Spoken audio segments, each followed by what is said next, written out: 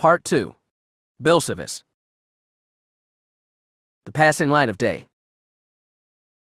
Chapter 9. She never laid eyes on it before, but the sight of Belsavis filled Kalista Masana with a strange nostalgia. The world in front of her had very little in common with her homeworld. Chad had been covered in salty blue oceans while Belsavis was white with snow. Humans on her world had lived in scattered sunny islands, while here they lived instead in scattered valleys and canyons carved by the movement of tectonic plates and warmed by the heat of the ice world's active core. Perhaps that was the key to it, another world unfriendly to large-scale habitation, where sentients had to eke out life wherever they could and would never be able to subject it to wholesale technological conquest and bury every inch of it under Duracrete and steel like Coruscant, Metellus, or an A'Sharad. It was a world where being had no choice but to subject herself to nature, surrender her ego, and learn to live by its own rules. In learning the will of nature, a being learned the will of the Force as well, at least. That was what Master Altus had taught her. So in one sense, at least, Belsavis and Chad were very much alike. "Hey, Callie." A hand fell on her shoulder and shook her lightly from her reverie. "Are you ready to transmit the code?" She looked up at Gaith Eris, took in his familiar face. Broad cheekbones, dark eyes, pale skin, all framed by a rust-red beard. Through the Force she could feel his earnest concern for her as well. He sensed that something had disturbed her, and Jeeth, being Jeeth, wanted to fix a problem whenever he saw it. It was something that could be very aggravating about him, especially since she couldn't hide her emotions from a fellow Jedi, but it was also why she loved him. He never stopped caring. "I'm all right," she assured him and turned her attention to the communications console. "Let's see if anyone's listening." "I hope so." Jeeth sat down in the co-pilot seat beside her and leaned forward anxiously to stare at the white sphere ahead of them. "They'll be there." Kalista did her best to project confidence through the Force. "You heard what Skirata told Jen. I also just checked the HoloNet. Imps are saying they've just destroyed a secret Jedi outpost at Archenia." Kalista felt her throat go dry. Could just be propaganda. That's all the net is nowadays. "I've never heard of Archenia, have you?" "No, but I never heard of Belsavis until a few days ago." "Have a little faith," she muttered and punched the encryption code into the communications array. Jeeth went silent, but she could still feel his anxiety. For years he'd complained about the Jedi Order, about its strictures and rules, about the way it attached itself to the Republic's hip and made itself into a tool of a corrupt state. Then the Republic had become an empire, and the Jedi a hunted people, and suddenly Jeeth had found fraternity with a group he'd previously despised. Every day he scoured the HoloNet and whatever encrypted systems Master Altus had the codes for, trying to scrounge up some information about any surviving Jedi. It was ironic that it had been someone from Belsavis who contacted them. Kalista just hoped she was still around. She fired up the communications array, set it to the assigned frequency, and said, "This is Wookiee Gunner requesting entry." "Repeat, this is Wookiee Gunner. Please respond." She waited. Gaith's right leg twitched anxiously up and down. Then a voice, female, marred by static, said, "How was your flight, Wookiee Gunner?" She thought she recognized the voice, but she had to be sure. "Not bad. We just came from high tea with the Sith's Lords." There was a slight pause. Then the voice said, "Did they give you sugar?" "Nope, just honey." Kalista smiled as she completed the code phrase. She could hear her relief echoed in Margola's voice. "Is that you, Callie? It's been a long time. It's good to hear from you. It's good to hear from anyone nowadays. I'll give you the coordinates now." "Thanks. We'll see you soon," Kalista said, and killed the comlink. She looked at her nav computer and saw ground control's location pop up.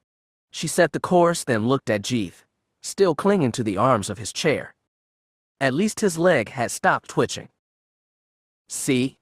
Nothing to worry about." "I'm glad." His voice was brittle. Kalista fought a smirk as their freighter dove into the ice world's atmosphere.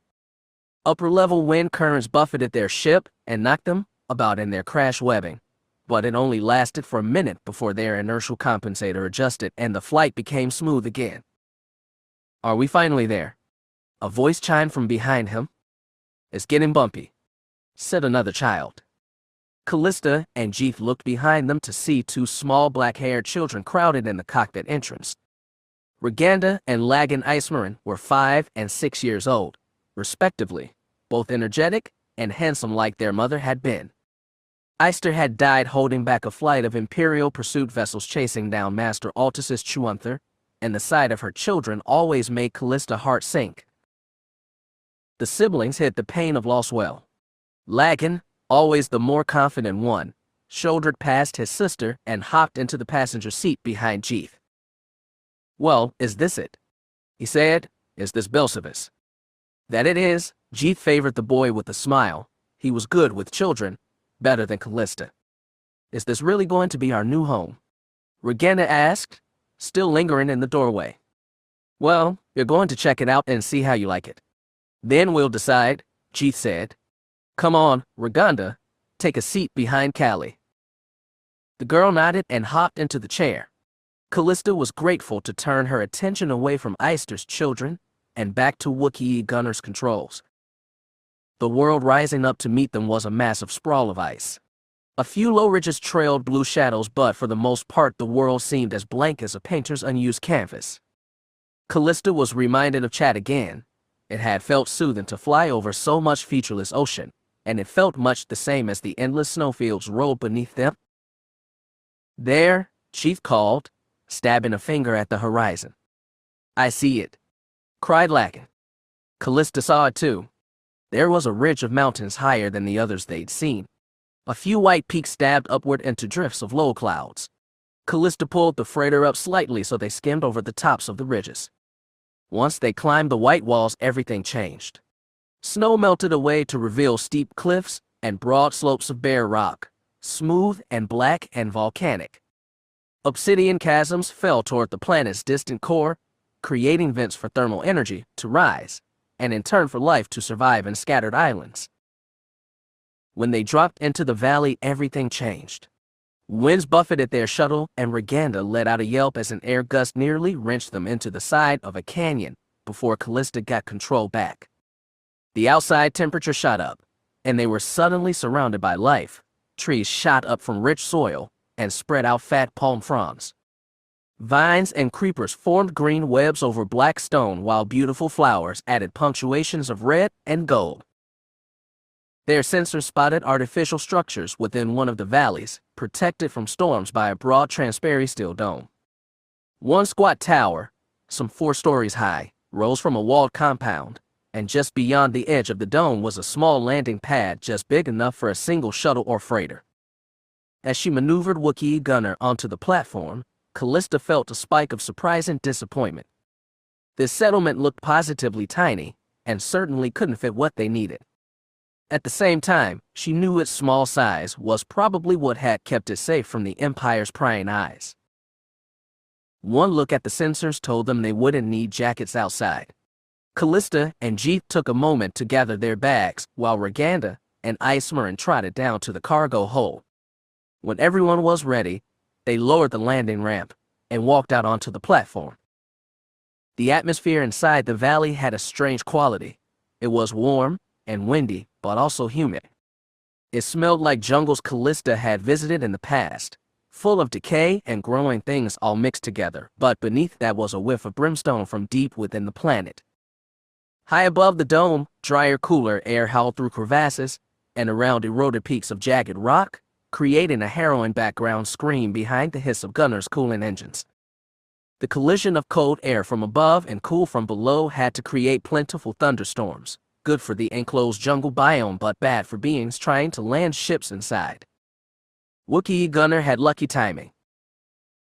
Kalista took her attention off the air and focused on the woman in front of her. Margola's Ming was as tall, blonde, and lovely as she remembered, as she wrapped the other woman in a firm hug before Margola stepped back and exchanged a more formal handshake with Jeeth. It's good to see both of you again, Margola smiled. I'm so glad you're still all right. We could say the same? Jeeth put his hands on his hips. You remember Lagan and Reganda, don't you? Margola's eyes went wide when she saw the children. Oh, goodness. I barely recognized you. You've grown so much. Lagan puffed his chest out and looked proud, but Reganda frowned. Did you used to be on Master Altus's ship? That's right. I knew your mother. Margolis smiled a little sadly. You've been here, what, 3 years? Jeeth asked. It's been almost 4, actually. She didn't have to say it was right after the war started. Margolis, unsure of her Force abilities but definitely not a soldier, had left Chuantha for a more peaceful life, and Kalista didn't begrudge her that. Master Altus is all right, Jeeth told her. She already knew about Eister. So's Ash. I'm glad. I hope I get to see them soon. Margolis gestured to the high durasteel gate behind her. Come in. I'm sure Master Plet would like to meet you. The gate swung open without Margolis having to ask.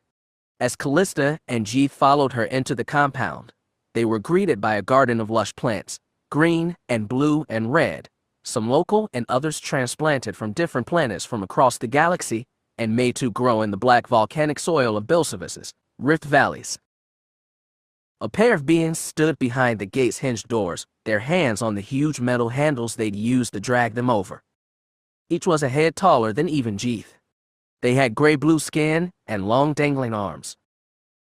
There are Kas and Jibu. Margolis gave them little bows, which they returned. The Mluki are the native sentients of this planet. They've helped Master Plet in his research for decades. I'm surprised a planet with this kind of ecosystem evolved intelligent life, Jeeth said. The planet wasn't always this cold. We believe they evolved on the plains first, then took shelter in the Rift Valleys when temperatures started to plunge. There's been remarkable divergent evolution between populations in different valleys, much like the plants and fungi that grow here. From a biological perspective, the whole thing is fascinating. But come, you can ask Master Plet about all that. He's the expert. As they walked to the base of the tower, Kalista noticed something scampering between a patch of palm fronds and a shock of red-petaled flowers as tall as she was. She stopped and looked closer to see a small human boy peeking shyly out from between thick stalks. A tall female Holden suddenly appeared behind the boy. He looked like he was going to jump and run, but she planted green four-fingered hands on his shoulders. He squirmed awkwardly in her grip. That's Nichus, Margolis smiled and waved at the boy. And this is Astu, one of the other caretakers. It is a pleasure to meet you, the Holden bowed her long neck. I see you've brought us some more guests. These are Reganda and Lagan. Jeeth looked at the children. Would you two like to say hello to Nichus? Lagan gave a friendly wave. Reganda seemed to blush a little. I can show the children around if you'd like, Astu said. We'd appreciate that, said Kalista. We have to have a talk with Master Plet. Lagan, Reganda, how about you spend some time with Astu and Nichus? There are plenty of other children here for you to meet, Astu said. Reganda glanced at Lagan, like she was waiting for direction. Her brother gave a nod and led her over to Nichus and Astu. The other boy looked at the newcomers warily but didn't try to run again. We'll trust them to your care, said Jeeth. Don't worry, Astu is wonderful with children, Margolis said. Lagan, Reganda, make some new friends, okay? Lagan nodded bravely as Margolis led Jeeth and Kalista away, down another leafy garden path. Is he from the temple on Coruscant? Kalista asked. Margolis nodded. There was a ship full of younglings off planet during the attack. Master Plet brought them here. We already had a few other orphans he picked up, non-force sensitives. How many younglings from the temple? Jeeth asked. A year ago he's spoken of those children, taken from their families as babies and raised among strangers, with pity and a touch of scorn, but now he just sounded curious. We have 15, Margolis said. She clearly had a question for them but left it unasked. Instead, she led them into the base of the tower. The building was simple, almost primitive. It was built from wood and stone, and the door swung open on simple hinges. Inside there were no fancy holo emitters or computers. Potted plants hung from the ceiling and basked in the blue-white light of glow globes tuned to mimic the sunlight of foreign worlds. Standing amidst his plants was a reedy green-skinned Holden, probably 2 heads taller than even Jeeth. The stalks on his head had gone white and he looked down at them with large black eyes and a patient smile on his lipless mouth. "Welcome to Belsavis," the Holden said. "I am Master Soplet." "It is an honor, Master." Jeeth gave a bow, and Kalista followed his lead. "My name is Jeeth Eris, and this is Kalista Masana. We are apprenticed to Master Altus." The old Jedi waved one green hand. "There's no need for formalities. I know Jin didn't teach them to you. It is simply good to see new faces. We do not have many of those here." "We understood that's how you like it, Master Plet." Guy straightened. He bobbed his head in a nod. "I have been here for almost 70 years, studying, experimenting, tending to my garden." His mouth flexed into a smile again. "I did not wish to be drawn into the drama of the galaxy outside, but in times like these a being has to do anything he can to help those in need. And there are so many poor beings in need right now, so I try to do what I can." He reminded Kalista of Master Altus already. She said, "I understand you're already sheltering a number of younglings from the Jedi Temple. Young Margolis has been very good with them, better than an old man like me." The Holden gestured to the human woman who almost blushed at the compliment. "It was very brave of you, Master Plet," Jeeth said. "You took a lot of risk, bringing Jedi here when the Empire is hunting for them." "I am a Jedi as well, as are you. The Empire hunts for us all. Thankfully, it is a large galaxy, and there are many places to hide. It's also a big empire, and they've found hiding places already," Jeeth said gravely. "That's why Master Altus keeps us moving." "Ah yes, that ship of his. He calls it Chuanther, doesn't he, after the ancient Academy vessel?" "That's right," Kalista said. "Do you know him well?" "Jin was the one who recommended I seek out Master Plet," Margolis said. "He said it would help me find a quieter, simpler life." "I did what I could while I could," Plet said. The Holden's flat green face lacked the expressiveness of a human's, but Kalista could feel his regret and humility in the Force. It seemed to be something universal among Force users nowadays. Plet jerked abruptly, like he was shaking off a gloomy burden, and said, "What manner of help does Jin need right now?" Jeeth cleared his throat. This was what they'd come for. "As you probably know, Jedi who follow Master Altus live differently than those in the temple. We train later, marry, and have families." He paused, like he was waiting for a censure, but got none. "We have about a dozen children in our party. Some are children of the Jedi, some not." "Yes, I could feel 2 of them with you when you arrived. We didn't mean to intrude, Master Plet, but we wanted the children to explore your settlement themselves and decide if this would be good for them. And you would like to add more to my orphanage." "They're not orphans, not all of them," Kalista said. "But it's very dangerous right now. The Empire hasn't found us yet, but we've had some close calls, and we've lost good people already. Master Altus feels that it would be better if we hide the children somewhere safe." Plet nodded. "Tell me, are any of these children yours?" Kalista and Jeeth looked at each other in shock. The old Holden chuckled. "Just because I've lived alone for so long does not mean I can't read people, especially other Jedi." "We don't have any children," Jeeth said simply. They had talked about it, very tentatively, during the short weeks when it seemed like the war was burning itself out in the Outer Rim and hope made a brief return to their lives. "I understand everything," Plet said, and Kalista didn't doubt that. "I must give Jin credit. He's made an offer no being of good conscience can refuse." "Then you will shelter the children, and any others who wish to come here." Jeeth looked uncharacteristically uncomfortable. "Master Plet, we also came to warn you. Some of Master Altus' sources indicate that the Empire is looking for you, specifically." "And how is that?" The Holden's flat face betrayed no anxiety, but Kalista couldn't read anything in the Force either. "We've been told the Empire is looking for a place called Plet's Well. We assumed it had something to do with you." Plet didn't say anything. Margolis asked, "Where did you hear about that?" "We have many contacts," Kalista said simply. How those contacts, a gruff Mandalorian training sergeant and his family of clone deserters, learned of it, she didn't know and didn't want to. "Master Plet, This isn't good, Margolis frowned. But the Hoden shook his head.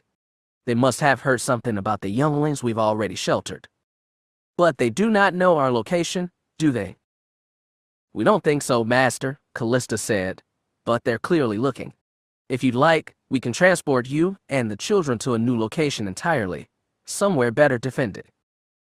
Jeef said, if you want to relocate to Chuanther until we find you a better hiding place, that is an option. Plet shook his head again. That has always been a fear of danger for us, but I am old. I don't fear death as I used to. You have many young beings in your care, Kalista pointed out. Don't you fear for them? Of course I do. Believe me, we take proper precautions. There is much more to this place than there seems at first glance. We're not helpless, Margolis added.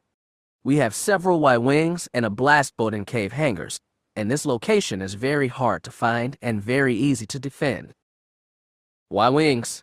Kalista had to admit she was impressed. They must be well hidden. I was wondering about that, Jeef said. You said you have about 20 people here already, and now you're willing to take at least a dozen more. There doesn't seem enough room for them all. Plet chuckled and, to their surprise, Margolis did too. The woman smiled and said, This isn't our home, Jeef. This is the doorway. Kalista frowned. We don't understand. Plet walked over to the farthest wall and pressed a green hand against the brick.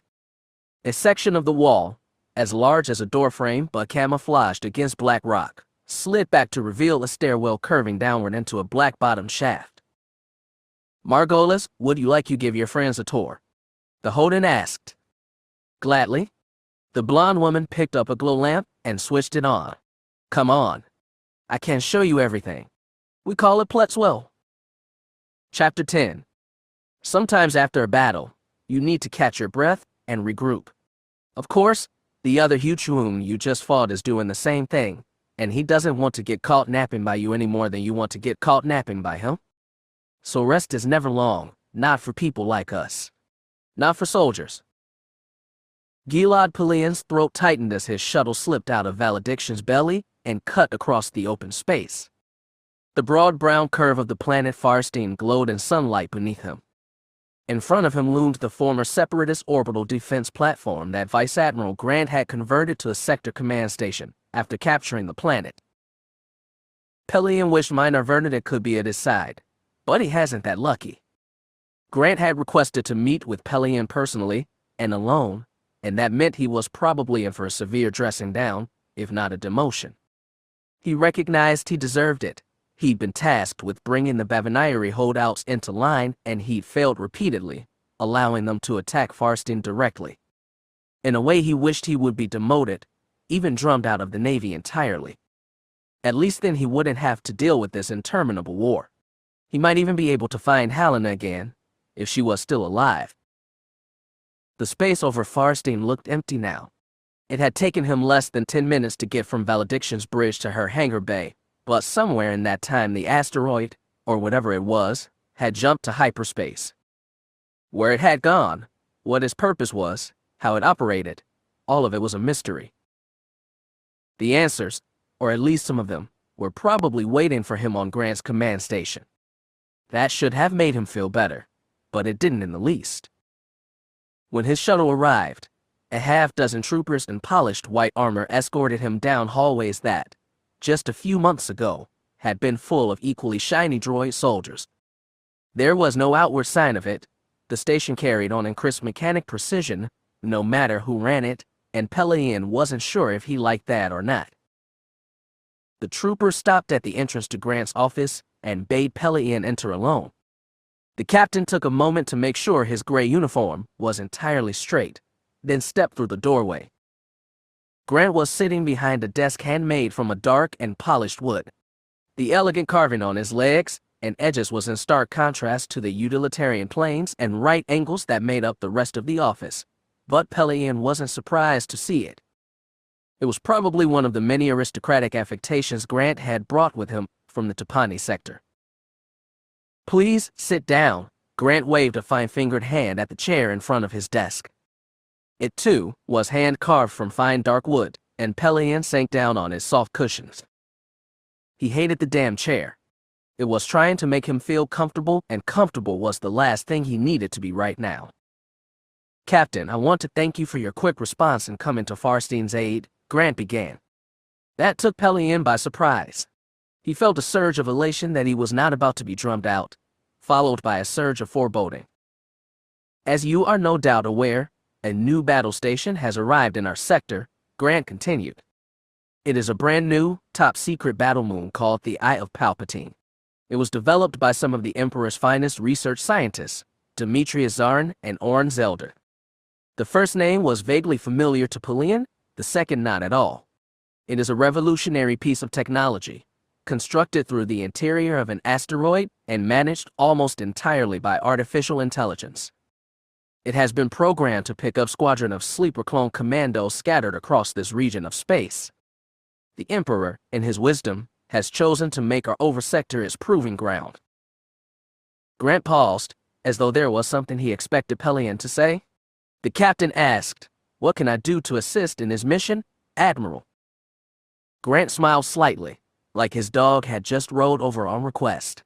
"You are a very capable officer, Captain, which is why I want you to take both valediction and salvation and serve as the Eye of Palpatine's escort and protector, should it need one."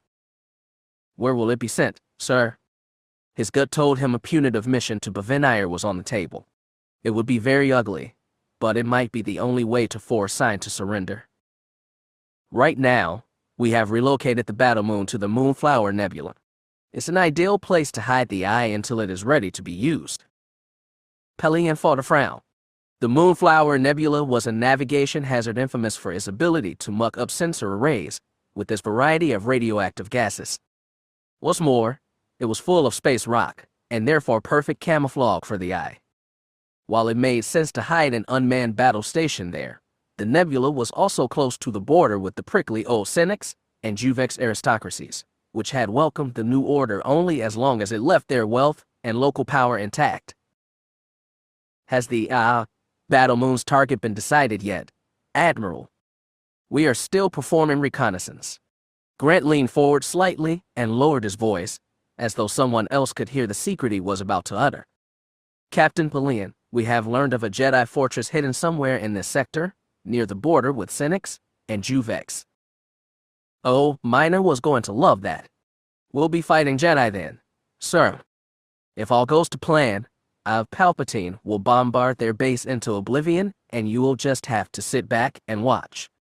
But of course with Jedi, things are never predictable. Did you fight with any of them during the war, Captain?" "Briefly, sir, though they were, rogue Jedi." Grant raised a questioning eyebrow. "Jedi unattached to the temple on Coruscant, but still fighting for the Republic. To be honest, Admiral, I never fully understood the situation. The one thing he did know was that Helena had run off with Altus people. He knew Altus kept moving on some large spaceship, and that meant whatever Jedi I was going after, Helena wouldn't be among them. So he hoped, anyway. The Jedi were never easy to understand, Grant was saying. Frankly, putting a caste of warrior priests in charge of the Grand Army was a mistake, but at least that's been rectified. You won't have any qualms about leading an attack on a group of Jedi, will you, Captain? I know some officers have sympathy because of experience in the war." Grant talked of sympathy with condescension, and Pellaeon felt a spike of indignation. The Admiral was a smart strategist, but he was a desk jockey. He'd never know about bombs formed in wartime, because he never waded into the muck with his men and got his pretty hands dirty. Pellaeon didn't let it show on his face. He said, "I have no problem, Admiral. As I said, the ones I served with weren't even Jedi in the proper sense." He left unsaid that they were probably Jedi enough for Palpatine to want exterminated if it hadn't been done already. Grant examined his face for signs of deception or doubt. Apparently he found none. The Admiral leaned back in his chair. "I am very glad to hear it. You'll have a full mission briefing with myself and Commodore Zarin in 2 hours. You may enjoy food or rest in the officers' lounge in the meantime. My troops will take you there." "Thank you, sir." He didn't stand right away. Grant asked, Do you have any questions, Captain? I'm grateful for the assignment, Admiral. He cupped his hands around his thighs and kept his back straight. Sir, may I ask who will keep up the hunt for Jarvid Sign and her, new friend? That is being determined right now. It was a non-answer. It meant he didn't know, and that this eye of Palpatine and his Jedi hunt had suddenly taken precedence over a months-long campaign to end this miserable lingering corner of the Clone Wars. Grant was a proud and ambitious man, and he wanted Sign defeated more than anyone. He couldn't have been pleased to have this new mission shoved into his lap. Pellaeon asked, have we identified the second fleet that arrived to help Sign? They are called the Sons and Daughters of Liberty. Grant pronounced the name bitterly. Their commander is a privateer, scoundrel, and Republic patriot named Slake. He helped defeat the Separatists, but unfortunately he has now joined arms with them. Pellaeon knew the name. The man was an ex-judicial who led a pro-Republic militia. He was supposedly reckless, a general pain in the butt to work with, but the ones who had said he was one hell of a fighter, and many had admitted to having a soft spot for him. His teaming up with Sign would make the pacification of the sector much harder. But of course, Grant already knew that. For once, Pellaeon felt a twinge of sympathy for his commanding officer. Hopefully we can finish this Jedi hunt quickly, Admiral. I'd like to finish our business with Sign and Slake. Indeed. Grant didn't smile. Do you have any more questions, Captain? Not for the moment, sir. Good. Dismissed. Pellaeon rose to his feet and snapped a salute. Grant didn't move in his chair. Then Pellaeon turned and stepped out into the hallway, where a half-dozen troopers escorted him away. They were taking him to the officers' lounge to be pampered, but at the moment he just wanted to be back on Valediction, the closest thing he had to a home.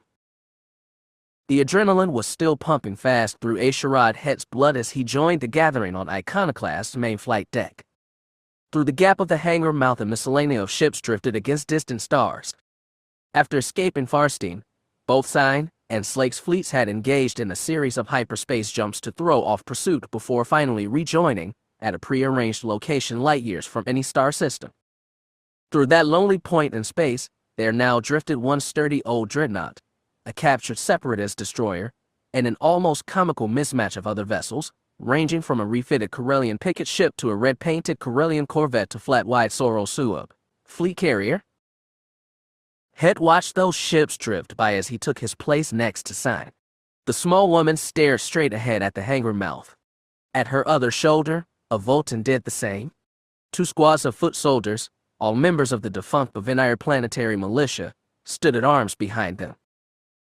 Hett didn't see it at first, and then it appeared. One boxy shuttle, dark against dark space, visible only through the glow of its blue thruster engines. He leaned close to Sign and said quietly, I'm impressed you got him to come here instead of the other way around. It was his idea, actually, Sign said, still looking ahead. A show of trust, I think. Hett knew Slake for years by reputation before finally joining him in battle over Farin. The man had once been part of the Republic judicial forces, but instead of following Grant, Ulerin, Screed, and others into the Gar, and thence the Imperial Armed Forces, Slake had turned rogue and fought the Separatists on his own terms. After the bloody Battle of Precelin, where most of his fleet had been destroyed fighting the Separatists, the Republic had more or less decided to forgive and forget the times they called Slake an outlaw and a mercenary. Hett had never imagined the man's fleet, however debilitated, would surrender to the Empire or join forces with it. The man was too notoriously idealistic for either. He'd assumed it destroyed, but apparently Slake, known for his fiery and dramatic persona, shared one thing in common with cold and practical Sign, an absolute determination to survive. Slake's shuttle settled into the hangar on 4 extended legs. After it landed, a ramp extended from the shuttle's belly. He felt Sign tense beside him but kept his eyes straight ahead. 2 pairs of boots appeared first, followed by 2 sets of red leggings and brown tunics, and, finally, rifles held in salute and faces half hidden behind black visors and gold helmets. The guards stepped aside to either side of the ramp, and 2 more sets of boots appeared. The people who followed were a stark contrast. The one on the right, clearly Zazrider Slake in the flesh, was over 2 meters tall with a black and red patterned cloak thrown over broad shoulders and a barrel-like chest. His clenched hands were like white hammers at his sides, and his face was half covered by a shaggy red beard. To his left was a woman, tall but very thin, with big white eyes like beacons against the ebony skin of her face. She wore a black jacket and trousers, and a single blaster pistol was holstered at her hip, though she walked with hands behind her back.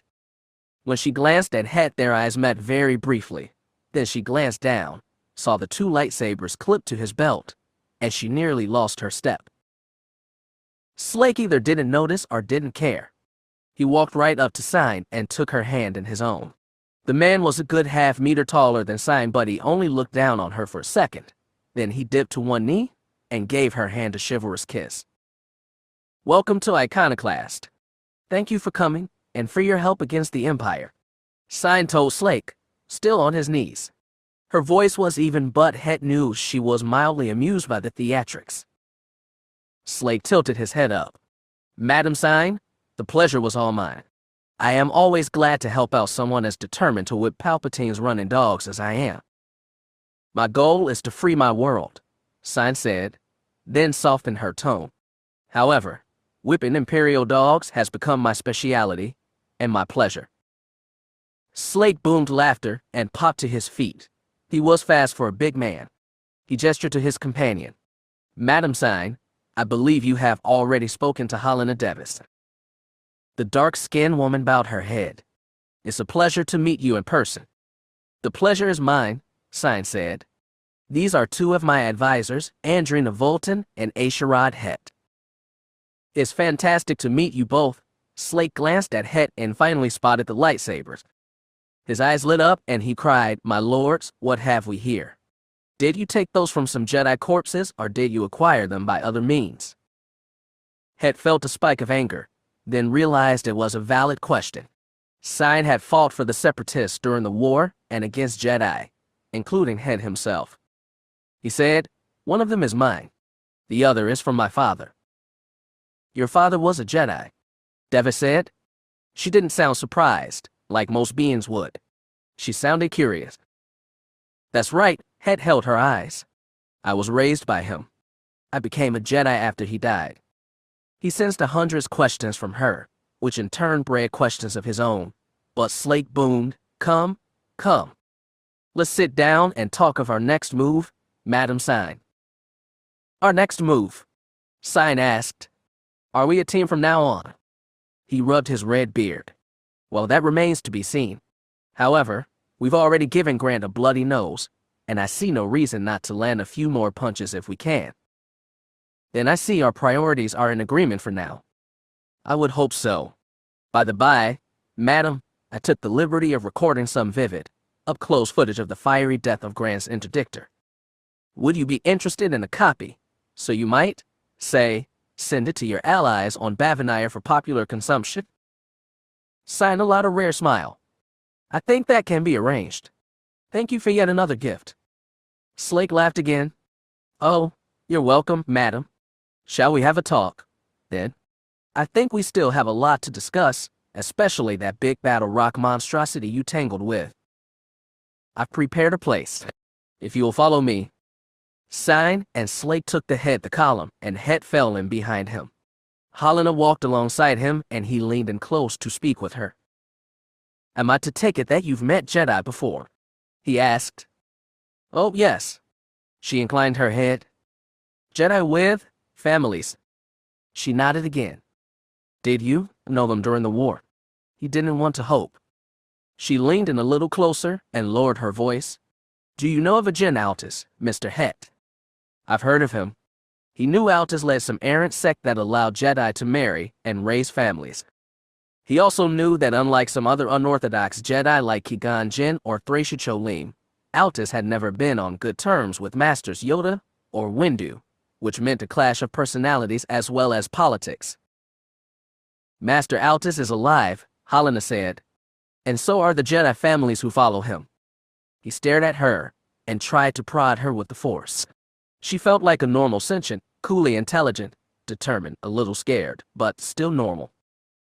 He didn't think she was lying, and tried not to let hope consume him. "What are you, Miss Davis?" "I used to be a Republic spook, believe it or not. Then I met Master Altus and I had a career change." She spoke flippantly, but he felt an undertow of guilt and private turmoil. "Since the Empire happened, I've been putting my old skills to use trying to connect resistance groups. Altus was the one who hooked me up with Slake. And now you've hooked Slake up with Sign." "Exactly," Davis nodded. "Mr. Hett, if you don't mind my saying so, you don't seem excited to hear about other Jedi surviving." I'm just..." He didn't want to start spilling himself in the middle of the hallway to a strange woman he'd just met. He shook his head and said, "We can't talk about this later. Our employers both require our full attention." "Of course. And Mr. Hett, if you want to be with other Jedi again, I'm sure Master Altus will have you." He looked away from her, as Sign's black head bobbing alongside Slake's broad shoulders, and realized that didn't hold any temptation to him, not at all. It was a truism that every boss had a boss, and while that was technically accurate for every being except Palpatine himself, it did nothing to calm Octavian Grant's nerves as he stood in his private office aboard the Farin orbital station and plugged in the proper encryption sequence for his transmission to Ordo. The new Empire might have been an improvement on the muddled, dysfunctional Republic, but it still had plenty of its own problems, which Palpatine seemed intent on perpetuating, not the least of which were an illogical command structure and a penchant for overexpensive and unnecessary experimental weapons. Grant would run things differently if he could, and perhaps one day he would, but he knew better than to challenge the new Emperor. He wasn't yet 40, but he was already a Vice Admiral, with higher ranks on the horizon if he finished off Sign. Men with career prospects rarely became revolutionaries. Palpatine had wasted no time in restructuring his new government, and that included massive changes to the command structure of his armed forces. Whereas once Grant, as a Sector Fleet Admiral, would have reported to Coruscant, he was now placed under the authority of the Outer Rim territories over Sector Moff appointed directly by Palpatine. Grant understood that Palpatine wanted to defang the Senate by putting as much power into his own unelected regional governors as possible. The fact that he subordinated sector fleets to those same governors made little sense. Not only did it create an awkward merger between military and civilian elements, it decentralized the Navy and made it more difficult to serve the Empire's larger interests and more likely to serve the petty ambitions of the Moffs. Grant knew that well. His own Moff was particularly ambitious. Grant clasped his hands behind his back and waited for a response from Ordo. It took nearly a minute before the man's face appeared as a flickering blue hologram before him, long and gaunt, with high cheekbones, sunken eyes, and a receding hairline that all made Wilhuff Tarkin look considerably older than he was. A brittle, polite smile settled on Tarkin's face. Vice Admiral Grant, how good of you to contact me. What is it you wish to speak of?" "Several things, sir. Have you been informed of the recent engagement over Farin?" "I have." "Very careless, Vice Admiral, losing your only interdictor, and to a ragtag collection of terrorists at that. I heard footage of the battle got out somehow, and is currently being rebroadcast on Bavinir's news nets. Sign has given her people a significant morale boost.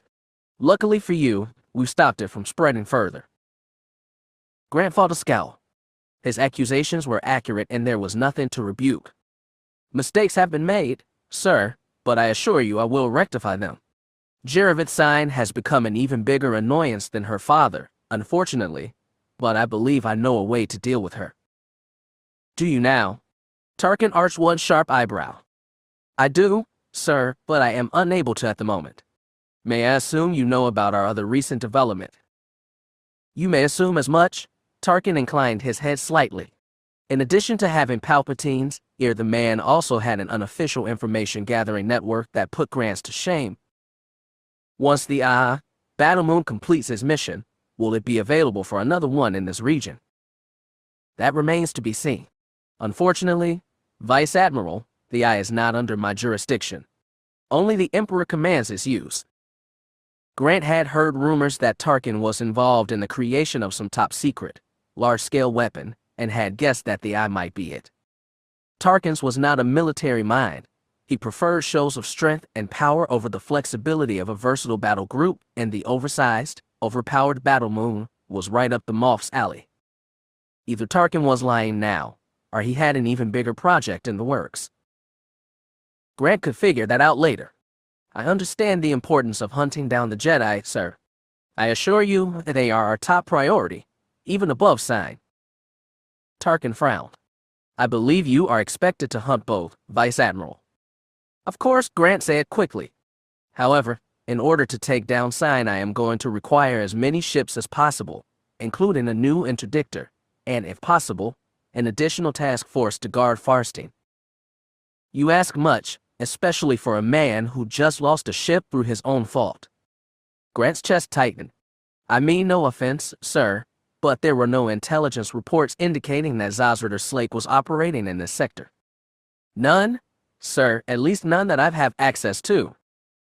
It hadn't appeared on any other reports that Grant had scrounged up either, not that it would excuse his failure. Slake's appearance was unexpected. You talk as though you have a plan to deal with him as well as Sign. If you can remove those two thorns from the Empire side, I'm sure the Emperor will be most grateful. I only wish to please him. No need to scrape and bow. Get on with it, Tarkin said evenly. Grant took a breath. Our strategy regarding Sign, as well as Slake, has been fundamentally reactive thus far. They've only survived through hit-and-run attacks that avoid prolonged fleet engagement. At Farsteen, they ran as soon as 2 additional destroyers showed up, despite having taken minimal damage in battle. How do you intend to force a confrontation? Grant allowed a slight smile. Tarkin was notoriously bloody-minded. He was going to love this. I am going to lay siege to Bavenire and begin orbital bombardment, targeting one settlement at a time. If Sign wants to save any of her people, she will have to come to me. And if she doesn't, she will be utterly discredited. Tarkin's smile was brittle and cold. Very good. I believe it stands a chance of working. Then you will recommend the allocation of more ships. Tarkin thought a moment. It may take several days, but I believe it is possible.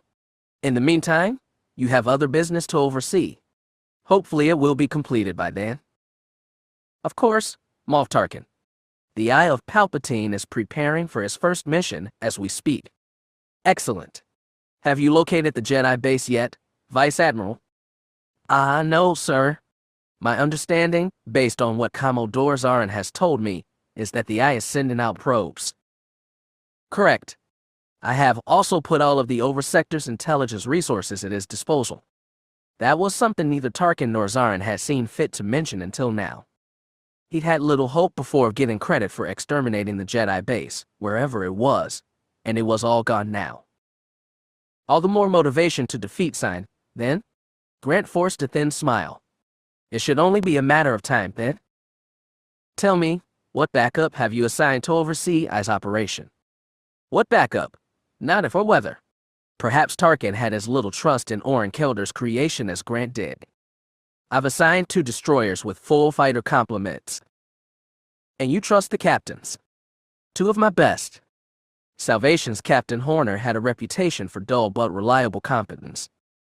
Valediction's Captain Pellaeon was a trickier type, with a strong combat record, but a reputation was marred by stories of affairs with women unbefitting a gentleman.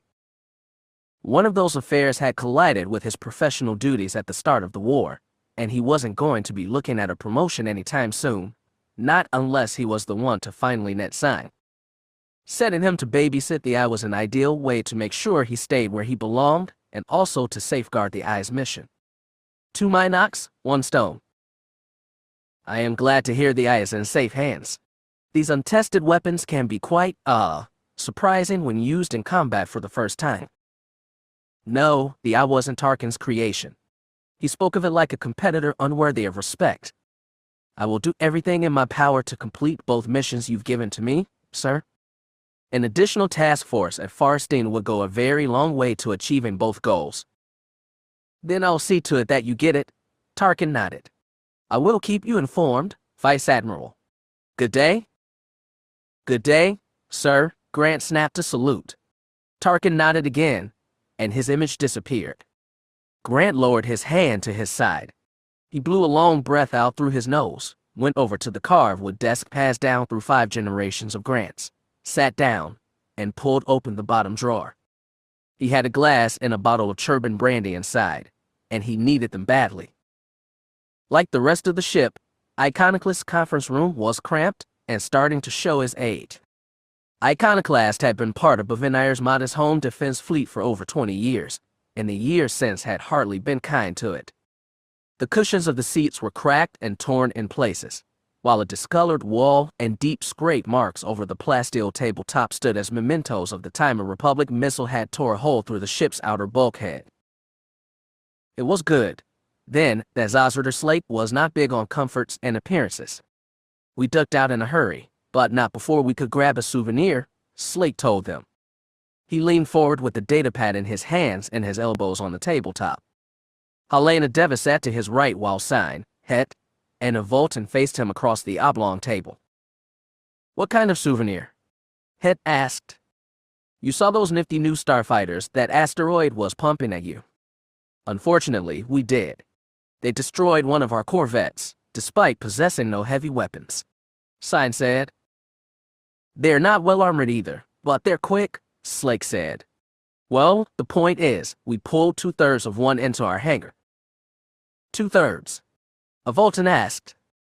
One of our snub pilots clipped off a solar panel. We caught it with the tractor beam before it could hit our shields. Did you capture the pilot? We're working him over, but he doesn't seem to know what his mission was going to be. He's clone, and the imps treat them like cannon fodder, so I'm inclined to believe him. We'll keep up the interrogation, but I'm inclined to think he's telling the truth. He glanced at Hett. A second opinion would be welcome, of course. Jedi weren't magicians, but most beings didn't know that. Peering into other beings' minds was always invasive, and Hett had never felt comfortable with it. I'll consider it, he said simply. Slake waved a hand, like it wasn't important. Anyway, the fighter's been more valuable than the pilot. We're taking it apart, learning how it works, and so far we found something interesting in his comm system. He placed the datapad on the table and slid it across. It skidded over the scratch marks and into Sign's hands. Hett leaned over her shoulder to get a better view of the screen, which seemed to show repeating lines of a binary algorithm. The transmitter was repeating that on a constant wide band, low-level freak, Slake said. It looks like it's set to go constantly, even when the comm system's also used for normal communications. What does it mean? Sign asked. Well, I had to hear my wizard text spell it out in basic, but apparently that's a very sophisticated identify friend or foe signal. Most starfighters have IF transponders, Hett said. They usually operate separately from the comm. Exactly? Slake snapped his fingers. Now, the conclusion my wizards came to was this. That signal was an IF beacon marking the fighter as friendly for the automated guidance system on the asteroid. Hett had already explained that the asteroid had felt virtually empty of crew in the Force. From there it had been easy to assume that the ship was operated by some manner of elaborate artificial intelligence. It does make sense, the Voltan rubbed his chin. They would want a very specialized IF system to keep the station's AI from firing on its own ships. The question is whether we can modify our own ships to broadcast the same signal, Sign said. Exactly? Slake snapped his fingers again. My wizards are already looking into it, but there's your copy of the signal and the specs. I figure 2 crews working on the same project might get results faster. We can only hope. Thank you for sharing, Mr. Slake. Not at all, madam. We're on the same side, after all. Devis cleared her throat. Is that our goal, then? To team up to destroy that battle station. Well, it would be a nice feather in our caps. Slake scratched his beard again. We're going to need a lot more data on that thing before we attempt a real assault. The battle station was literally built inside the hollowed-out asteroid, Hett said. It has powerful shields as well as natural armor. Even if we threw all our ships at it, we'd only make a dent. We're going to have to do something, a Voltan said. If Grant has added that thing to his sector fleet, it's going to find us if we don't find it. That may not be the case. Hett folded his hands on the table. Every eye fell on him. What is it, A'Sharad? Sign asked. When I approached that asteroid in my starfighter, when I searched it with the Force, I found a presence there. I should say, it found me. Another Jedi? Asked Devis. There was, some Force user. I don't think it was a Jedi. It seemed to be in service of the Empire. We've heard about those, Slake said. They're called Inquisitors, Palpatine's Force-powered henchmen. A lot of them seem to be popping up lately, mostly hunting down Jedi. Hett frowned. We didn't know of them. I've heard of Darth Vader, but I didn't know Palpatine had other Jedi hunters. What are they? Force sensitives he's been training.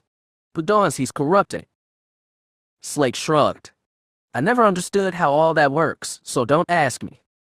But have you heard of any names?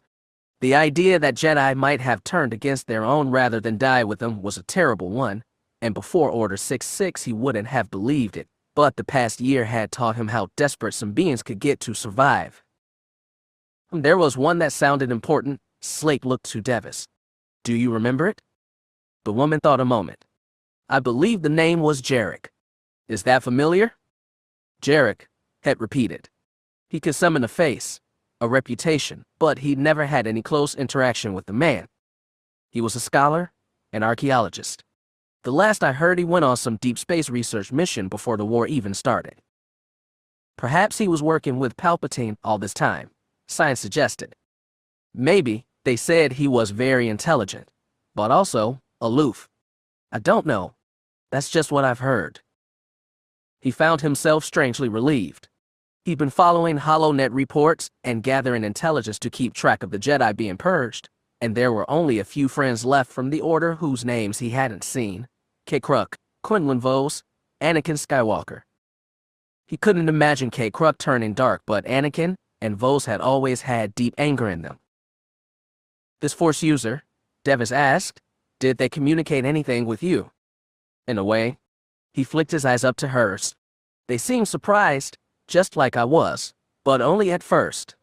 They said they're coming for Jedi. For all of us. What does that mean precisely? Asked De Volton. That thing is after Jedi. Devis sounded suddenly scared. That's why it's here. Are there Jedi in this sector? Sign asked. Aside from present company. Slake made a guttural sound in his throat. Devis said, I already explained this to Master Hett, but I've spent the past few years with a group of Jedi. Not only Jedi, but there are many Jedi among them. They didn't serve as generals in the Guard, so they weren't eradicated by Order 66. Palpy's been trying to nail them for months, Slake said. Looks like they finally know where to find them. It's not that simple, Devis said. Jin Altus travels in a ship. He's not easy to pin down. Unless. She trailed off, looked away. What is it? Hett asked. Are there more Jedi somewhere? There are a few safe houses on planets in this sector. I don't even know the locations, only Jin does. He needs to be warned. He does. Davis looked at Slake. Sir, this is important. I'd like to send a message as soon as possible. Slake glanced at Sign. It's your ship, madam. It can be arranged, Hett said quickly. These safe houses, do they have the ships to evacuate quickly? I have no idea. I must point out, Volton said, that we don't even know if that battle station is targeting Jedi safe houses. We certainly don't know which ones it will attack. We shouldn't be rash. They may be trying to flush your friends out of hiding, Slake told Devis. They should be put on alert, but they shouldn't evacuate until they know the battle station's coming for them. It could be too late by then, Devis's voice cracked. Then they should do reconnaissance, Hett insisted. Meanwhile, we can start laying out evacuation plans.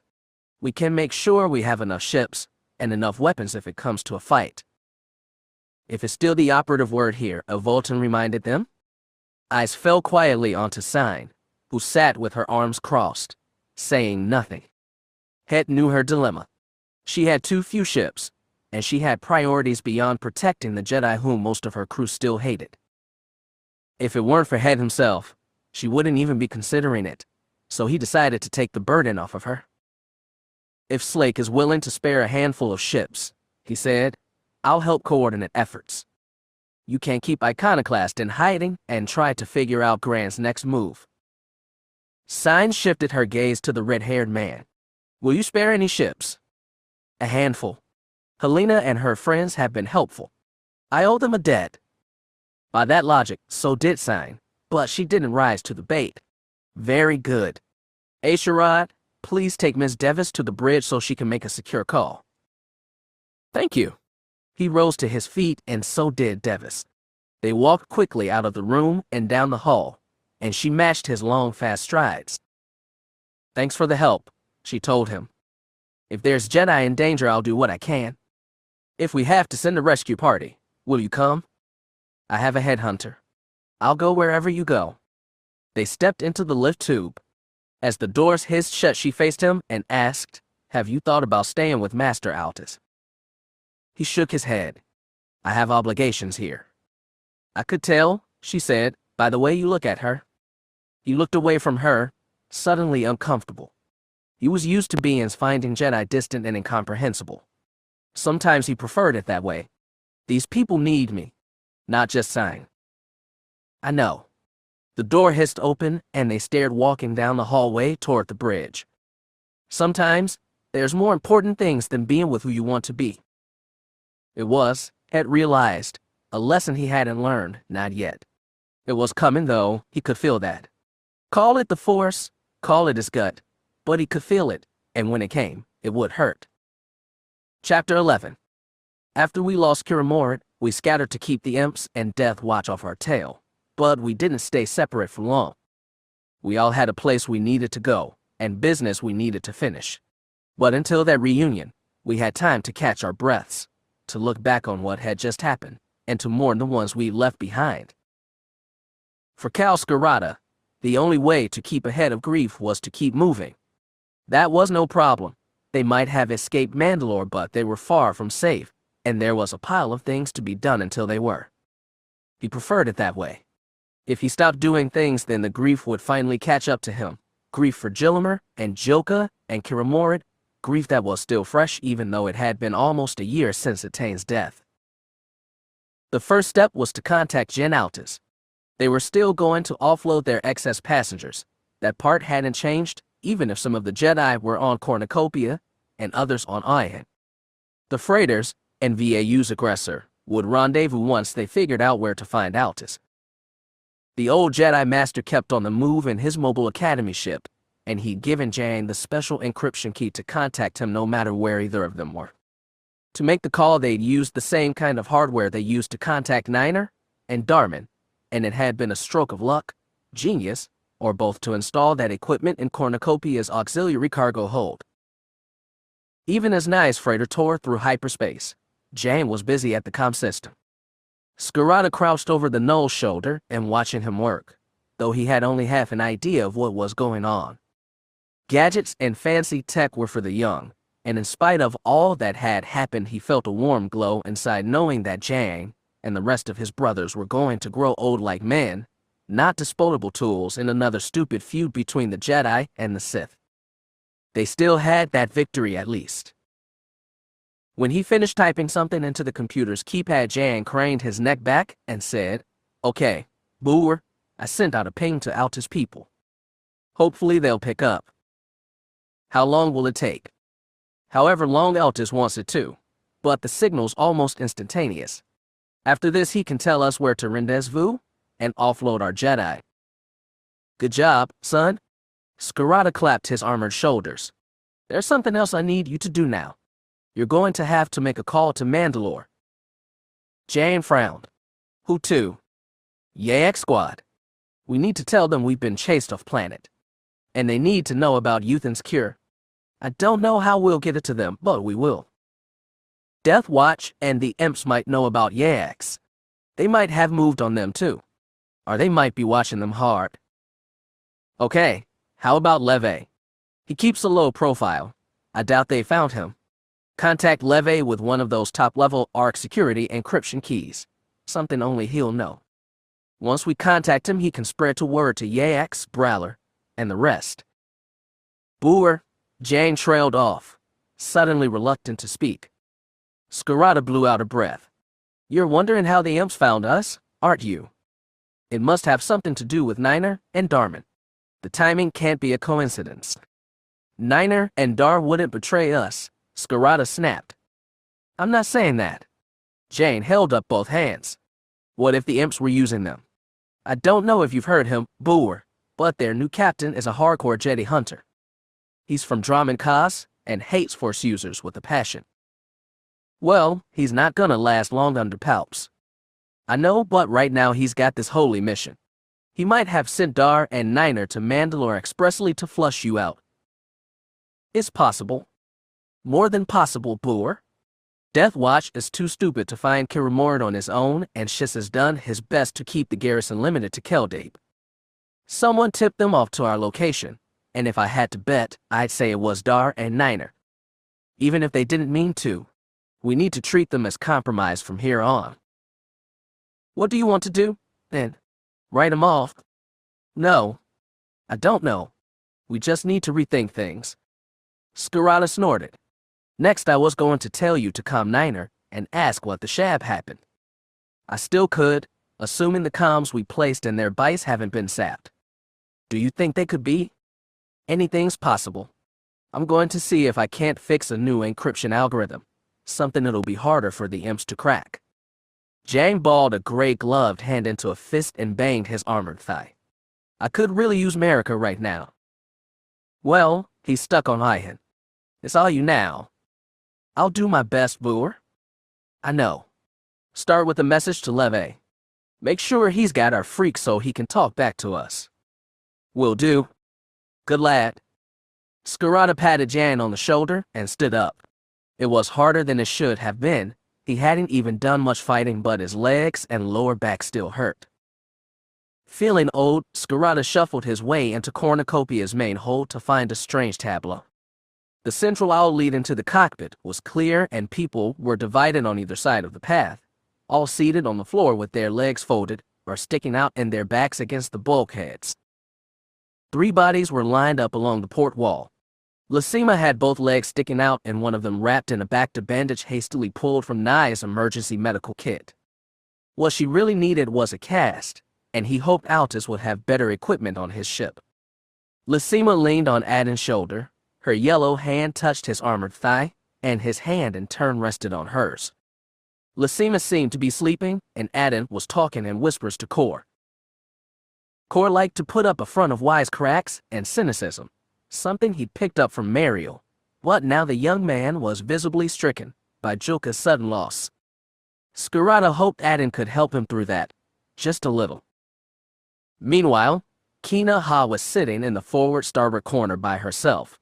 Her tall head still nearly brushed the low ceiling, but her eyes were closed and as though she were sleeping. Skirata hadn't recalled seeing a Kamini sleeping before. It had always seemed one of those normal functions that seemed beyond them, like eating and laughing and caring about anything besides playing God with lesser mortals. Down the starboard bulkhead, his daughter was sitting on the floor and playing with Venku. Yuthan sat next to her and watched, stone-faced, closed off into herself like she'd been when they first took her prisoner. Venku wasn't ready to walk yet, but he was a fierce crawler, and Ryuyu was doing her best to egg him on. Kataka's meager collection of toys were left on Mandalore, but Ryuyu was going her best to make funny noises and goofy faces. Venku giggled like a normal child, like nothing awful had happened to change his life forever. As she scooped him up in her arms, Rue's eyes flicked up to meet her father's, and he was surprised by the strength he saw there. He dragged her back into his life right at the same time as started going to hell, but she wasn't blaming him for it. She was soldiering on, trying to make the best of the situation for herself and for people in need. He felt proud. Then he wondered where Bethany was. She'd always mothered Venku the most. He walked into the cockpit to find Nai sitting in the pilot's seat alone. He couldn't tell if she was asleep or staring out at the blue blur of hyperspace. He took a step closer and a floor panel creaked, she turned around to look at him. For a second, he didn't know what to say. Then he mumbled, "Sorry if I interrupted." "Just thoughts, shorty." He needed to go find Bethany, but he wanted to stay with Nye. He sat down in the co-pilot's chair and said, "I'm sorry. About all this." "Don't be." She reached over and put a hand over his. "You lost a lot today, and it wasn't your fault. I dragged you into my mess. You're a fugitive now. This wouldn't have happened if you hadn't helped me." "I already was a fugitive. Palpatine's hit list, remember. You're taking this well." He smirked a little. "Always knew you were Mando material. I don't like shooting stuff, or clunky armor, so no thanks." She crossed her arms over her chest. "Kal, what I did was my choice. I started helping your clones because I liked them. I thought they deserved better than what the Republic gave them. And I brought those Jedi to you for pretty much the same reason. I knew what I was doing every step of the way. You can't be okay with what happened." "I'm not. I don't like being a fugitive, but if I am going to be one, I want it to be because I'm saving lives from Palpatine. If you can't do something smart, do something right. That's what I say."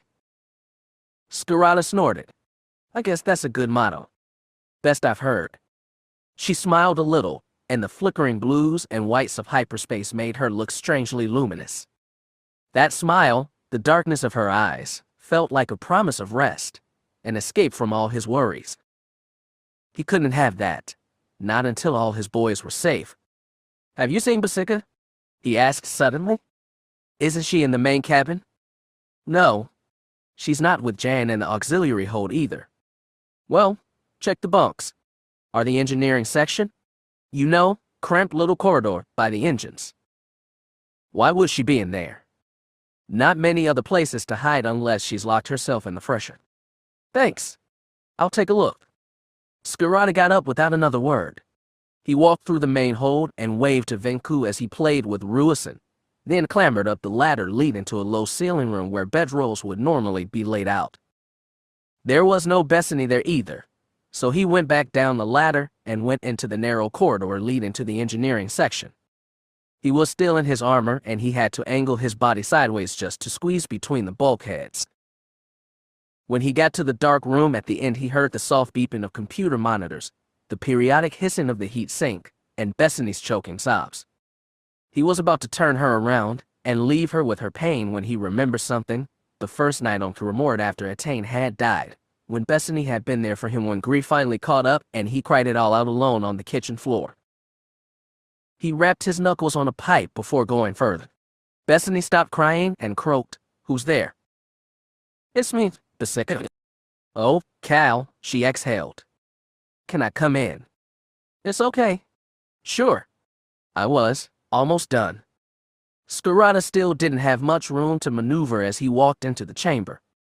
Bethany was sitting at the far end of the narrow room, her shoulder against the wall, her legs folded up against her chest and her head bowed so gold hair spread across her knees. Skirata couldn't squeeze into a similar position, so he knelt down in front of her, knee pads scraping the durasteel floor plating. "Joker wasn't your fault, Basica. Isn't it?" Her head was still low. "You know, we were just starting to be friends again. Joker was getting used to Mandalore as much as she could. She had core. She had things to do. She wasn't happy, and I knew she wasn't happy, and I knew it was my fault, but..." "It's not," Skirata repeated. "Really?" She picked her head up. "And if I told you Midge wasn't your fault, what would you say?" The grief he'd been trying to keep at bay reared up inside him. Stuck here in this dark, cramped place, there were no distractions and no escape.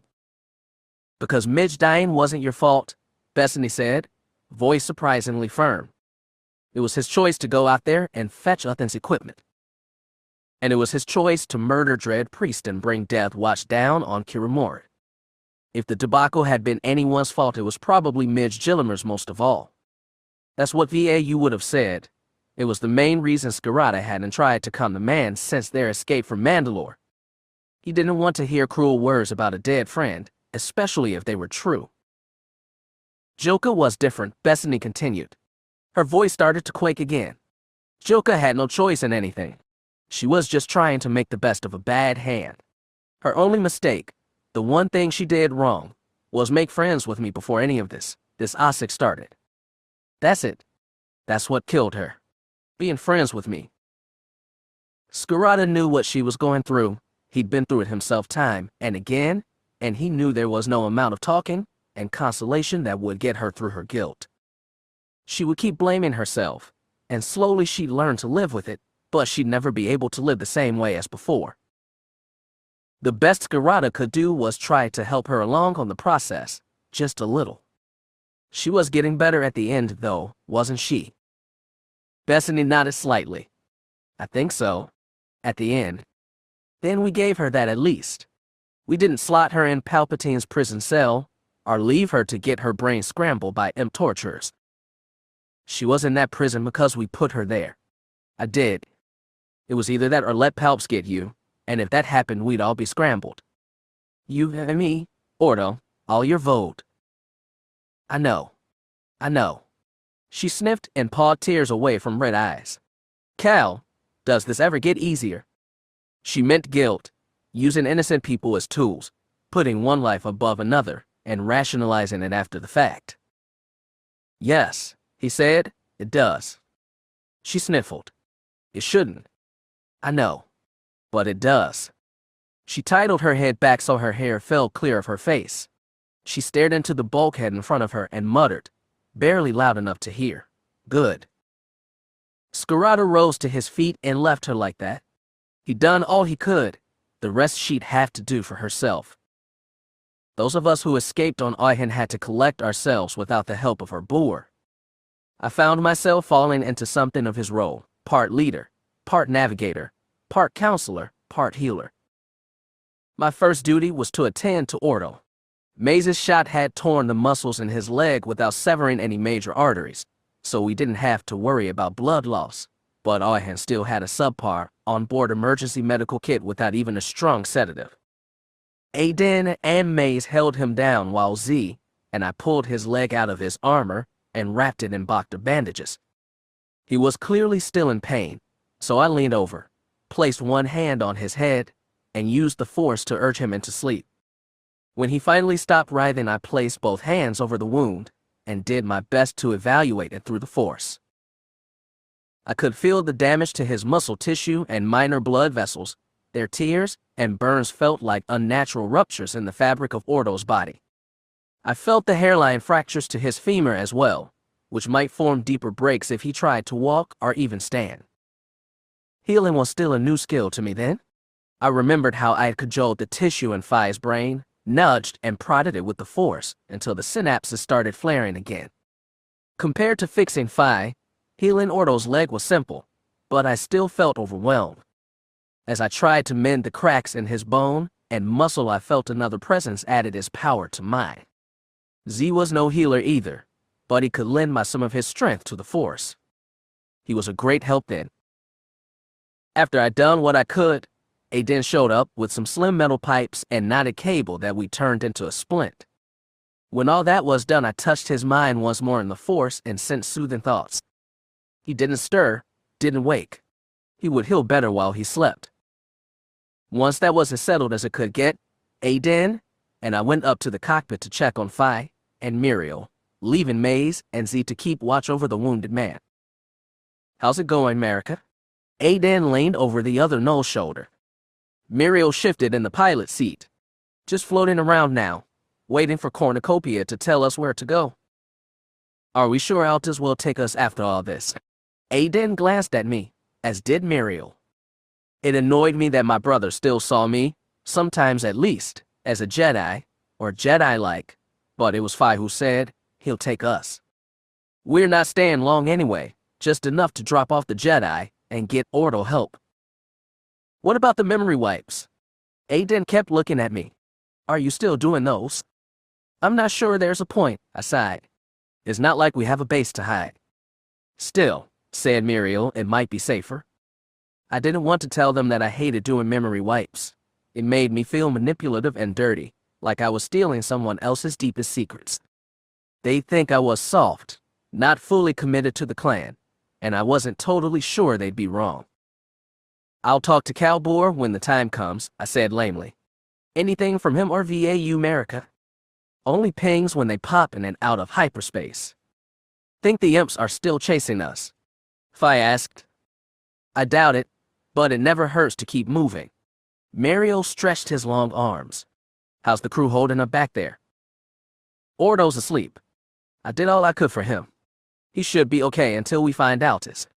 What about the kid? Fi asked. She's quiet, I said grimly. Scout had been huddled in the far corner of the hold the whole time, knees against her chest, head down, not speaking to anyone. She was really starting to like Mijika, Fi said. We all liked Mijika. I wondered for the first time how Yuthan was holding up. She was older and stronger than Scout, but she'd already taken a lot of losses and Gillimer had been a bomb on that wound. She seemed pretty tough mentally, but everyone has a breaking point and she must have been getting close to hers. I felt glad that we'd already gotten what we needed from her, followed by immediate shame of that gladness. The kid was good in the fight, Aiden said. Better than I thought. Saved my ships when she cut a Death Watch tracker in two. Oh, I moaned. Suddenly it all made sense. That's not good. It was from where I was standing. I bet, Mariel said. And hey, a little less Death Watch in the galaxy means she did us all a favor. I sighed. I'm going to have to talk to her.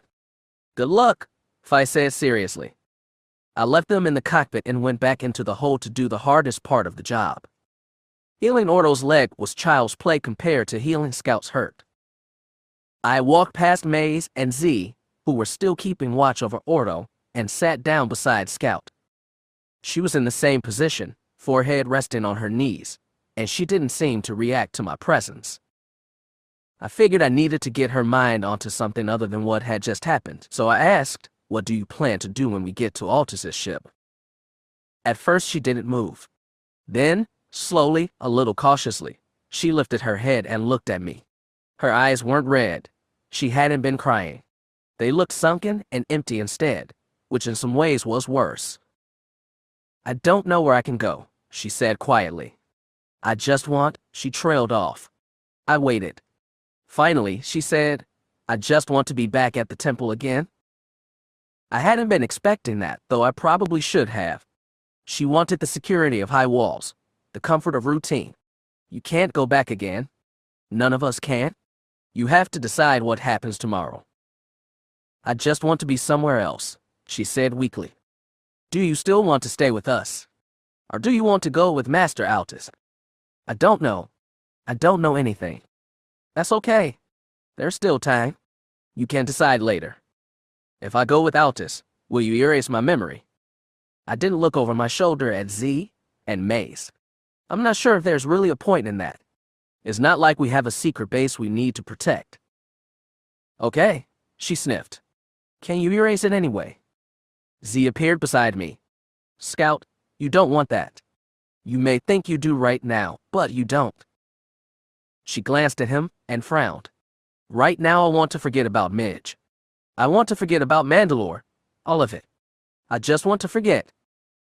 You did what you had to down there, Scout. I told her. Z looked a question at me, but I ignored him. Aiden's really thankful. He just told me. All of them are. I killed someone, she said. I cut him in two. A man's dead because of me. I didn't tell her that the universe was better off with one less death. Watch the hook. Neither she nor Z would have taken that well. I believed it, though, very much, which probably meant I was more Mando than Jedi after all, despite a bout of backsliding. The thought didn't comfort me much. As Jedi we call ourselves keeps of peace, Z said, but sometimes that necessitates violence, even taking the lives of others so more lives can be saved. It always has. We have to be aware of that. It's part of our responsibility as Jedi. I don't want that responsibility. That's good. You should never be comfortable with it. You should never take your power over other beings for granted. He paused for a long moment, deep in his own thoughts, then said, when killing becomes easy, that means we've gone astray. It was as much a rebuke to me as comfort to Scout. I felt angry at him then, even though he was giving Scout a little solace that I couldn't. I don't want to hurt anyone, Scout muttered, ever again. Z looked at her for a long moment, and then he surprised me. Then perhaps the path of the Jedi is not for you. Her head snapped up. It is. I want to be a Jedi. You can't talk with Master Altus when we meet him, I said. Z didn't object. Okay, it came out as a groan. I'll need to think about it. You have plenty of time, I told her, then added, I'm sure you'll make the right choice, whatever that is. She didn't respond. I rose to my feet. Z didn't. I left them there in the hold and went back to the cockpit. I strained to hear if they resumed their conversation, but there was nothing. I'm a little ashamed to admit it, but I was glad to get away the Jedi and return to my brothers. With them I felt something closer to belonging. Whatever Jedi healing transjusic put Ordo in, it worked well. The big Null, normally so restless and energetic, lay still as death for hours before his eyelids finally fluttered open. Maze was waiting for him when they did. Ordo's gummy eyes met Maze's, and they didn't look away. Maze had been waiting hours to say it, but now that he finally got the chance, it was hard to make any words come out. The best he could manage was, I'm sorry. Ordo blinked but didn't look away. Wasn't your fault. I went edgy during the fight. I fired too soon. And I should have identified myself. We both messed up. Forget it, Maze. He looked away, finally. Ordo, I want to know if we're okay. Okay. We've never been okay. I know. But I want to be. Ordo looked back at him. Do you now? Yes. I do. There was a long pause. Why? I don't like owing people debts. I don't like depending on them. Ordo watched him carefully. Well, I guess we've got that much in common. Maze nodded slightly. Ordo thought for a moment, then added, thanks for rushing out there to get Lysima and Attica. You didn't have to. It was the least I could do after you people sheltered us. Like I said, I don't like owing people. Especially barbs you don't like. He grinned weakly. When Maze didn't respond, the smile wilted and he said, what are you and Z going to do once we find Master Altus? I don't know, he said honestly. We haven't talked about it. They're from two different schools, aren't they? Don't expect Z and Altus to get along. They'll probably end up going separate ways. According to Z, he'd never ever met Altus in person, and whatever doctrinal schism they had as Jedi, he thought they'd be able to put aside any differences for the sake of keeping their brotherhood alive while the Empire tried to hunt them to extinction. Of course, Maze and the Knolls were brothers too. Some differences were harder than others to put aside. You know what you should do? What? You should live a long time, Ordo said seriously. Find a pretty girl, make a bunch of half-clone babies. Is that what you plan to do? I'm already halfway there. Ordo smiled a little. Live, damn it. You've spent all your life with your nose in a datapad, reading about troop reports or politics, or philosophy of whatever OSIC. None of that matters, Maze. It's all OSIC. Maze wanted to tell him that if other beings read and cared about politics as much as he did, Palpatine wouldn't have taken over the Republic without anybody noticing, but he held his tongue. It was bad form to argue with a man when he was trying to be nice to you. Ordo reached out and squeezed Maze's forearm. Nothing's more important than family, Maze, Eliite. You may say that's all Mando OSIC, but it's not. The closest thing Maze had to family was Arlik and Z. It wasn't a family bonded by love like Skirata's sprawling clan was. Maze didn't know what love was, romantic or fraternal. It was something neither his training sergeants, the Jedi, or his books never talked about. His bond with Z was made of trust and respect, and for now, that was good enough. He put his free hand on Ordo's shoulder, felt the slight rise and fall of his body with breath, and nodded. Chapter 12. I think I felt a connection with the clones from the start because, in some ways, they were a lot like Jedi. We'd all been raised from childhood to be part of something we had no say in, and didn't truly understand. Breaking through a lifetime of indoctrination was never easy because you could never, in the end, leave it all behind you. It would always stay in the back of your mind, lingering, sometimes as a source of comfort and nostalgia, and sometimes as the opposite of everything good, the constant source of your rebellion. Their blast boat hung in orbit over Mandalore. The planet had turned its night side face to them, and the empty blackness of the sparsely populated world felt like a yawning void over which they were precariously suspended, and likely to plunge into at any moment. Niner sat in the pilot seat now. He was calling up a comm channel back to Coruscant, but he was taking his time. Reed was at the auxiliary station again, waiting patiently with his hands in his lap like a good student. Darman stood silently in the back of the cabin but looked restless. His hands dangled at his sides but his fingers twitched, and his head sometimes jerked a little, like he was having some private angry conversation entirely in his head. Niner knew the feeling. As he worked the console, he flicked his helmet's comlink onto Dar's private channel. "You're quiet," he said simply. He waited. No response. He glanced briefly back and saw Darman, still standing there, staring at the bulkhead. "We tell Rolly everything that happened, as it happened," Niner said. "We don't get angry. We don't accuse him of anything. We act like good soldiers, okay?" Dar still didn't say anything. Niner held back a curse. If Darman stood there the whole time and didn't say anything to Mellozer, Niner could handle it, but he was afraid his brother might snap again. The man had already lost his wife, and now he'd nearly gotten his brothers and father killed. Niner wasn't okay either, but he could pretend he was when he had to. He was the squad sergeant, and faking confidence was one of a lot of leadership traits he'd learned from Calbor. "Just let me do the talking, Dar. I'll take care of it." "When will we talk to them?" Darman said finally.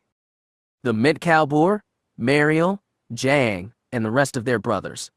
We don't know if it's safe. They'll call us when they're ready." He didn't know that, but he had to believe.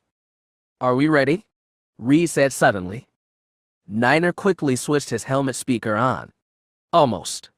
Give me a second." He started typecasting the signal back to Coruscant. He waited while the message transferred and bounced back. It seemed to take longer than usual, but right now Niner's nerves were so messed up he didn't trust his own senses. Finally, a blue hologram flickered to life over the main console. Reed and Darman stood behind Niner's chair and looked down at the small electronic replica of their captain. "Greetings," Mellozer nodded curtly. "I've already received a report from the local garrison commander, so I don't need one from you." He wasn't trying to hide his disappointment with the botched mission. That was good, Niner thought. It meant he was angry and off his game. "By the time we arrived at the site, the target had already escaped, sir. We were held up by orbital patrols while the garrison troops launched their attack." Behind him, Reed said, "Sir, it appeared that the garrison was working with the Mandalorian militia that formed the first wave of the attack." "I know." Mellozer shook his head. "It was foolish of them. Unprofessional. If they'd managed to job properly, the target wouldn't have gotten away." "Sir, I suggest this mission would have gone differently had it been executed as first discussed." Darman spoke up. His voice was tight with his own restrained anger. Mellozer licked his lips. 3 troopers, however capable, inevitably require backup when going into unknown situations like this. My hope was that you would coordinate the attack with the local garrison on arrival. "We didn't get much of a chance," Sir Niner said. "As soon as we gave them the coordinates, they just charged in with their Death Watch buddies." He wondered if he'd made a slip, outright naming Death Watch, but Mellozer didn't seem to notice. "I'll see to it that the garrison commander faces a reprimand. It's the least he deserves." Niner decided it was time to try the tricky part. "Sir, is there any lead to the location of the escaped ships?" Mellozer shook his head. "They've scattered. It seems that we've lost them." Niner was glad he had a helmet to hide the relief on his face. "In that case, sir, what are your orders? Should we head back for Coruscant?" Mellozer didn't answer at first, which surprised Niner. He seemed to be thinking hard about a simple question, or maybe he was thinking about something else entirely. Darman asked, "Do you want us to try and pursue the targets, sir?" Niner wanted to swear at him, but Mellozer just shook his head. "Negative on that, Darman. and negative on Coruscant as well. I believe you'd be better suited to another task. What is that, sir? I've received a request for 501st troops to be sent on detachment to the Outer Rim, Rendelian Sector. Niner checked his mental list of sector HQs. Forrestine, sir. Exactly? I understand it is a good distance from your current location, but your blast boat is stocked for long-range travel, correct? Yes, sir, it is. Very good. I'm currently selecting troops on Coruscant. We should arrive around the same time you do. May I ask what the mission entails, sir? Does it involve Jedi? Darman asked. Meluser simply replied, you'll receive your full briefing upon your arrival at Farsting. Yes, sir, Niner said. He hadn't expected much more than that. Anything else, sir? Meluser's flickering holographic eyes seemed to pass over each of them, as though he could peer through their helmets. Then he shook his head. That will be all for now, Niner. I will see you at Farsting. Very good, sir. Niner out. He turned off the comlink and blew out his tension inside his helmet. Behind him, Reed took off his bucket and bared his smooth young face to the blast boat's cold recycled air. Farsting, he mused. That's Admiral Octavian Grant's headquarters, isn't it? I think so. Niner removed his helmet too. He wasn't going to wear it all the way to Farsting. When his brothers called, they'd get a light on the comm system. I believe Admiral Grant is still batting separatist holdouts in that sector. From Bavinire, I think. Niner didn't know that. Once, during the war, he'd made a point to study all the news from all the campaigns. Now he wondered why any of that had felt important. I'm going to use the fresher, Darman said. His helmet was still on. Don't let me stop you, Niner said. His brother walked fast out of the forward cabin, leaving Niner alone with Reed. The young sat down at the auxiliary station again and started doing engine checks. Normally Niner didn't like being alone with Reed, but he felt, more than ever, that Darman was becoming a stranger too, so maybe it didn't matter. He turned his attention to the forward console. Hyperdrive's ready, Reed. Affirmative, sir. He pulled the blast boat away from the dark planet and pointed his nose to the stars. Once they cleared Mandalore's gravity, well, the stars stretched into hyperspace. Niner had only stood on the planet that was supposed to be home for an hour. He doubted he would ever stand on it again. Darman walked straight into the refresher, locked the door tight, and sat down. He worked the comm system on his helmet, connecting it to the blast boat's main transmitter. He doing his call the same way they called Kiramorit. It wouldn't light up the console in the cockpit, and if Niner checked the call logs, he'd get an unknown destination. Darman hoped that would be enough. If not, too bad. The call went through. He sat there, staring at the blank refresher door, waiting for a sound. The voice come on without warning. Greetings. Who is this? This is Darman. I'm not getting a hollow feed. This is audio only. From my helmet. I see. Meluser's voice was flat. Even the anger from a minute ago was gone. What is it, Darman? What he was doing was stupid. He was overplaying his hand. Niner would turn full VAU and thrash him if he found out. He took a breath and said, Did you go behind our backs with Reed? There was a long pause. He was glad Meluser couldn't see his face, and Holy Roly probably felt likewise. I did, he said simply. Why? Darman, you've been a fine soldier. You've done great work for the 501st. However, I would be totally remiss if I sent you and Niner on a solo mission in which you clearly had a personal stake. I was trying to get you your Jedi. You would have them now if you trusted me. I want to believe that, Darman, very much. I can still get you those Jedi. There was a deathly silence. Then Meluser said, How? I have a way of communicating directly with Skirata's people. Meluser wasn't stupid. He probably figured out as much. Were the Jedi hiding with Skirata? He only hesitated a second. Yes, but they were going to shuttle the Jedi off to someone else, another group of Jedi. Man named Altis. He knew that would grab Meluser. Does Skirata know where Altis is? I don't know. We haven't spoken to them since they left Mandalore. I'm not even sure if we can. But if we do, I'll give you Alta's location. And what do you want in return, Darman? Do you want us to let Skirata go? I'll figure out a way to get them separate. You don't have to let him go. Don't hunt him in the first place. You realize you've already lied to me, Darman. I have little reason to trust you now.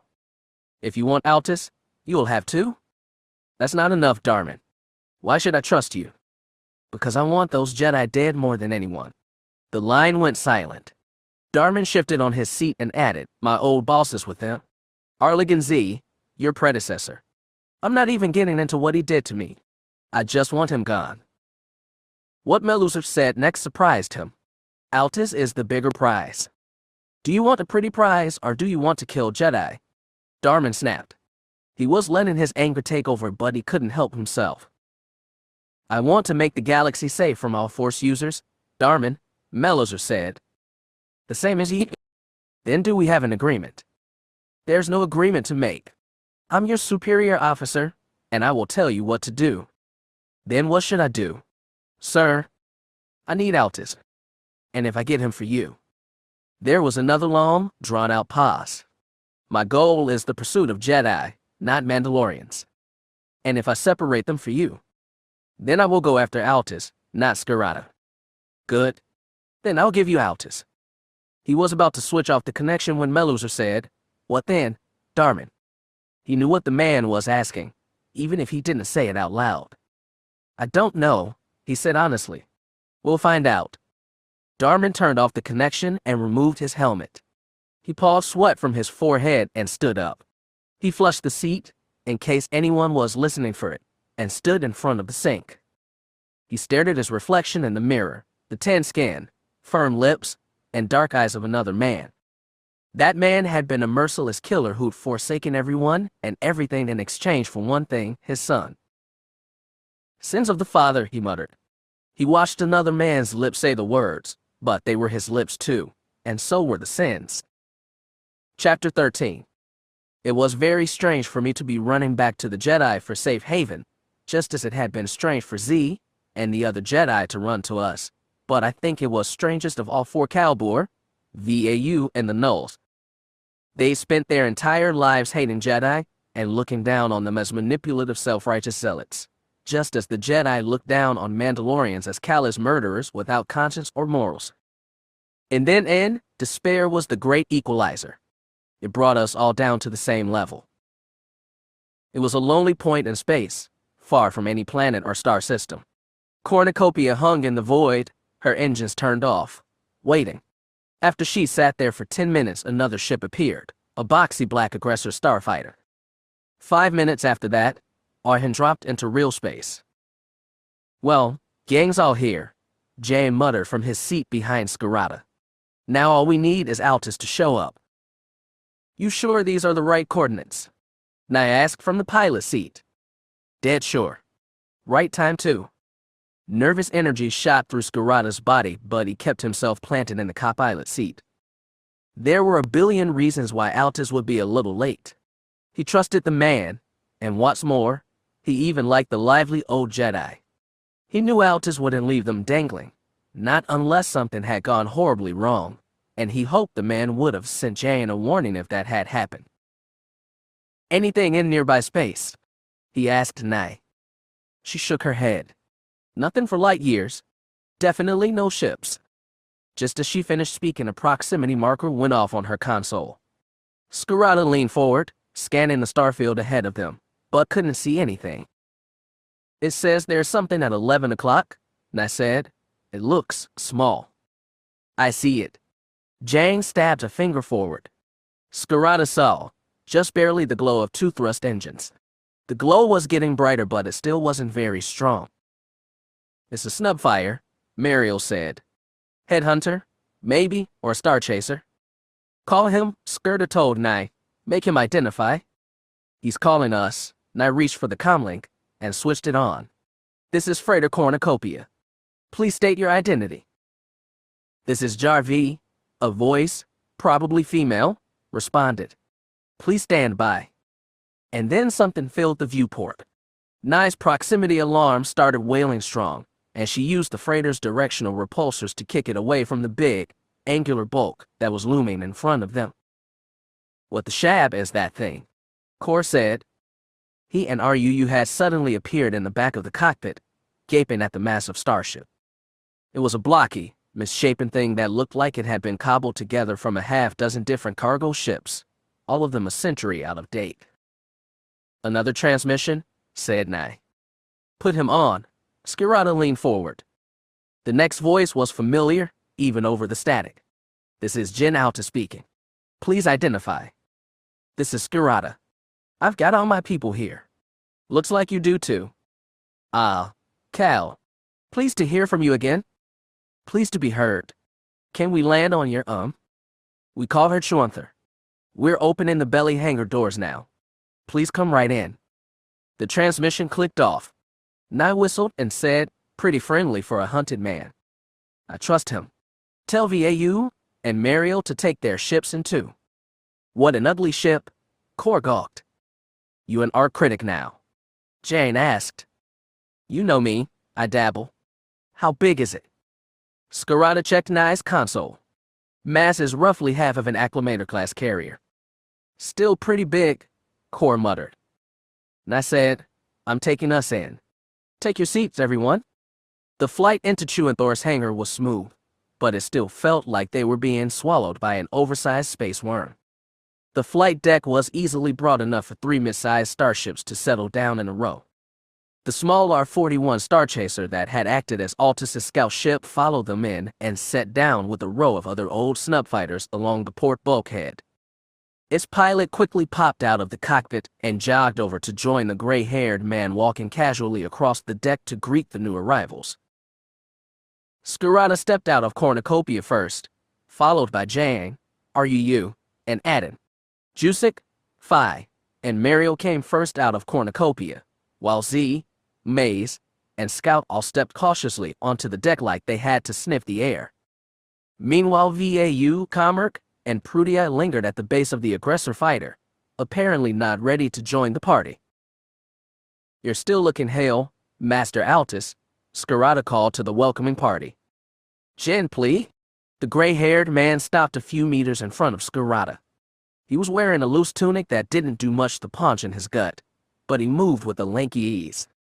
His long gray hair was tied into a ponytail that whipped back and forth as he surveyed the arrivals. "Well, I've met a few of you," he said, "though I'll confess I'm not entirely sure which few." "You met Ordo, but he's back in the ship." Jusik jabbed a thumb at Ihan. "He's going to need medical attention."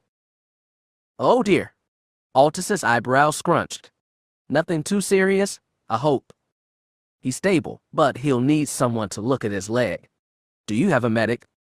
"We have several options for you, yes." "We've got one wounded too," Adin said. "But it's not life-threatening either." "Well, we'll take a look at your people, don't worry.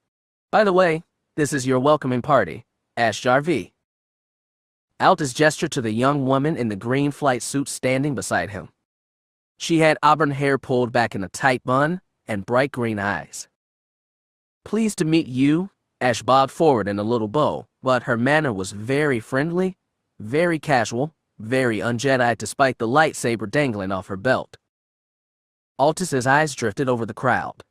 Unsurprisingly, they settled at Z and Scout, standing awkwardly in the back. Now that he had attention, and there was nothing he could do, Arlekin Z stepped forward. The rest of the crowd parted for him, and after a little hesitation, Scout followed in his wake. For a moment, Altus and Z stood face to face, a study in contrast between two factions of the Jedi Order. They were both older men, but they couldn't have seemed more dissimilar. Altus was disheveled and paunched, but his eyes were bright and his face was creased from easy smiles. Z stood with his hands to his sides, his back straight like a soldier or some kind of royalty, but his eyes were tired and his face was sagging and grizzled. Skirata stared at them, waiting to see who'd offer a hand first. To his surprise, it was Z. Altus took it with both hands and shook. "I'm always glad to help another Jedi," he said. "I'm glad there are still some left," said Z. "How many knights do you have here, if you don't mind my asking?" Oh, well, it's a little hard to keep track. People come and go and, well, ranks and positions are a little loose with us. Z nodded easily, like he'd expected and accepted it all. As he looked around the broad flight deck, Altis sidestepped to get a better view of Scout. She seemed to wilt under his eyes, but she said, "Hi. My name is Elizabeth, on just call me Scout." "Welcome, Scout. We also have, this is Maze." Z waved a hand at the only clone not dressed from the neck down in Biscargon. "He's a friend of mine." The phrase gave Altis pause, but only for a moment. "Welcome, Maze. Will you be staying with us as well?" "I'd like to keep with Z for a while." The clone nodded. Altis opened his mouth to say something, then stopped. Skirata looked over his shoulder to see Kinaha stepped out from beneath cornucopia. Her long body and neck had been bowed just to avoid scraping her head on the hull, but now she had straightened out to her impressive height. She walked past the clones, right up to Altis, and stared down at him with that blank Kaminoan face. He craned his neck back to marvel at her with a stupid grin on his face. "Incredible," Altis said. "Absolutely incredible. Thank you for sheltering us." She dipped her head in a little bow. "Oh, the pleasure is all mine." Altis ran a hand over his scalp.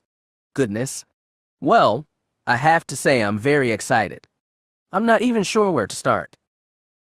I'd like to get your docs, or healers, or whatever to look at my people," Skirata said. "Yes, of course. I'll send for them right away. Then I'll find a place for us to talk." Like everything else about Master Altis, and the ugly cobbled-together academy ship he'd named after an equally ugly one from centuries before, his meeting room ended up being different from what we'd expected. On the top deck of Chuunther, he'd installed a broad bubble of transparency steel some 20 meters in diameter.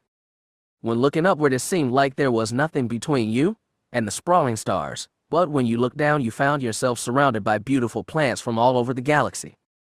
Gentle streams tinkled around sculpted rock gardens, and Altis had us sit down at a small arena made of 4 curved layers of stone steps. I sat down next to Kalbur while Jang and Wallon Vau sat on his other side. Maze, Z, and Kinaha sat a little bit away from us, while Scout and Dr. Euthan sat down in the middle. Altis, meanwhile, lowered himself cross-legged onto the arena's little stage, like he was waiting for us, the audience, to direct his show. "Well," Altis clapped his hands together, "I suppose we should figure out where we all go from here." "That's a fact," Vau said. He seemed like the only one who wasn't taken in by our new safe haven. That wasn't surprising, and it was probably why Kalbur kept him around. He stayed critical and keep everybody else sharp. "As I've said before, anyone who wants to stay here is welcome." Altis scanned the crowd with his eyes. They seemed to linger on Scout and Euthan. Kinaha said, "I would like to take you up on your offer, Jen. While I'm grateful for Mr. Skirata's, family for having me, their life is a little hectic for a being of my advanced years." Kalbur chuckled. "No problem. A Kaminoan isn't the easiest being to hide with, no offense." "None taken," Kinaha said smoothly. "Master Z. Mace." Altis looked to them. "We'll be splitting off from Skirata's people," Z said. "We've burdened them enough." Vau and Jang gave curt nods, but I kept still. "Would you like to stay here, Master Z?" Altis asked, "Or would you prefer a different setting?" "I don't know," Z said awkwardly. "I haven't been in the position to choose that sort of thing for a while." Altis laughed easily. "I can imagine that. Well, there are other options. We have allies, safe houses scattered across the galaxy. If you like this setting, there's one on Belsavis you might appreciate. It's not a far run from here." "Belsavis." Kalbur frowned. "Never heard of it." "It's a nice planet," Jane said. "The Null's eidetic memory was as good ever. Has geothermal hot spots where its tectonic plates meet. Each one's a little mini ecosystem in itself." Altis said, "That's impressive recall, young man." "Runs in the family," Jane shrugged. "You sure it's safe, though?" "I have people there right now, making sure of that fact. It's run by Soplet, if he's familiar to you, Master Z." Z looked thoughtful. He's a Holden, isn't he? A botanist. I think he prefers to call himself a gardener. I've heard of him. I don't think I ever met him. He was never one to hang around the temple. Altus smiled a little. If a jab was intended, Z didn't react. If his settlement on Belsavis is half as pretty as this, I wouldn't object to spending time there. Maze. I'll go where you go, the clone said simply. Kinaha spoke up. I believe I am familiar with this Master Plet, though it has been a long time. I would like to see him as well. Goodness, Altus chuckled. I was hoping my new friends would stay around, but I guess I'm not so lucky. His gaze settled on Scout and Euthan again. I felt sorry for them both. They'd lost their home and someone they cared about in the same day, and now they seemed estranged for everyone and everything, including each other. Still, Euthan managed to say, I think I'm going to respectfully decline, Master Altus. I think I'm needed elsewhere. Calbor raised an eyebrow. Got plans? Then. Euthan nodded grimly. I started a job with Midge. I'd like to keep working on it. I know it won't be easy. You want to find more clones and slow their aging? I said. Midgeka would have loved that, Calbor said. I figured you might have the same plan, Cal. VAU shifted on his seat. I'd like to remind everybody that Palp still wants to kill all of us. Staying alive is our main plan. We can only save others people's ships once we've taken care of our own. Altus smiled thinly. I believe you have a point. In fact, I've recently come upon some disturbing information. It seems the Empire has recently activated a new weapon of some kind, an automated space station this is, according to my sources, set to target Jedi encampments in this part of space. Do you know where? The last we heard it was stationed at Farsteen, so it could be going after a number of locations in the Outer Rim, possibly even ones not connected with my people, and there are some of those left. I recently learned of a hidden temple on Archenia that was destroyed by the Empire. I hadn't even heard of it before it was targeted. Is Belsavis vulnerable? Asked Maze.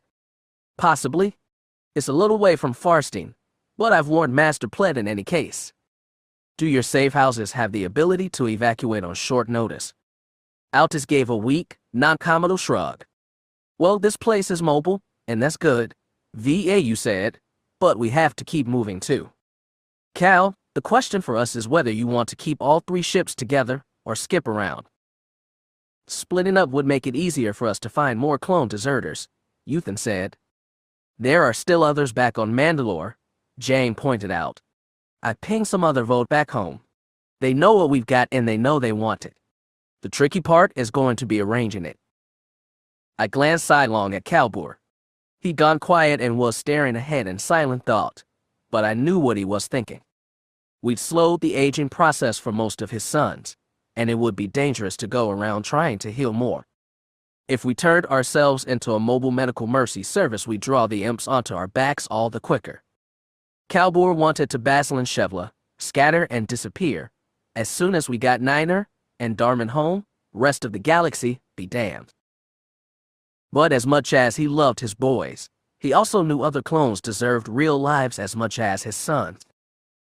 Suddenly he slapped his palms on the hard armor of his thighs and said, We'll decide that later. Right now we need to figure out who goes and who stays. I would like to go to Belsavis, as I've said. Kinaha spoke up. I would too, Z said, and Maze nodded beside him. Euthan looked at Calbor. I'll stay with you, Cal, at least for now. Scout stared at her hands, clasped wide on her knees, and didn't say anything. Every one of us knew what was going through her mind, and none of us, not even VAU, was willing to push her, even though we knew she'd have to be pushed soon. Altus suddenly popped to his feet, breaking the pressure. Well, he said, we can make finals calls later. It will probably be a day or 2 before your wounded are back on their feet, Cal. Better than we could have done. Thank you. It's the least I could do. I know your people have been through an awful time. As have we all, Kinaha said quietly. Everyone could agree to that. As the group started to break, I hopped down the steps to Altus and said, There's someone else I was wondering about. There's a woman I met, And my friend attained before, called Kalista. Ah. Altus's eyes lit up. She's on Belsavis now, as a matter of fact. I hope she's safe. As do I. Altus put a hand on my shoulder. It squeezed the hard plating of my Bascargon, but through the force I could feel his open warmth. In dangerous times it's important to have friends, young man. I smiled despite myself. Don't worry, Jen. I figured that one out a while ago. When the signal came, Niner tried to act nonchalant. He pretended to examine something on the engineering console, then said, I'm getting a flag on the engine temperature. It says the thrust injectors are starting to overheat. Might be some kind of problem with the coolant system. Reed, do you want to go take a look at it? The young clone glanced at the auxiliary console. I'm not seeing any problems here, sir. It coming up on my board. Might be a malfunction on this end. Can you go check, just to be sure? Of course, sir. Reed stood up, snapped a salute, and walked past Darman to the aft cabin. Okay, Niner said, Vice on. He and Darman slid their helmets on. Niner flicked a switch on the communications console, routing the long-range transceiver to their helmet installations. Niner here, he said. Are we safe to talk? Should be good, Niner, one of his brothers said. Probably Jane or Muriel. I added another layer of encryption. We only have a few minutes. There were 1,000 things he wanted to ask, and just as many things he wanted to explain, but he knew Reed wouldn't be back there for long. I'll make it fast, Ned. Skirata's voice came on. We're safe for now. We all got off Mandalore except for Joka and Midge Gillimer. Niner's gut sank. Gillimer had been Kyval Dar, and one of his father's closest friends. Even with his armor on, he'd acted the part of the friendly country doctor, and he'd helped deliver Attain and Darman's son. Boor, we're so sorry about Gillimer. We? Not your fault, son, Skirata said gruffly. It was those Death Watch Shabuire took him down, but he went out fighting. Are the Jedi with you too? Darman interjected. The pause seemed to last forever. Then Skirata said, We're almost done with the Jedi, Derica, I promise. Is Cad? He's fine, Dar, trust me. These Jedi aren't the baby-snatching sort anyway. He's with you? It was an accusation. He is now, but we're about to ship him off to Belsavis. The rest of them too. Then we can meet up again. I'm not going anywhere until my son's safe from those Jedi Boor. Trust me, Dar, he will be, very soon. Where are you lads now? The Null interjected. Heading to Farston. The 501st has something planned. There was another pause before Skirata said, We might be heading into the same mess, but at least we'll be close by. Boor, it's just the two of us in this boat, plus Reed, said Niner. He's a Sparty clone. He was the one who called the garrison on Mandalore, not us. We had no idea he'd do it. I believe you, and Niner, don't worry. Can you disable him? Tell us where to meet you, and we'll stun him and turn this boat around. Good. Stand by for now. Boor, we've got a shrinking window here. Meluzer expects us at Farsteen soon. I know. We'll try to keep you informed. We'll call you when we're ready. If you get to Farsteen first, that's fine. We'll be close by and can figure out extraction some other way. Don't alert the imps until you have to. Understood. Niner glanced at his console's chronometer. Reed had already been back there for close to 2 minutes, and had probably already figured out the coolant system was fine. Dar, can you go back and stall Reed? I just want a couple more minutes. Understood. Darman took off his helmet and slipped down the corridor. Dar's gone, Niner said. What else, Boor? Are you really getting free of the Jedi? We are, honest. I know not bring Dar home until we do. Can you handle him until then, Adika? I'll do my best. I know. It won't be long. Lasima and Ordo took some damage, but they'll be fine once Altus patches him up. Altus, Niner breathed. He's a hot commodity. We might be going after him next.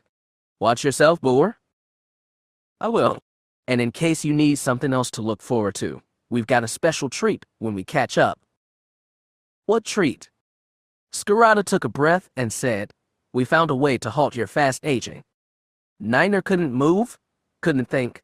Something like a laugh rattled his chest. "It's true, Adika, the Null, probably Jang, said. It was Mijika's last gift. Fixed all us up right before the imps came. Me, I feel 20 years younger." "You're not even 15, Skirata reminded him. "Exactly?" Niner could practically hear Jang's wolf grin. "Make sure to tell Darman," Skirata said. "Something else for him to look forward to." "I will." Niner felt something heavy settle in his gut, killing the elation of a second ago. "Jang, can I talk to Calbor alone for a sec?" "Is Muriel Nervad?" the Null said angrily, but whatever. He thought he heard some clicking sound, then Skirata's voice. "Jang's just messing with you, Adika." There wasn't time for banter. "Boor, I'm worried about Darman." Another long pause. "What do you mean?" "What happened with Atane and Cad is messed him up bad. And when he heard the Jedi were on Mandalore, he freaked out." "I know. But you can handle him." "Boor, he really fell under Meluzar's spell. You know, our captain, the guy who thinks it's his holy duty to hunt down Force users." "Niner, what do you think Dar's actually done?" "I don't know. Maybe nothing." "Do you think he sicked those Death Watch psychos on us?" Skirata's voice was deathly cold. "No. He was as shocked as me when Reed made the call. Even more shocked, maybe." "Then what, Adika?" "I saw something on our comm logs. He made some secure call via his buick, untraceable, the same way we're talking now." "He didn't call you, did he?" "No, he didn't." "Then who?" "I should ask you that. Or better yet, ask him." He didn't even know how to confront Darman. He didn't know what to accuse him of besides maybe talking to his own commanding officer in private. "Niner, you're not just his brother, you're his sergeant. You have to take responsibility for him, especially since he's messed up in the head right now." "I know, Boor, I know. All of us, we've got one mission left, and that's putting his family back together. If you think he's going to compromise that mission, you have to take responsibility. Do you understand?" Niner shuddered, alone and unseen. Skirata was his Boor, his teacher, his guide. But he was also a hard man who did what had to be done no matter how ugly the deed might be. "I'll do what I have to, Boor. I won't let you down." "I know you won't, son. Just take care of Darman. I want to see both you boys soon." "I know, Boor. I'll do everything I can. I love you, son." Skirata, out. There was no beep, no clicking off, just silence over the comlink and the rasping of Niner's heavy breathing inside his helmet. The light on the console winked off. When he heard footsteps in the corridor, he tugged his helmet off and turned to face the viewport, because he didn't trust his face right now. As he saw Darman's reflection in the transparent steel, he remembered Skirata's last warning, and then he remembered the great news before that, and he didn't know whether to laugh or weep. Chapter 14. Every once in a while, Katika, there are people who are true heroes, like the kind they show in holodramas. People who are brave, just, self-sacrificing, and all that fuzzy ossic. You might never get to meet people like that, but they can affect your life just the same. Sometimes a couple heroes are all that it takes to stand between safety and oblivion. The tunnels of Pletzwell went deep into the mountains, and it took many hours for Margolis to show Kalista and Jeeth all of his many chambers and secret passages. When Kalista asked how they kept adventurous children from getting lost in the underground maze, Margolis had explained that Master Plet had used the Force to imbue certain areas with sensations of fear. Children who went too deep down certain tunnels would be struck with the sensation that they are about to be attacked by Klex or other beasts and would turn tail and head for safer ground. Kalista was older and stronger in the Force than a collection of children, and under Master Altus she'd learned novel ways of using the Force to interact with non-living objects. She was in fact his best student in that regard, probably better than Jin himself. Growing up, she'd learned to trace electric pulses that passed between the fish and whales in Chaz oceans, and her ability to sense that raw energy, sometimes even manipulated with the Force, had given her a special sensitivity for technology as well. Despite all her knowledge and experience, despite knowing how and why Plet infused the black rock of the tunnels with lingering Force phantoms, she still felt a creeping sense of dread that lingered even after they'd left the tunnels and gone back up to the hot, damp garden on the planet's surface. Jeeth seemed to be feeling something similar, though with typical bravado, he pretended he wasn't and didn't speak of it aloud. All that dread became suddenly justified when they received the message from Master Altis. It came through Wookiee Gunner's communication system, and they read his summary in the freighter's cockpit with quiet dread before going back out to Plet's home to tell him the news.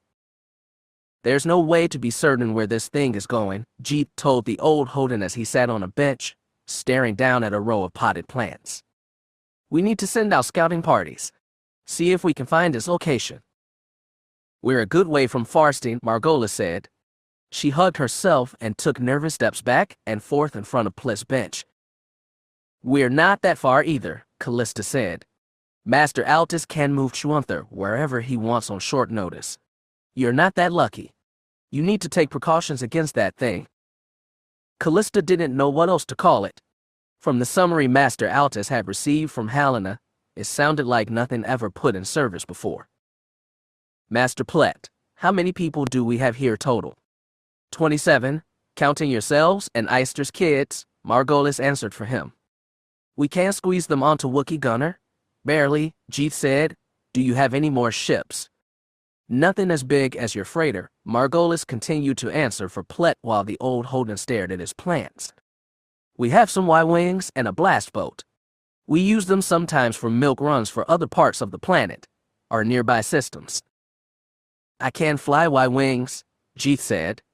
"Do you have one-seaters or two?" "Both." He looked at Kalista. "What do you say we take a Y-wing on a scouting mission? We'll leave Wookiee Gunner here in case they need to get out on short notice." "I'm okay with that, but where do we scout? There's a lot of empty space between here and Farsteen. This thing is supposed to be carved out of an asteroid, right? If that thing's lying somewhere, hiding out, it's going to be where there's lots of asteroids. Tons of systems have asteroid belts. That doesn't narrow things down." Master Plet picked up his head and said, "The Moonflower Nebula." Jeeth frowned. "Never heard of it. Is it close by?" Plet nodded.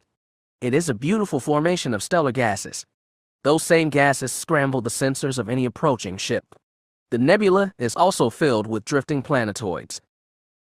So in others' words, it's the perfect place to hide. If they're coming near Belsavis, yes." Their course seemed suddenly set. Kalista blew out a long breath and said, "Our friend Helena passed on the IVE code the ship's fighters are using. It's a lot more complex than usual codes, probably because the asteroid is run by an artificial intelligence. We might be able to rig the Y-Wing's comm systems to transmit the same signal." "It's worth a shot," Jeeth said. "I'll need to take a look at your ship and see if I can do the mods." "Do not be too confident," Plet warned. "The enemy battle station may be unmanned, but there is no reason to think you can disarm it all by yourselves." "We know, Master," said Jeeth. "If we run into it, we'll send a signal to you and Master Altis right away, so you'll know to evacuate. You should be ready to pull out on short notice anyway." Kalista looked to Margolis. "You still remember how to fly Gunner?" "As long as I don't have to do anything fancy with it." "You might," Geith warned. "Master Plet, I recommend you gather all the children and stand by until we scout the nebula." Plet nodded. "We will do that. There's also the possibility we won't come back," Kalista said. She knew Jeeth would act brave and tough, so she cut him off before he started. "Master Plet, in that Y-Wing, how long will it take us to reach the nebula?" The Holden considered. "Perhaps 4 hours. If you don't get a signal from us within 6 hours of our departure, prep for evacuation. And send Master Altis a signal too." "Well, do it," Margolis nodded gravely. She was getting a wet look in her eyes, like she was taking a last hard look at her friends. "That's not Plan A though," Jeeth said. "Plan A is that we scout the Moonflower and get out fast. We should be able to send a warning once we clear the nebula, if not sooner." Master Plet, asked Kalista, does anyone else on this planet know you're here? Are there any other settlements? There are Mluki we've traded with, but no off-worlders. The Empire might still be able to get information out of them, Kalista said delicately. Wiping Bean's memories was controversial for the Jedi, even Altus's generally tolerant bunch, and she didn't want to suggest it out loud. I will take precautions, Plet said simply, and Kalista knew they'd have to trust him at that. Chief put a hand on her arm. Come on, Callie. We should take a look at that Y-Wing. I'll show it to you, Margolis said. We have a hangar that opens out onto the glacier. There's a lot of tunnels to get through, but I'll guide you. As Margolis led them into the catacombs, Jeeth asked, where are Reganda and Ismarin? We should probably talk to them before we head out. Oh, of course, Margolis said. I bet Ustu took them to the den with the other kids. Follow me. Margolis led them down a series of winding corridors, and Kalista wondered, not for the first time, how long it had taken her friend to memorize the layout of so many underground pathways that all looked so alike. In the end, the detour only took a few minutes. A cluster of a dozen children were gathered in a large cave with a high domed roof from which a series of glow globes were suspended, providing almost day-like illumination on clusters of tall plants and a smooth stone floor. The children were various species, mostly human but some Togruta, a Dialan, an Ithorian, and even a Wookiee. The ages for the alien younglings were hard to measure, but the humans seemed to range from 4 years old to 11 or 12.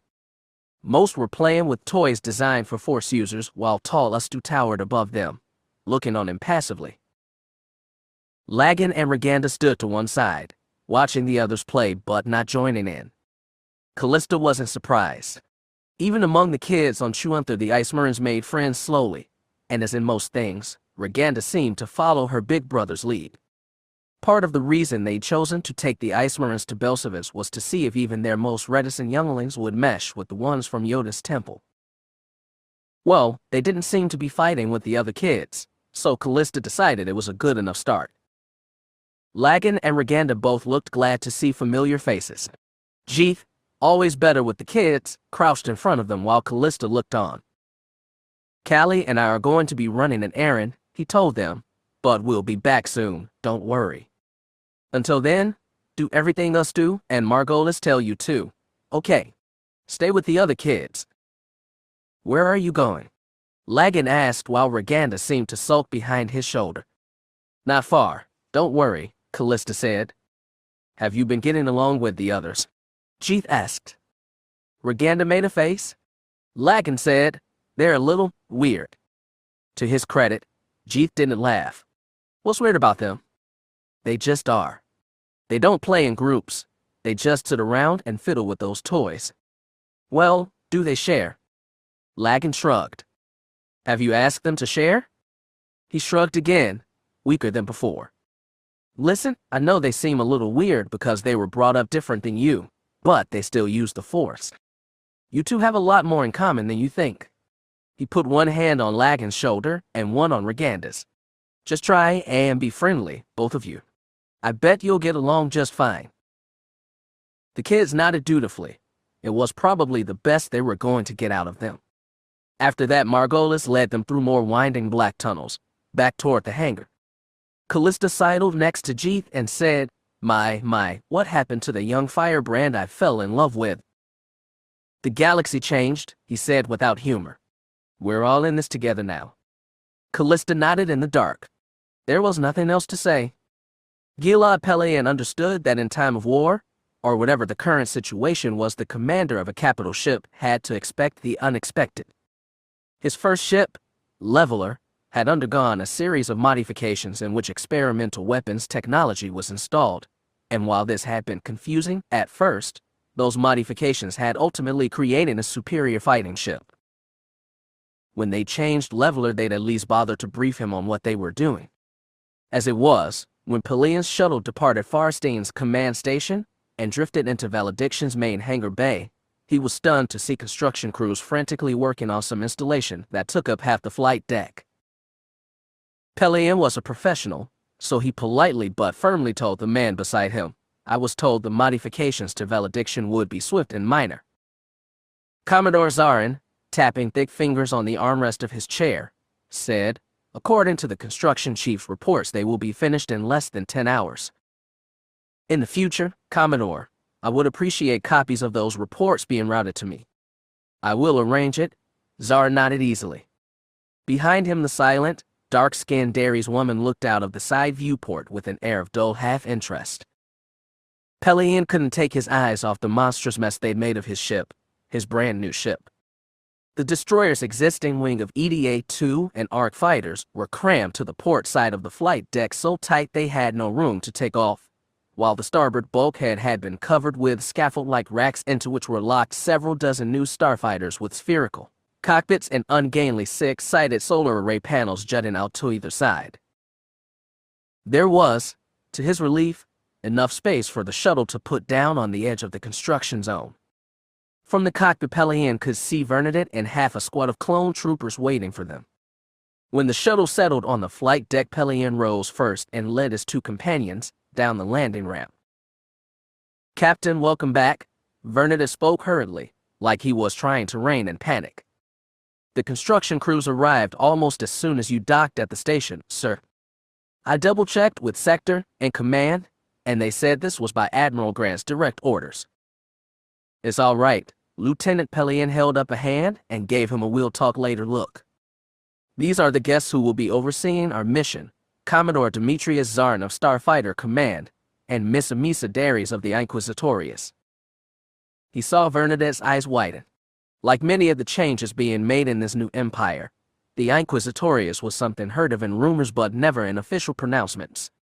The destruction of the treasonous Jedi Order was no secret, but the creation of a smaller organization of Force users directly loyal to the new Emperor was something only talked about in whispers.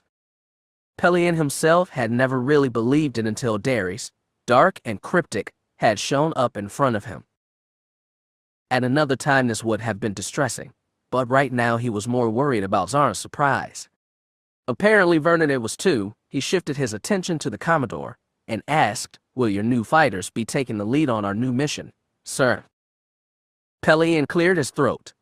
"Our mission is actually going to be an escort one, as I understand it."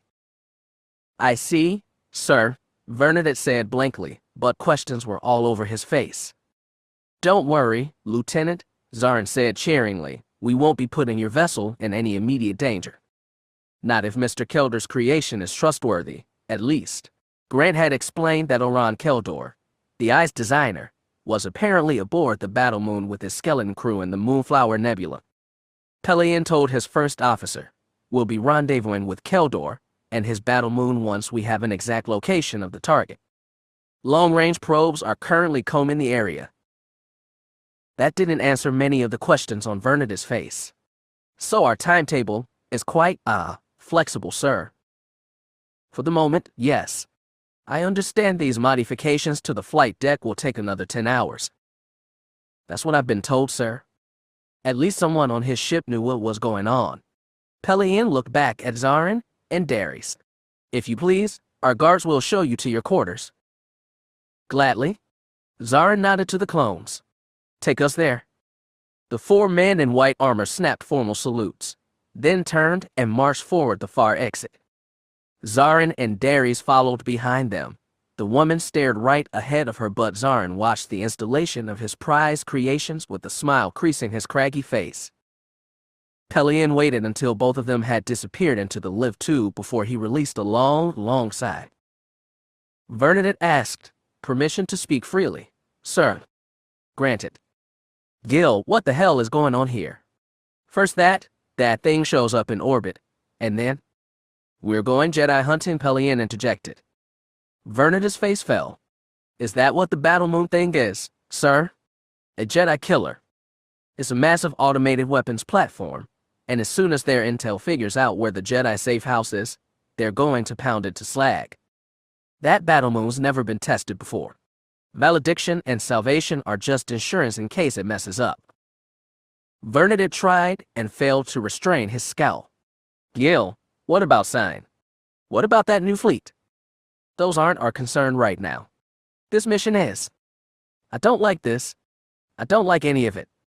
Neither do I, but we have our orders. Who are these new visitors, really? Is Zarin some kind of starfighter designer? Something like that. I believe those new contraptions are his brainchildren.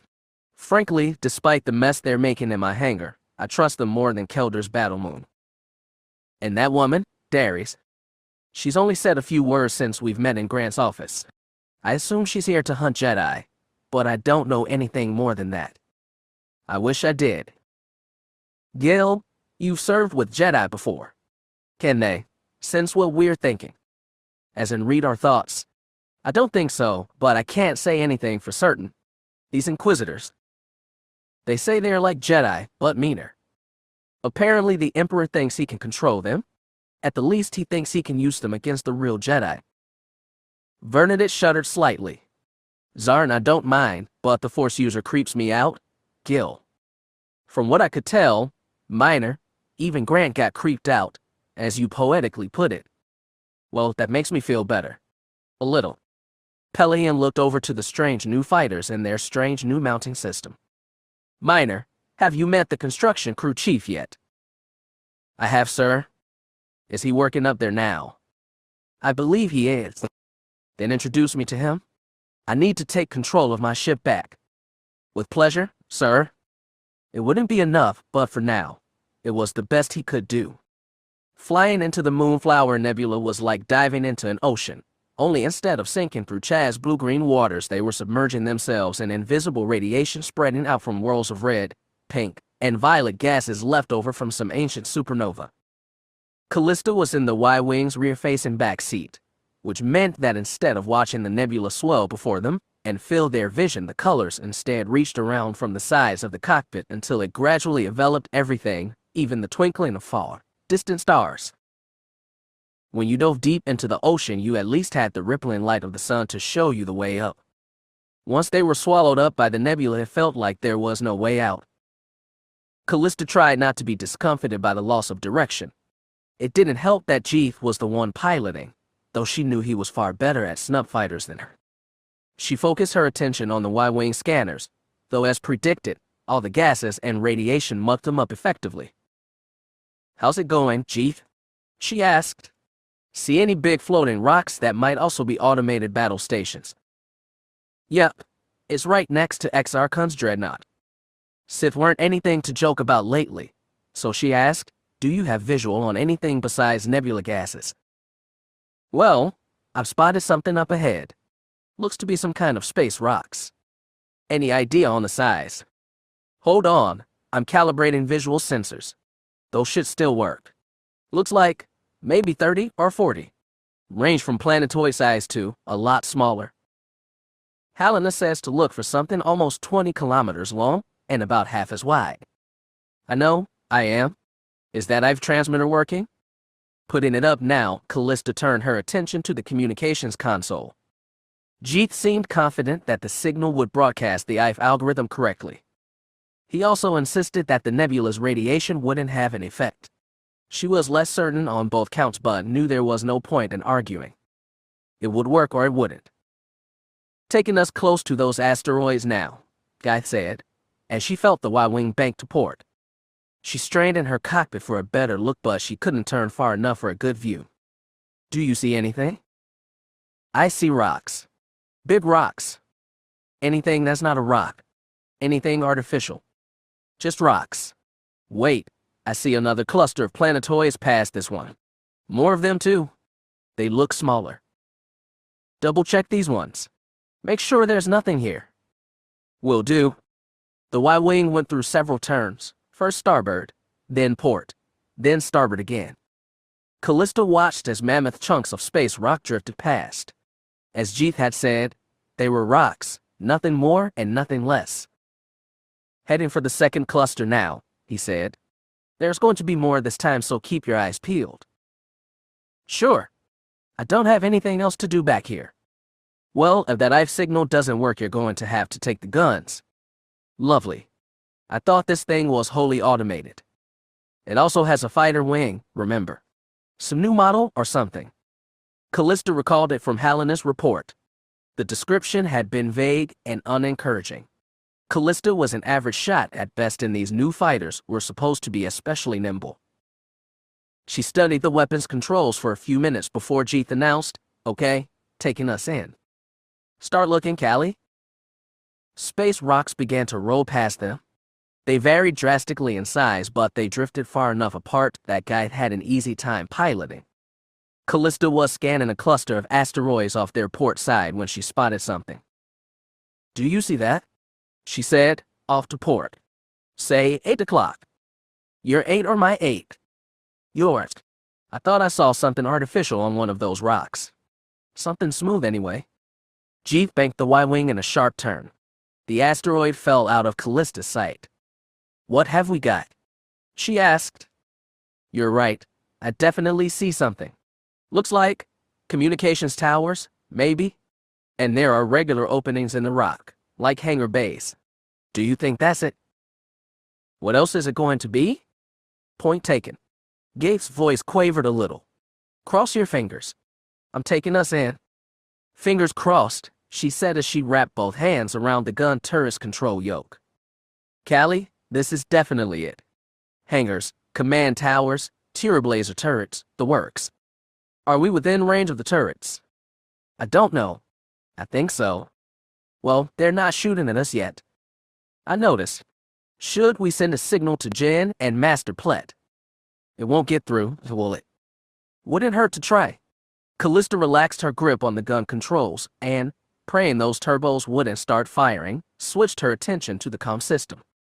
It took her only a moment to send out the pre-programmed message giving their current coordinates and confirmation that they'd encountered the asteroid before it could attack Belsavis. She had no idea if the message went through. She could only trust that it had. "I'm taking us in closer," Jeeth said. "Hold on tight, Callie. I'm not going anywhere." She switched her attention and her hands back to the gun control. Her stomach jumped toward her throat as Guy executed a sharp dive. Suddenly, the rugged rock surface of the asteroid was running fast beneath them. Kalista watched as heavy turbolaser towers and smaller anti-starfighter turrets whipped past. Their steel gun barrels were all pointed straight up toward the red and violet gas clouds. "Oh, thank the Force," she breathed. "The signal works." "Thank Helena." "Thank you, Mr. Comwizard." "Hey, you're the one who can't talk to machines." "Yeah, well, you're the one who..." "Wait, I see something." "What?" She tried and failed again to get a better look ahead. Oh, Sith spawn. We've got incoming." "What incoming?" "Jeeth." The Y-wing suddenly wrenched her upward. Her head nearly smacked against the cockpit frame as the Y-wing soared toward the nebular gases. Before she could ask what was happened, a hail of green laser fire buffeted the ship and scattered on their shields. What was that? Fighters. Some part of her knew that if those had been turbolasers, they'd be dead already. 3 o'clock. Get those guns up, Callie. She gripped the control yoke for the gun turret in both hands and swiveled it to starboard. She spotted 4 strange craft, spheres flanked by perpendicular flat panels, silhouetted against the red and violet gases. They spewed another volley of green laser blasts that Jeeth threw them into crazy contortions to avoid. Hit them, he said. "I can't shoot if you don't hold the ship still. If I hold still, we're dead." As flight of starfighters swung behind the Y-wing, they were clearly faster and more agile than the Jedi's craft, and Kalista pumped several volleys of red laser blasts from the Y-wing's turret gun. One lucky shot caught a fighter in its spherical cockpit, and to her surprise, the ship vanished in a sudden burst of flame. "Did you see that?" she said. "They don't have any shields." "Good. Kill another." His words made Kalista hesitate for half a second. They spent most of the war fighting September battle droids, but this pilot was probably Ascension.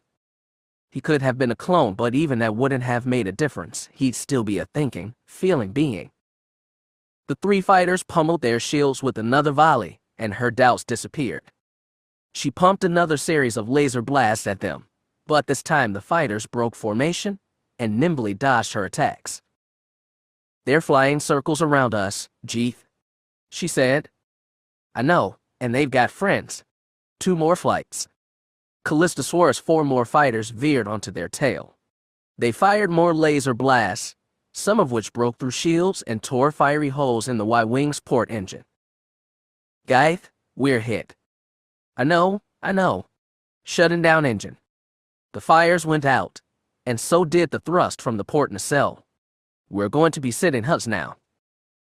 "Hold on. I'm heading for the asteroid." "You're what?" "We can't outrun them, but the turbos still don't see us. We're going to have to land."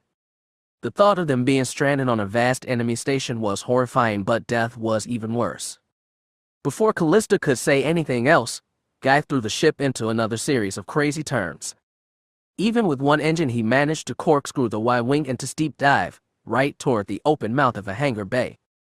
More fighters settled on their tail, raining a hail of green plasmas that tore through their shields and shredded a portion of the cockpit pod. More lasers started whipping past their ship, now from a different direction. Jeeth said, "Those gun turrets are coming online." "They see us?" "We must have lost the signal." "I'm taking us in." Jeeth said, "Hold on." "Jeeth, do they have shields up?" "Sensors don't show." "Jeeth." He gunned the accelerator. The fighters veered off to avoid a collision, but their Y-Wing speared forward, right into the station's open mouth. The bright borders of the hangar bay jumped into Kallista's vision. Then Jeeth killed the engine and fired the reverse directional repulsors at full power. The whiplash was too much. Her vision swam for a second before everything went black. Chapter 15. I want you to remember something very important, Katika. When the time came, I had to make a choice. I've always tried to do what I thought was right, and that's what I did then. And I can't tell you how sorry I am. We were with Ordo in Shuanther's sick bay when we heard. I was with Bethany and the rest of the Nulls, and Ordo's able-bodied brothers had been giving him a hard time and even putting a smile on his sour face. Then Kalbur walked in with a stony expression and asked for the Nulls and me to step outside. "Something wrong, Booer?" Bethany asked. "Don't worry about it, Basika," he tried and failed to force a smile. Ordo and Bethany clearly knew something was up, but Ordo wasn't in the shape to protest and Bethany wasn't going to leave his side, so they stayed in the sick bay and watched Kalbur lead the rest of us out. We followed him down the clean white corridors of Altis' shockingly well-stocked medical wing until we reached the big storage warehouse, where Altis was waiting for us with a couple of his apprentices, Ash Jarvi again, and a masked Keldor named Norvald we'd briefly met in the medical wing. Fi was there, and so was Kor. Maze and Z sat against a heavy crate in one corner while Vau stood in the opposite side, arms crossed over his black armored chest, scowling while Lord Murd crouched at his side with his head held high and alert. Finally, Kina Ha was standing behind Altis and his people, silent and towering. I could see it on everyone's faces and feel the grim mood in the force. It was a very different meeting than our last one in the garden. I knew something dire had happened and steeled myself for the worst. Altis came right out with it. "The Empire has found our safe house on Belsavis." "Oh, Shab," Comric said. Kalbur and the others in the room didn't look surprised. Altis had already told them. "Have they attacked yet?" I asked. "2 of my people intercepted their battle station in the Moonflower Nebula. We got their signal less than 30 minutes ago," Altis said. "We've heard nothing from them since. We have to assume they've been killed." My heart sunk into my gut. I'd only met Kalista briefly, but I'd taken an instant liking to her. I asked, "How many people do you have on Belsavis? Can you get them out?" "There are over 20 people in the settlement. I'm not sure what kind of transportation Master Plett has, or what defenses. I'm going to send Ash and Norvald to evacuate as soon as possible." He left his request unspoken, but it rippled through the room. Lord Murr gave a low, growling noise, but Z placed a hand on the lightsaber at his belt. No one had to question what he would do. Ash spoke up. "Almost all the beings in Pletzwell are children." It felt like a grim pronouncement over the entire room. I could see the conflicting priorities on Kalbur's face. Vau, arms still crossed forbiddingly over his chest, said, "I'm sorry, but this isn't our fight." I understand that, said Altus, but my people, even my best Jedi, aren't soldiers. I'll go, May said behind Z. That didn't surprise me, but it showed on my old master's face. He looked back at Maze like he wanted to say something, but he kept his mouth shut. He didn't say anything to me either, didn't even look at me, and maybe if he had, it would have made all the difference. If he had straight up asked me to come with him, I would have said no. My lingering resentment against the Order and my contrarian instincts would have kicked in, and I'd have sided with VAU and telling him we've had enough fighting and sorry. But those helpless little kids were going to have to fend for themselves against an overwhelming Imperial onslaught because we're Mandos, and you're Jedi, and we've already mingled too much for anybody's comfort. But I didn't say that. No one pressured me. No one even looked at me. Calbor was lost in a silent struggle with his conscience. VAU and Murd were adamant. The clones were looking at their boar for guidance, and Kina Ha seemed to be hovering aloof above the crowd. Not that anybody expected her to pick up a lightsaber anyway. Because no one was prodding me or pressuring me, I could look within myself and decide. I told myself that it wasn't about being Mandalorian or Jedi. It was about being able to live with myself. It was about not letting 20 innocent children get slaughtered by the Empire. I'm going to help them, I said, and placed a hand on my belt above my lightsaber. Calbor, if you'll let me, I want to take Ahen. It's probably quicker and better armed than anything Altus has. The room fell silent and suddenly everyone looked at me. Calbor stared at me from across the room, and I felt surprised to see none of his face. He nodded, a little sadly, and said, "She's all yours, Boudica." "Thank you, Boor." My mouth had suddenly gone dry. "I'll get her back for you, I promise." Then the surprises started coming. Comric said, "We'll take the aggressor and back you up, Boudica. She's got way more punch than I had." I hadn't expected that. I hadn't even wanted it. I thought I'd made that decision as myself, but I forgot for that moment that I was Skirata's son. I had a family no matter what, and we were in this together. I wagged my head back and forth. No, it's okay. I'll just take Ahen with the Jedi." "Someone has to watch your shebs, Boudica," Prudy I said. Aiden nodded behind him. "I won't come too," Kor spoke up. He'd been more quiet than normal since Joka died, and his voice then was full of pent-up anger. "I owe them something fierce right now. You might be fighting against your own brothers. I told them they might send more clones to Belsavis." That made them hesitate, but Kor said, "Clones went against us at Kiramord. They go around shooting women and kids who can't fight back. They're no vote of mine." The others' clones started to nod. I felt like everything was spinning out of control and looked to Calbor. "Nobody has to come with me. Somebody has to stay here and take care of Ordo and Lasima and..." "They're right, son," he said easily, like I lifted a heavy weight from his shoulders. "We'll stay with you, watch your back." "No, Boor, he's right," Mariel shook his head. "Somebody had to stay with Ordica and the rest. Plus, somebody might need to contact Niner and Dar. Jang, you should stay too."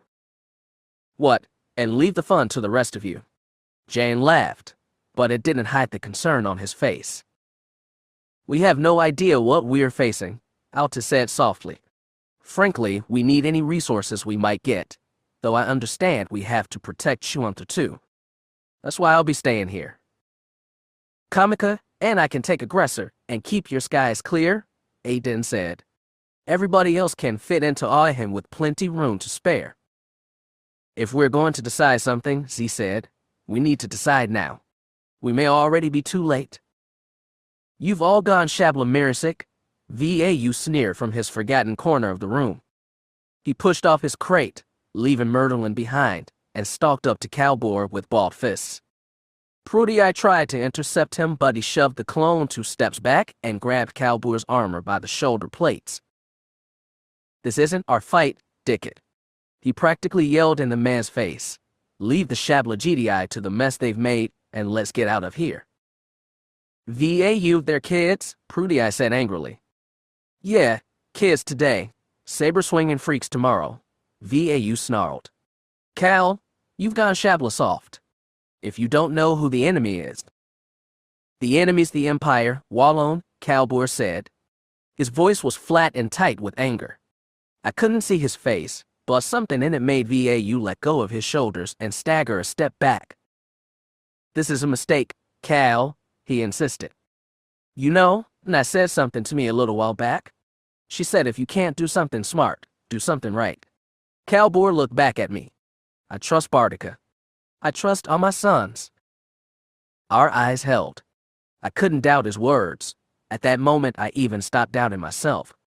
It was Ash Jarvi who broke the silence. If we're taking Ihan, let's get it prepped. We need to get to Belsavis fast. Agreed, Fi patted me on the shoulder.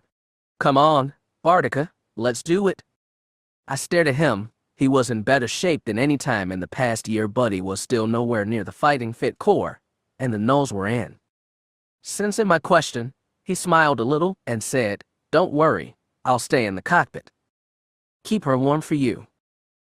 Fi, you don't have to. You don't owe me anything. His mouth slanted a little in the wry, easy smile of the Fi I'd first met a long time before. Let's get going, Boudica. Comric marched up behind me and gave me a playful slap on the head. Oh yeah, boys? I'll get the aggressor ready. Thank you, I said weakly, but by then most of them were already heading for the hangar. I looked back at the others still in the room, Altus and his Jedi, Kinaha, VAU scowling in his corner, Kalbor slightly damp in the eyes. Z finally looked at me dead on then, and his minute not expressed gratitude beyond words.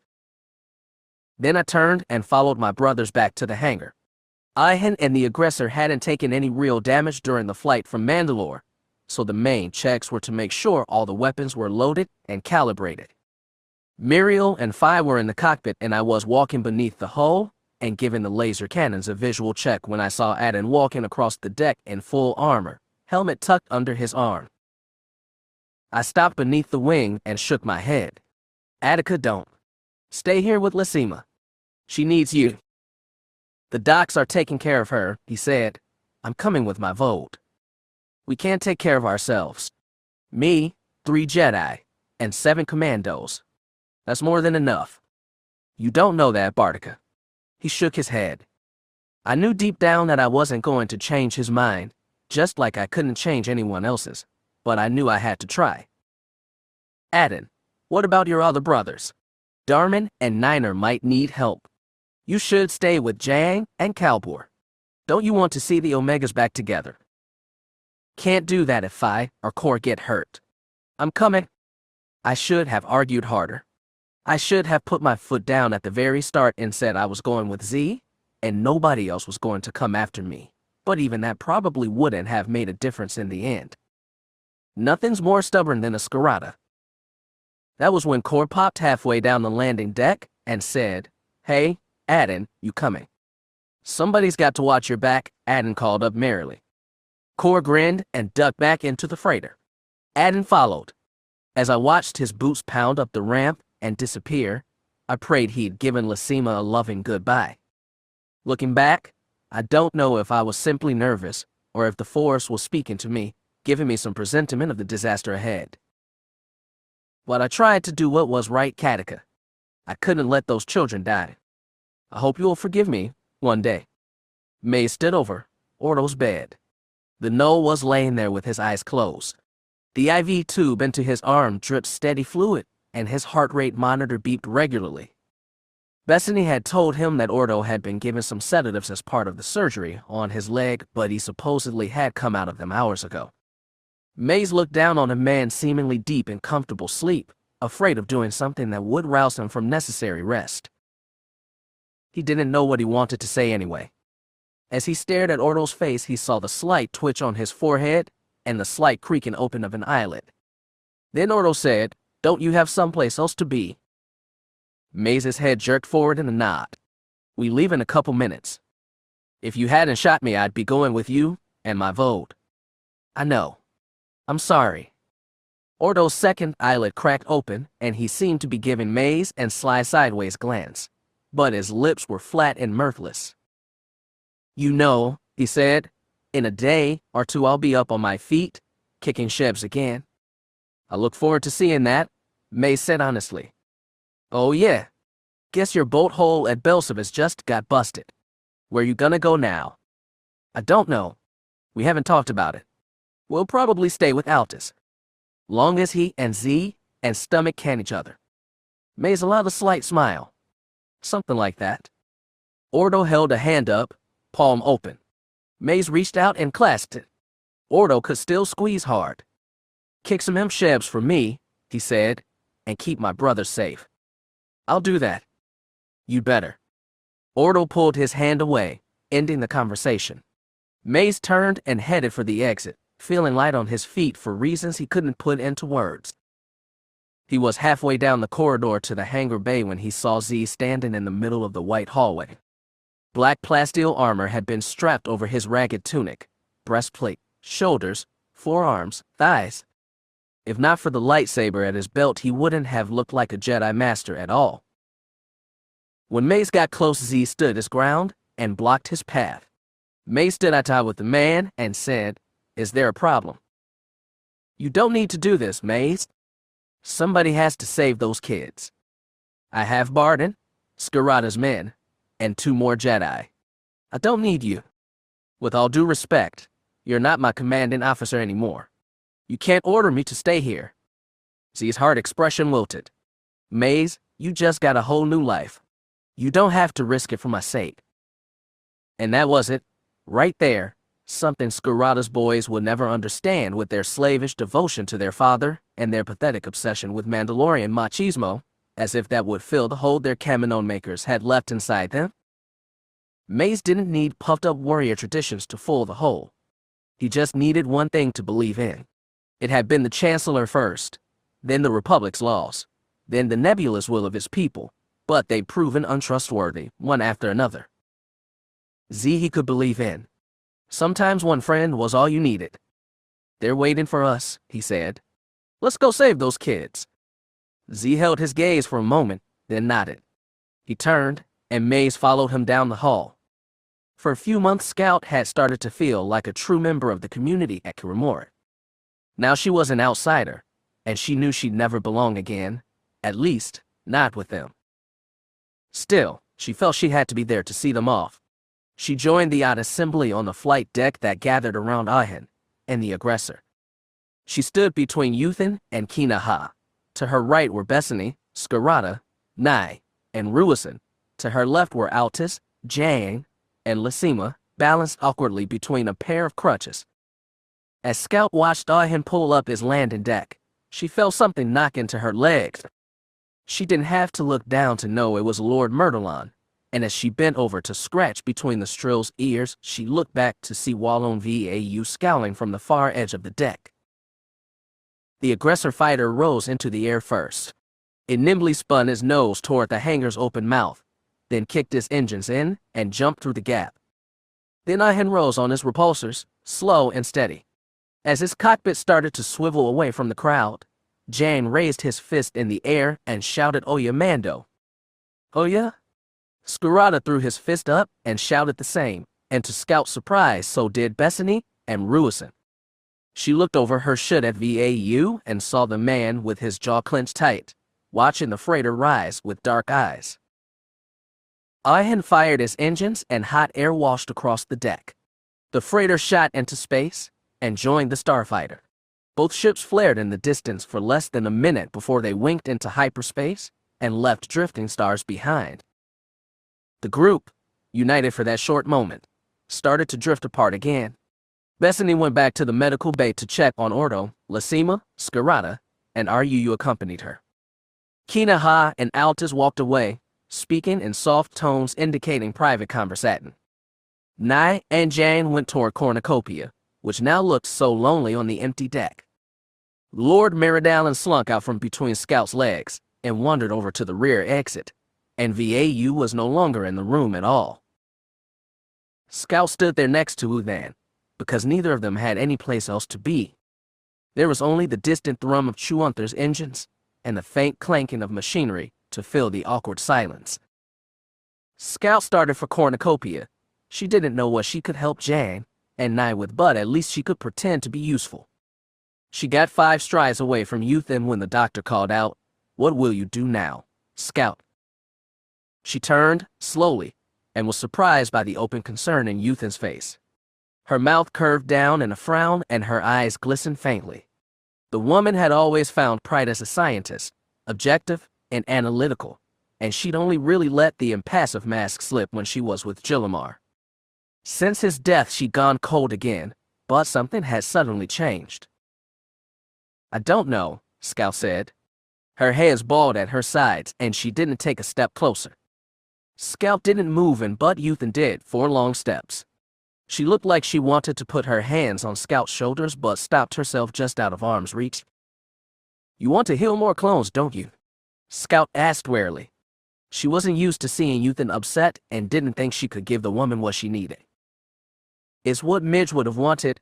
Yuthan waved a hand at the hangar mouth. "What good is it if they're just going to throw their lives away? They have to go. There's children on Belsavis. Someone has to save them." "But not me." Yuthan's hand fell to her side. "And not you." Scout hugged herself tight. "I can't kill people. I'm not a fighter." "Neither are you." Yuthan laughed bitterly. She craned her head back and stared up at the hangar ceiling like she was contemplating a cosmic joke. "You know, when the Emperor killed my world, I wanted nothing more than to kill his. I wanted to cook up a virus that would wipe out every last being on Coruscant. Every man, every woman, every child." She talked like she was contemplating another woman's life. Scout asked, "What changed?" "I don't know. Midge, maybe. A Mandalorian, talking someone out of murder. Well, stranger things have happened."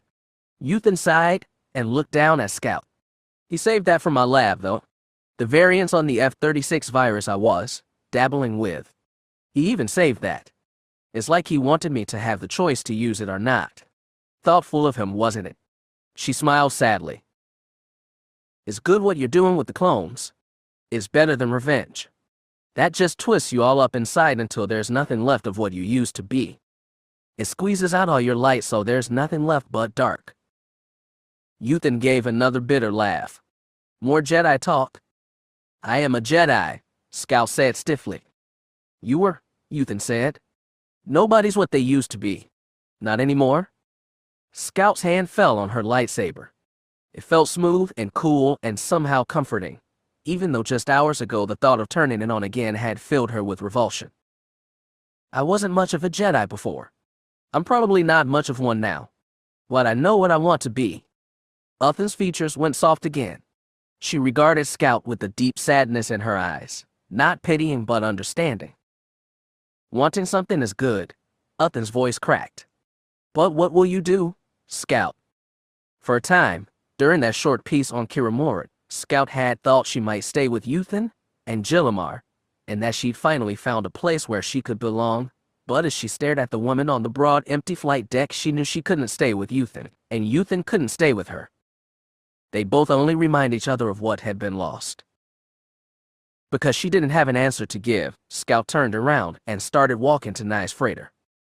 This time Yuthan didn't call after her. When Scout reached Cornucopia's landing ramp and dared to look around, she was nowhere to be seen.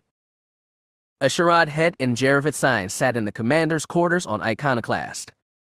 She was on the bed and he had pulled up a chair. They sat with kneecaps pointed toward each other, and the empty space between them could have been breached by an outstretched hand, but neither of them dared to touch. "I have to go now," he said. "Devis is getting her freighter prepped. I'll take the headhunter. It's only a few hours to Belsavis. I just hope there's still people when we get there." "1 starfighter," Sign said, "and 1 freighter." "That's right. Devis thinks Slake will send a few bigger ships too. They'll hang at the edge of the system while we scout the area and determine its status." "Did this Master Altus tell her anything else?" "I don't think he knows much either. I heard he's scrambling people too. Maybe they'll get there first. I don't know." Sign stared downward at the small, smooth hands dangling between her knees. "I have to do this," he said. "These are Jedi. They're children. If I don't protect them..." "You have your duty. Still, A day ago he'd been resigned to his fate as the last Jedi in the universe, and with that resignation had come an acceptance that he was no longer what the Jedi Order had trained him to be. Sign was the most obvious proof of that, but hardly the only one. Even when Devis had told him that there were other Jedi, with lovers and families no less, that hadn't changed things, not really. The imminent threat to Belsavis, to 20-some innocent children, had been a slap in the face. Whatever he was, Jedi or not, he couldn't stand by while the Emperor murdered children. He reached across the distance and took her small white hands in his. I'm coming back, no matter what happens at Belsavis. I'd never abandon you for Altus and his people. Never. She didn't move her hands away and didn't look up. You say that now, Jervith. I am with you. To the end. I remember. He had expected her to be worried when he announced he was going to Belsavis, but she became withdrawn and almost mournful. There was something troubling her beyond Belsavis, but he had no idea what it was. Looking into other beings' thoughts with the Force had never been his strength. He opened himself to it now, and felt the anxiety coming off of Sign, and also some concentration gathered inward, as if she were as concerned about something else as much as she was about him and trying hard to hide it. Did Slake tell you anything? He asked. Anything in private? She glanced up at him, dark eyebrows drawn together. What do you mean? Never mind, he shook his head. In the beginning, Sign, like the rest of her people, had been borderline paranoid about Hett using his Jedi magic to read their minds. It had taken a long time for her to grow comfortable around him and trust that he wasn't plucking secrets from her head. Even now, he wasn't plucking anything. He only felt some of the emotions he could see on her face.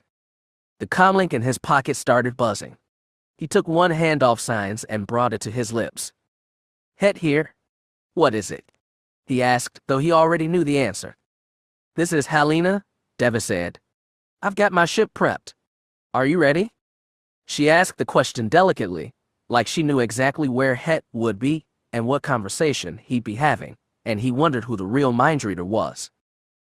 I'll be down in a second, he said. He flicked the comlink off and stuffed it back in his pocket. With his free hand, he touched Sign's white chin and angled it upward. He leaned forward and kissed her on cold lips. When he pulled his head away, she avoided his eyes. I'm with you to the end, he told her, and walked out of the room. Darman sat on it the whole trip to Farsting. He waited for Niner to jerk upright in his chair and find some excuse to get Reed away so they could slip on their helmets and talk to Calbor. He needed to hear something, anything to know that his father had things under control, that they could come home, that his son was safe from the Jedi.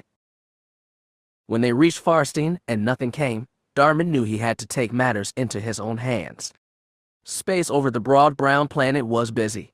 Even Reed, normally so unemotional, let out an impressed whistle as their blast boat drifted through a dense cluster of wedge-shaped warships, including a few Venator and Victory-class destroyers and one of those new Broadway's Secutor-class carriers. They were ordered to pass through the fleet and dock at the orbital command station, which looked to Darman like some kind of three-ringed September gunnery platform someone had commandeered for the Empire's purposes. Small hangars and docking ports lined the outer edges of the station's rings, and one capital ship appeared to be linked directly with the station's freight-loading apparatus. It was only half the length of Victory or Venator, and instead of having a pointed nose like the traditional destroyer, its sides canted to separate points with a hangar bay gaping in between. To Darman, it looked kind of like the mouth and mandibles of an insect. Never seen that kind before, Niner muttered as he maneuvered the blast boat over the destroyer, toward their assigned docking ring. That's a Gladiator class, Reed supplied. They're fresh off the docks. They're calling it a pocket destroyer. Packs just as much punch as a Vic. They're getting ready for some big op, that's for sure, Darman muttered. He wondered if Meluzer already knew the Jedi were on Belsavis. If so, he'd been agonizing silently for hours for no purpose at all. I wonder if Delta's here, Niner said, and Darman knew what he was thinking.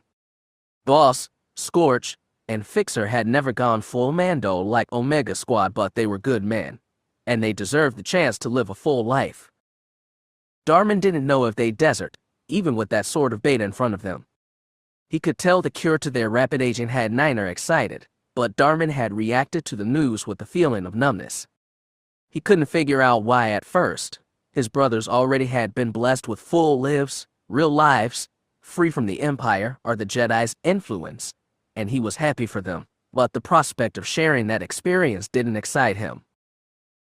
He kept on telling himself that now he could see Katika grow up, and that alone was enough to celebrate, but not even that worked, because when he thought of his son, he thought of his wife, and he knew no medical miracle could ever give him back the life they should have had together.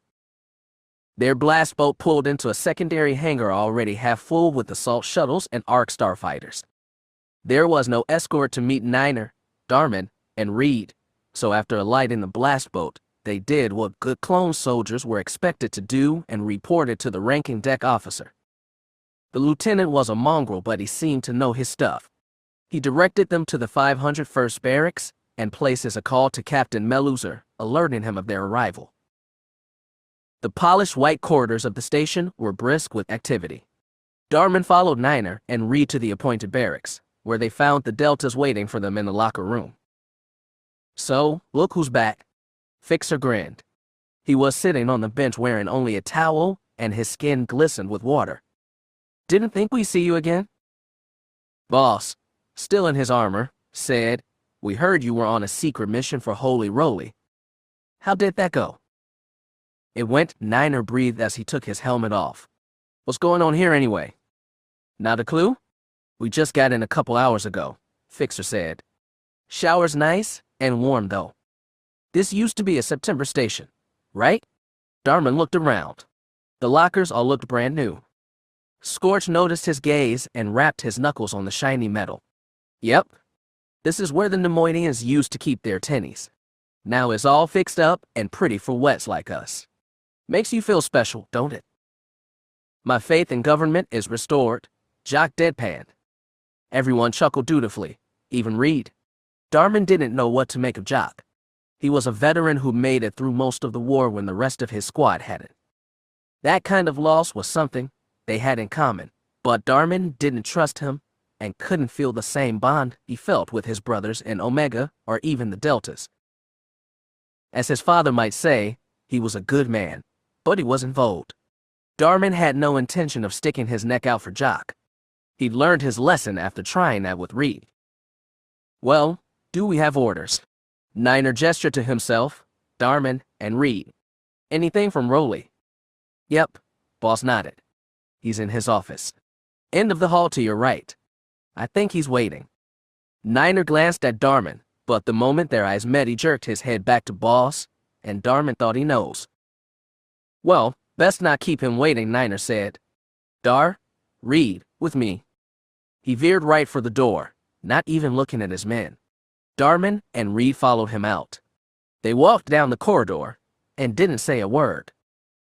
The soldiers might have gotten fancy new showers and locker rooms, but Holy Roly's office was a glorified broom closet with no windows and barely enough space for a desk. Pellaeon always had an ascetic quality about him, and Niner wondered if the captain hadn't straight up requested a bare and simple workspace. It probably didn't matter either way. None of them were going to be at Farsteen for long. Pellaeon stood behind his desk, the clones in front of it. Niner rattled off another report of the confrontation at Kiramorit. Pellaeon looked at Niner the whole time and didn't let his eyes stray toward Darman, even though Darman could do nothing but stare at him. He'd taken an instant liking to Pellaeon. The man seemed to care about his troops, and he cared about the good of the galaxy, and most of all he cared about getting rid of Force users. The captain treated his clones like men, not war material, and for Darman that had been a shocking first. He still wanted to believe all of that was true. He didn't trust Pellaeon, and Pellaeon didn't trust him, but their ends were the same, and that meant they might be able to work together, because in the end, it wasn't about trust. It was about need. After Niner finished his report, he cleared his throat and asked permission to ask a question. "Sir." "Of course," Pellaeon said, so casual, so open. "Sir, everyone seemed pretty confused about what we're here in Farsteen for. Anything we could tell them to clear things up?"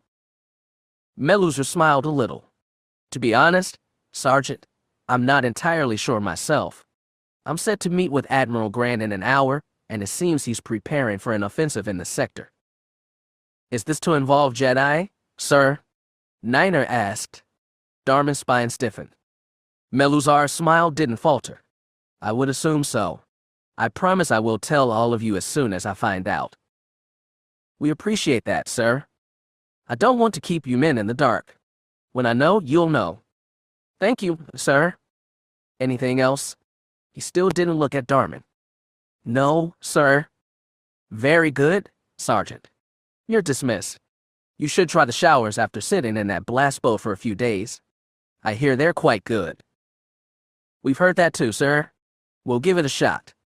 Meluzar gave a polite nod and sat down behind his desk, ending the meeting. Reed turned and went straight out the door. Niner got halfway there before he realized Darman hadn't budged. Darman looked down at Meluzar and said, Sir, may we speak in private? Niner must have been glaring at the back of his head, but Darman just stared right at Meluzar. Their eyes met, finally. Go ahead, said Meluzar. Niner, please leave us. Darman heard the door hiss shut. He breathed in, breathed out, stared into the captain's eyes. Then he said, I know where the Jedi are. Meluzar leaned forward. Are you sure, Darman? Are you absolutely sure? Altus has a safe house on a planet called Belsavis. Belsavis, Meluzar echoed. His eyes went distant, like he was trying to remember anything about the planet. Darman hadn't and had ended up looking up his info on the blast boat's nav computer when Reed and Niner weren't looking. On the border with the Senate sector, sir, Darman supplied. It's mostly an ice world, but there are settlements and geothermal hotspots in his rift valleys.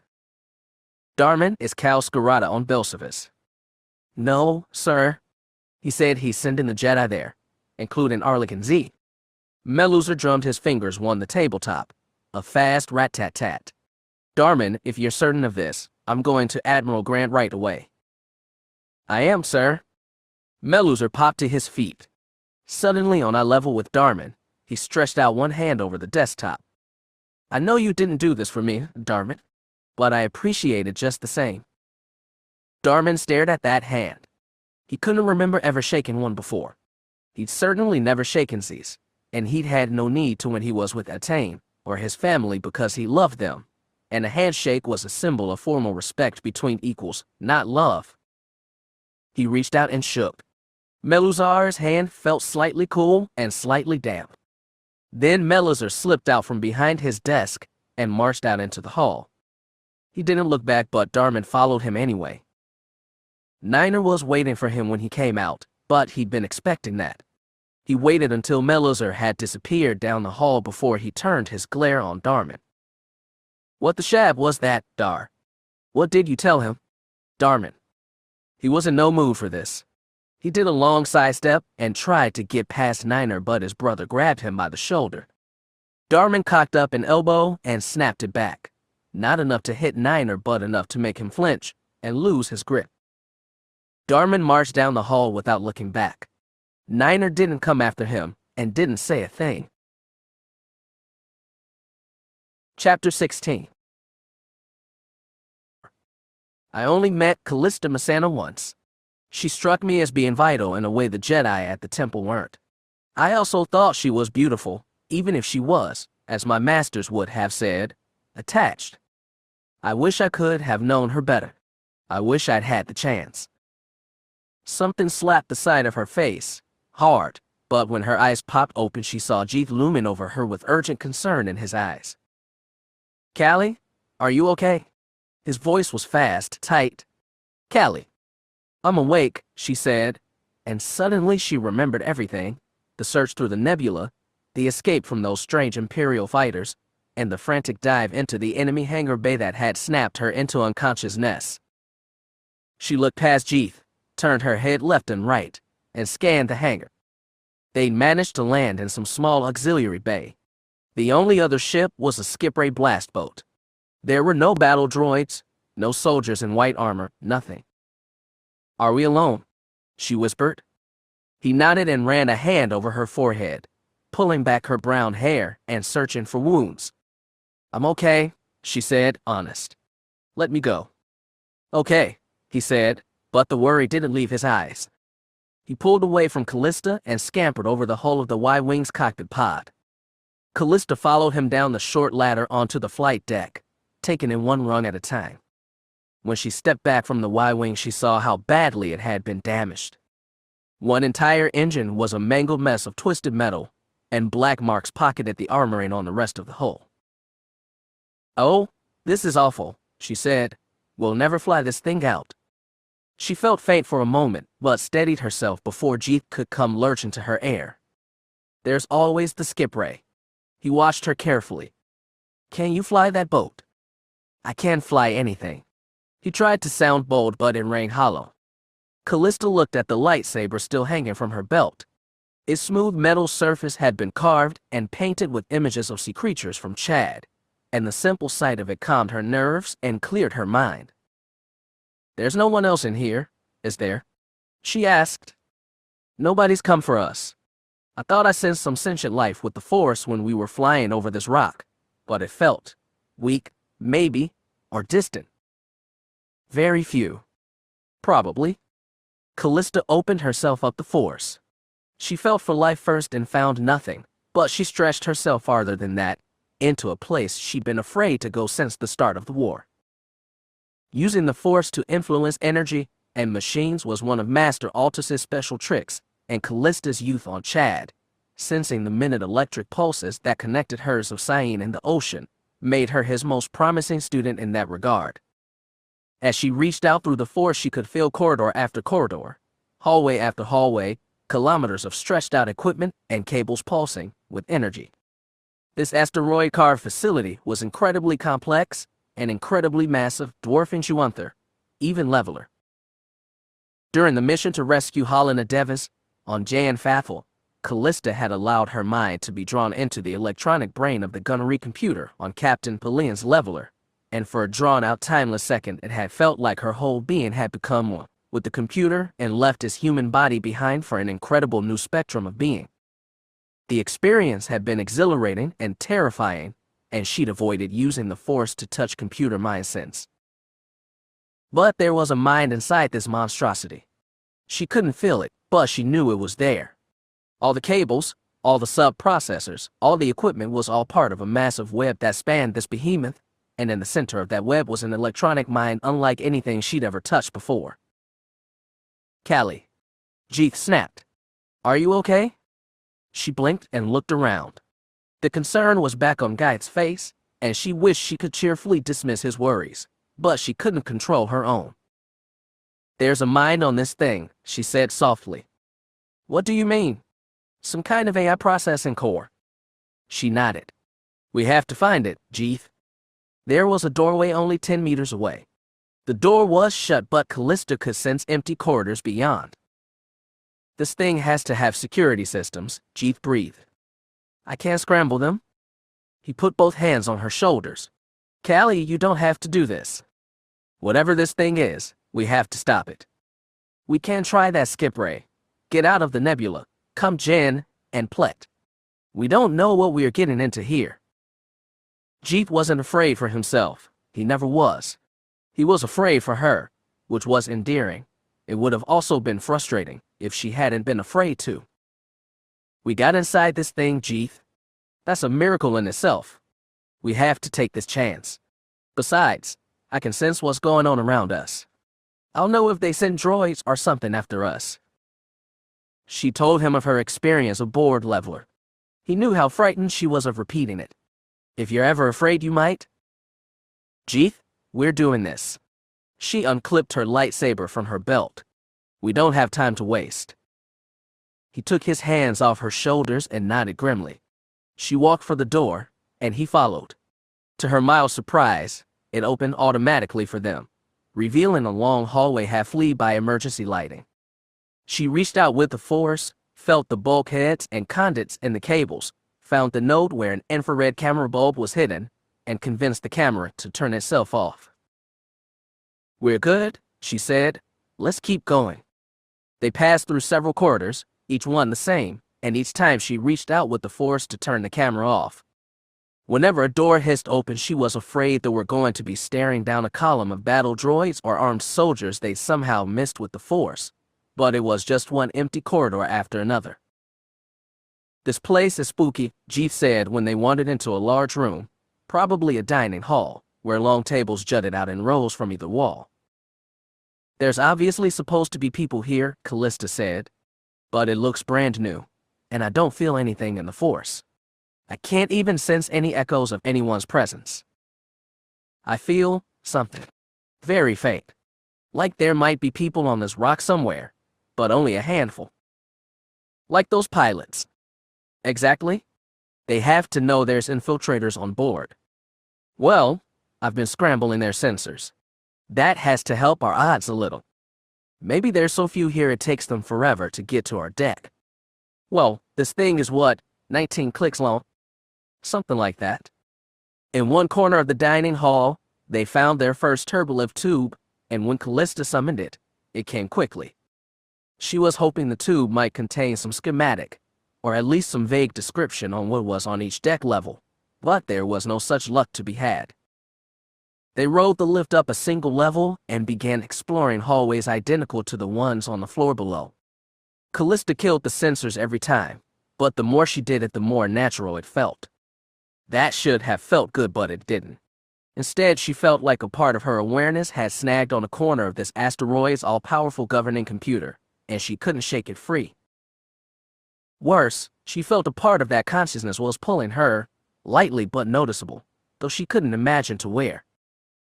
They eventually reached another mid-sized hangar, though this one contained more than just a blast boat and a battered Y-wing. There was a half-dozen boxy assault shuttles sitting there with their starboard side doors wide open, as though they expected troops to come marching aboard any minute.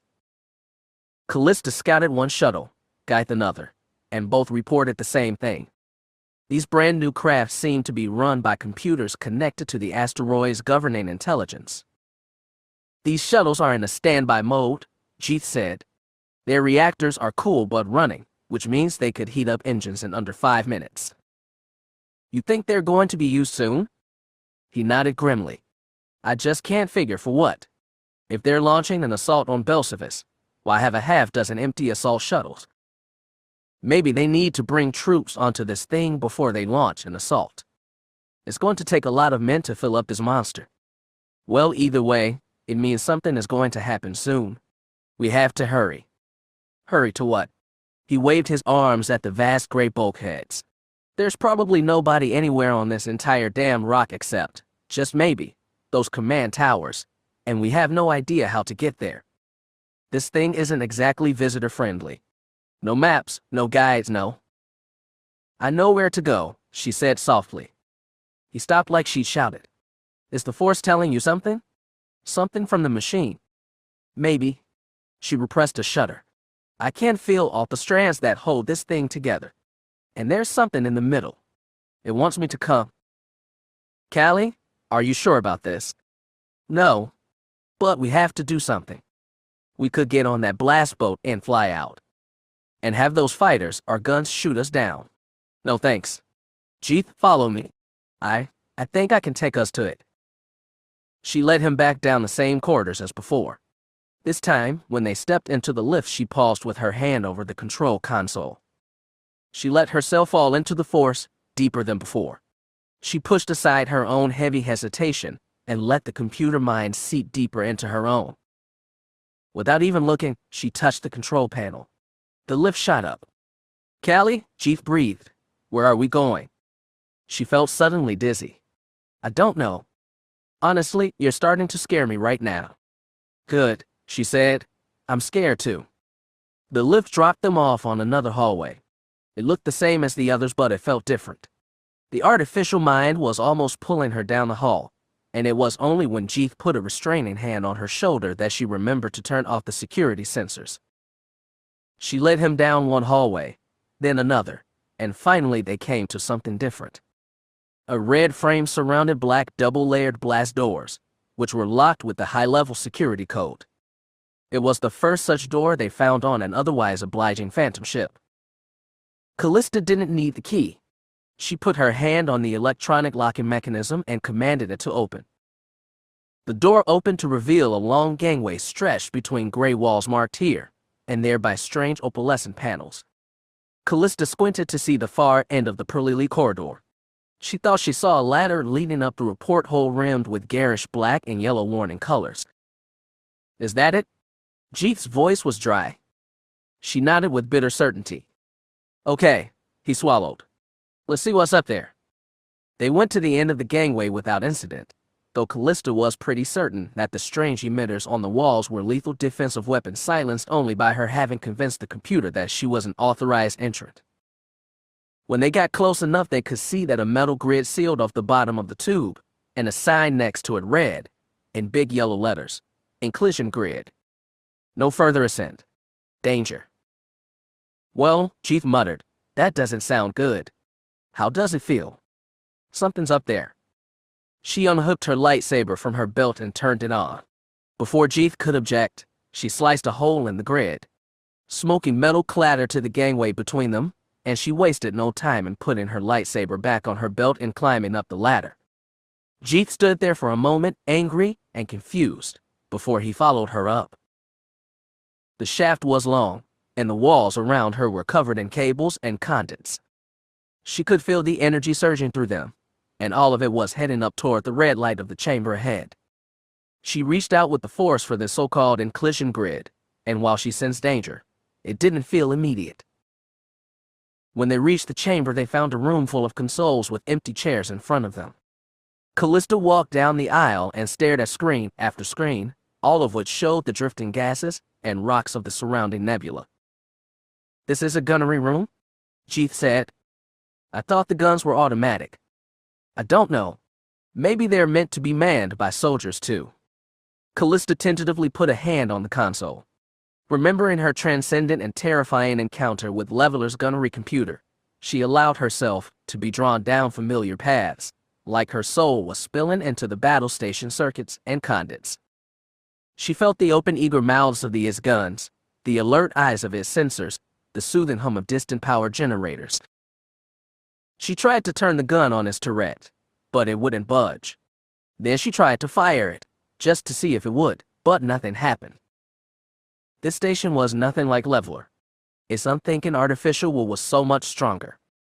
A sense of dread filled her as she turned her attention to another ladder and another black and yellow-rimmed shaft. She stood beneath it and stared through its grid. Even more cables and conduits crawled up into the heart of the battle station.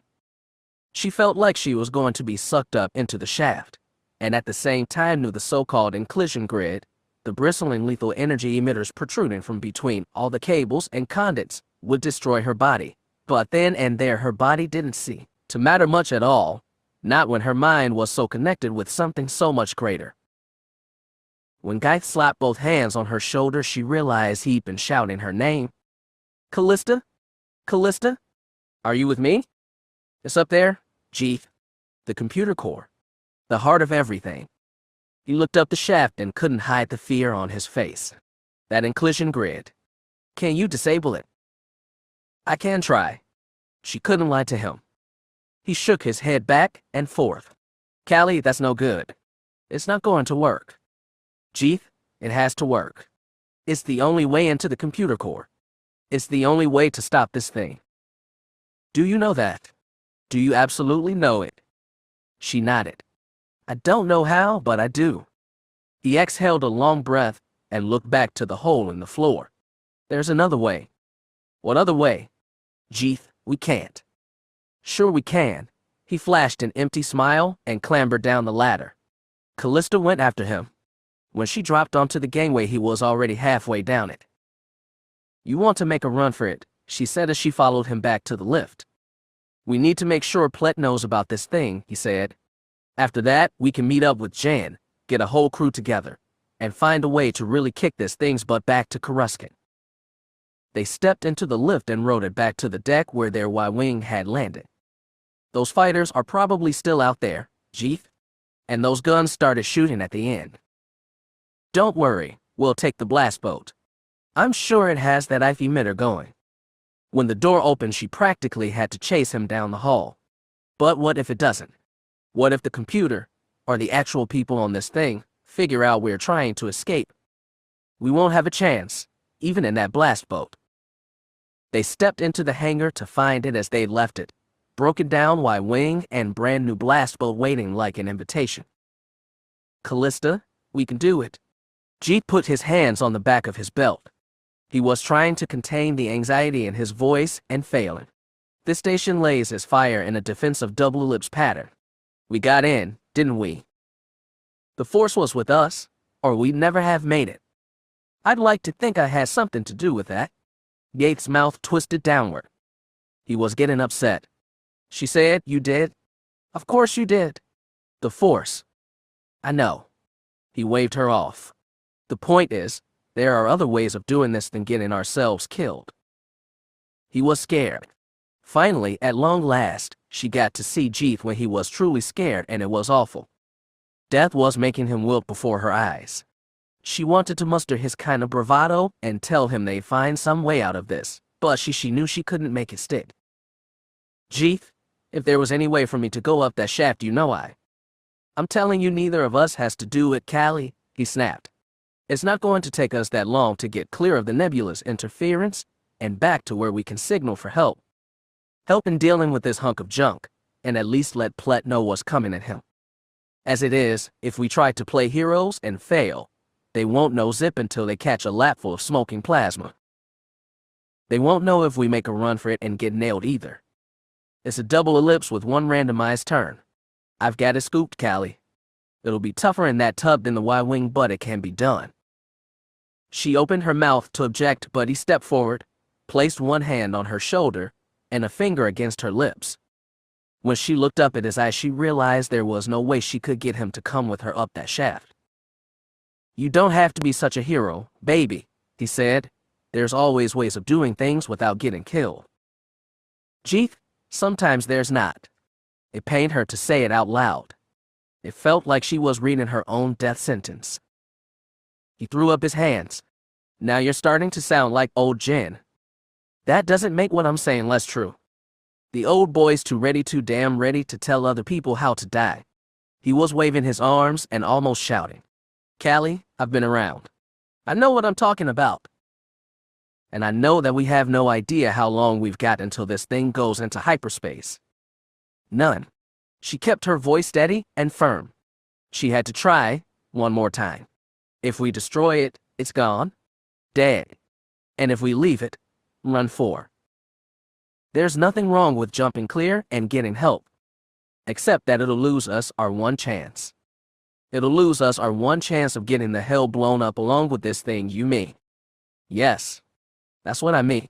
Will you help me or not? She was as surprised by her own courage as by Gates' cowardice. She could still feel the computer mind whirring away inside her own.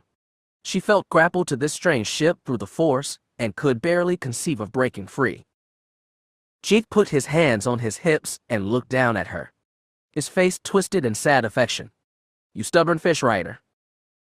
Don't leave me, Jeet, her voice cracked. She could face death, but she didn't think she could face losing him, not after all they'd been through. I can't do it alone. He looked away, and she knew she'd lost him. Whether or not either of them survived, she'd lost him. I'm going to make a run for it, Callie.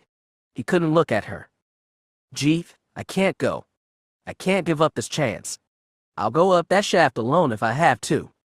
They stood there in the hangar, awkwardly apart, both contemplating different deaths and neither willing to take the necessary step toward it. Kalista wrenched herself forward, stepped up on 2 toes, and touched Jeet's face softly. She turned his head to face hers and kissed him once. It was a long and warm kiss, but it felt like a sad echo of what they'd shared in the past. It felt like he was already dead. When they pulled apart, he still couldn't look her in the eye. Callie, I have to go. She could cry, she could scream, she could get on her knees and plead, but she knew all of it would fail. In the end, behind all the swagger and ideals and strong convictions, all the love she thought they shared, there was this. She felt like her life had already ended. Get up to that gunnery computer, he told her. See if you can kill those cannons. I'll give you 5 minutes to get up there. Then I'm taking this boat and making a run for it. She nodded stupidly. She could still put in that much effort, though she knew in her heart and in the Force that it wouldn't do any good. "Don't do this to me, Jeeth," she whispered. "Don't do this." He turned and started for the blast bolt. He took long staggered steps and didn't turn around. She watched his back for as long as she could, knowing she'd never see his face. Then she turned and ran. She sprinted down the hallway, crashed into the lift. She punched the console and rode it up and ran down the new hallways, across the clanging gangway, and hauled herself up the ladder into the gunnery room. She stumbled, collapsed, hit her elbows hard on the hard deck. Her lungs scraped for breath, but she wanted to run forever. The computer mind was clawing deeper into hers now, so strong it could almost drown out her grief. She pushed herself off the deck and staggered over to the console she'd touched before. She leaned hard against it with both hands and let herself fall into the computer mind, and let the computer mind close around hers. It happened in an instant. It felt like she'd reverted to a natural state of being. Her mouth was a gun barrel. Her legs were the spinning pivot of the turret. Her eyes were electronic sensors that saw light far beyond the visual spectrum. She stretched herself further. It was so easy. She became 100 gun barrels and 200 eyes, spotted all over the hull of the monstrous machine. She became a body floating in the brilliant, beautiful void, and her skin tingled with the impossible cold of space. Her lungs drew in stardust and exhaled radiation. It was incredible, and it was awful. It was like her experience on Leveler, but so much more. She was so overwhelmed she almost missed Jeeth taking off. When her 200 eyes saw the flare of the blast boat's engines, she pulled all her gun barrels away, like she was throwing her hands up in the air. She commanded them to stop, to cease, to move no more, and for a moment she watched with those 200 eyes and saw Geith's blast boat soaring free into the nebula. Then the guns swung forward. She tried to pull them back again, but her limbs moved of their own volition. Her body retched. She vomited hot plasma that streaked through space. Jeeth spun his clunky attack craft into a sharp roll, dodging one volley. He pulled up, evading another blast. Kalista screamed silently but couldn't stop it, and pointed his nose toward the asteroid field. He wove around one space rock, then another, then snapped another roll that barely evaded a volley of turbolaser blasts. And then one of her shots clipped his stabilizer. His blast boat corkscrewed, trailing a tight spiral of fire, then collided with an asteroid and exploded. Kalista screamed, loud enough to scrape her throat, and suddenly she had a throat again, a throat of cartilage and blood vessels, and her limbs were muscle and bone, and her eyes blurred the gunnery room's red lights with swelling tears. As valediction and salvation cut through the brilliant red, pink, and violet gases of the Moonflower Nebula, Lieutenant Minor Vernadet slipped alongside his captain and said, "May look pretty, sir, but it turns our sensors into absolute poodoo." Gilad Pellaeon gave his friend a sideways smirk. "Watch your mouth, Lieutenant. We have guests aboard." Commodore Zarin was on the far side of the bridge, hovering over the shoulder of the tech who handled communication with the hangar deck. He'd spent most of the flight out from Farstein bent next to the poor woman's ear, requesting constant updates from the deck crew as to the status of his prized new starfighters. He certainly wouldn't be hearing any swears in the far side of the room, and if he had heard, Pellaeon suspected he wouldn't care. Zarin was a big, gruff, edgy man who didn't seem much concerned for formalities, which explained why he and Grant didn't get on well. And then there was Amisa Darius, who stood pressed close to the forward viewport but out of earshot, or at least, out of earshot for normal beings. Somehow Pellaeon didn't think she cared about an officer's language either. "At this point we're flying blind, Gil," Vernadet said, still under his breath.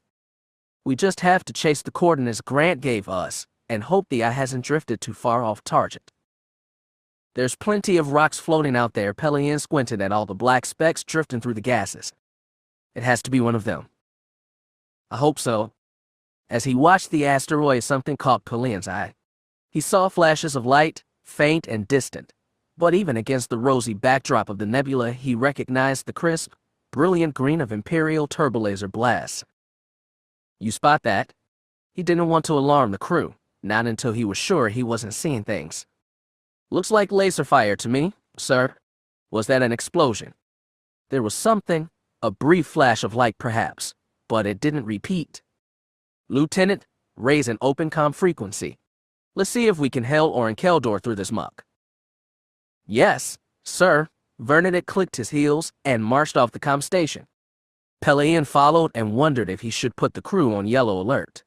Keldor could easily have testing the eye's gunnery systems on surrounding asteroids. In fact, it was the most likely explanation. Still, something didn't sit right with him, and the worry must have shown on his face, since Zarin pulled himself away from his harried comm officer and intercepted Pellaeon. Well, are we there yet? Zarin asked. Very brusque, not Grant-like in the least. We're nearing the coordinates now. We're attempting to hail the battle moon, though with this interference I'm not sure how successful we'll be. Pellaeon followed Vernet and Zarin followed him. The three officers hunched over the back of a horn-headed Zabrak lieutenant who said, "We seem to be getting a signal, sirs, but it's a little hard to clean up." "Keep working on it," Pellaeon said. "Repeat our hail to Keldor. Tight beam out signal to the source of his last transmission." "Doing it now, sir. Sirs, we're getting a response. Clearer this time. Let's hear it." Static blared over the speaker, making Vernon wince. The Zabrak turned the volume down, but Pellaeon leaned closer. He could hear a voice, all right, and could barely make out scattered words. He heard escape, fire in solution, engines, fighters, and finally problem. "That damned Pratt," Zarin scowled. "I knew something would go wrong." "Do you have any idea what, sir?" "Probably some bad subroutine in that will of his. Take us closer, Captain. Commodore, if this station is having issues, it might be safer too. We can't even talk to Keldor unless we get close. Take us in, Captain, that's an order." Pellaeon knew when not to pick a fight. He gave Vernon a sharp nod and his first officer marched off to relay orders, while another comm officer called up Captain Horner. Valediction and Salvation edged forward through the asteroid field, but Pellaeon stayed where he was, right next to the comm system with Zarin, waiting for some revelation to appear from his static.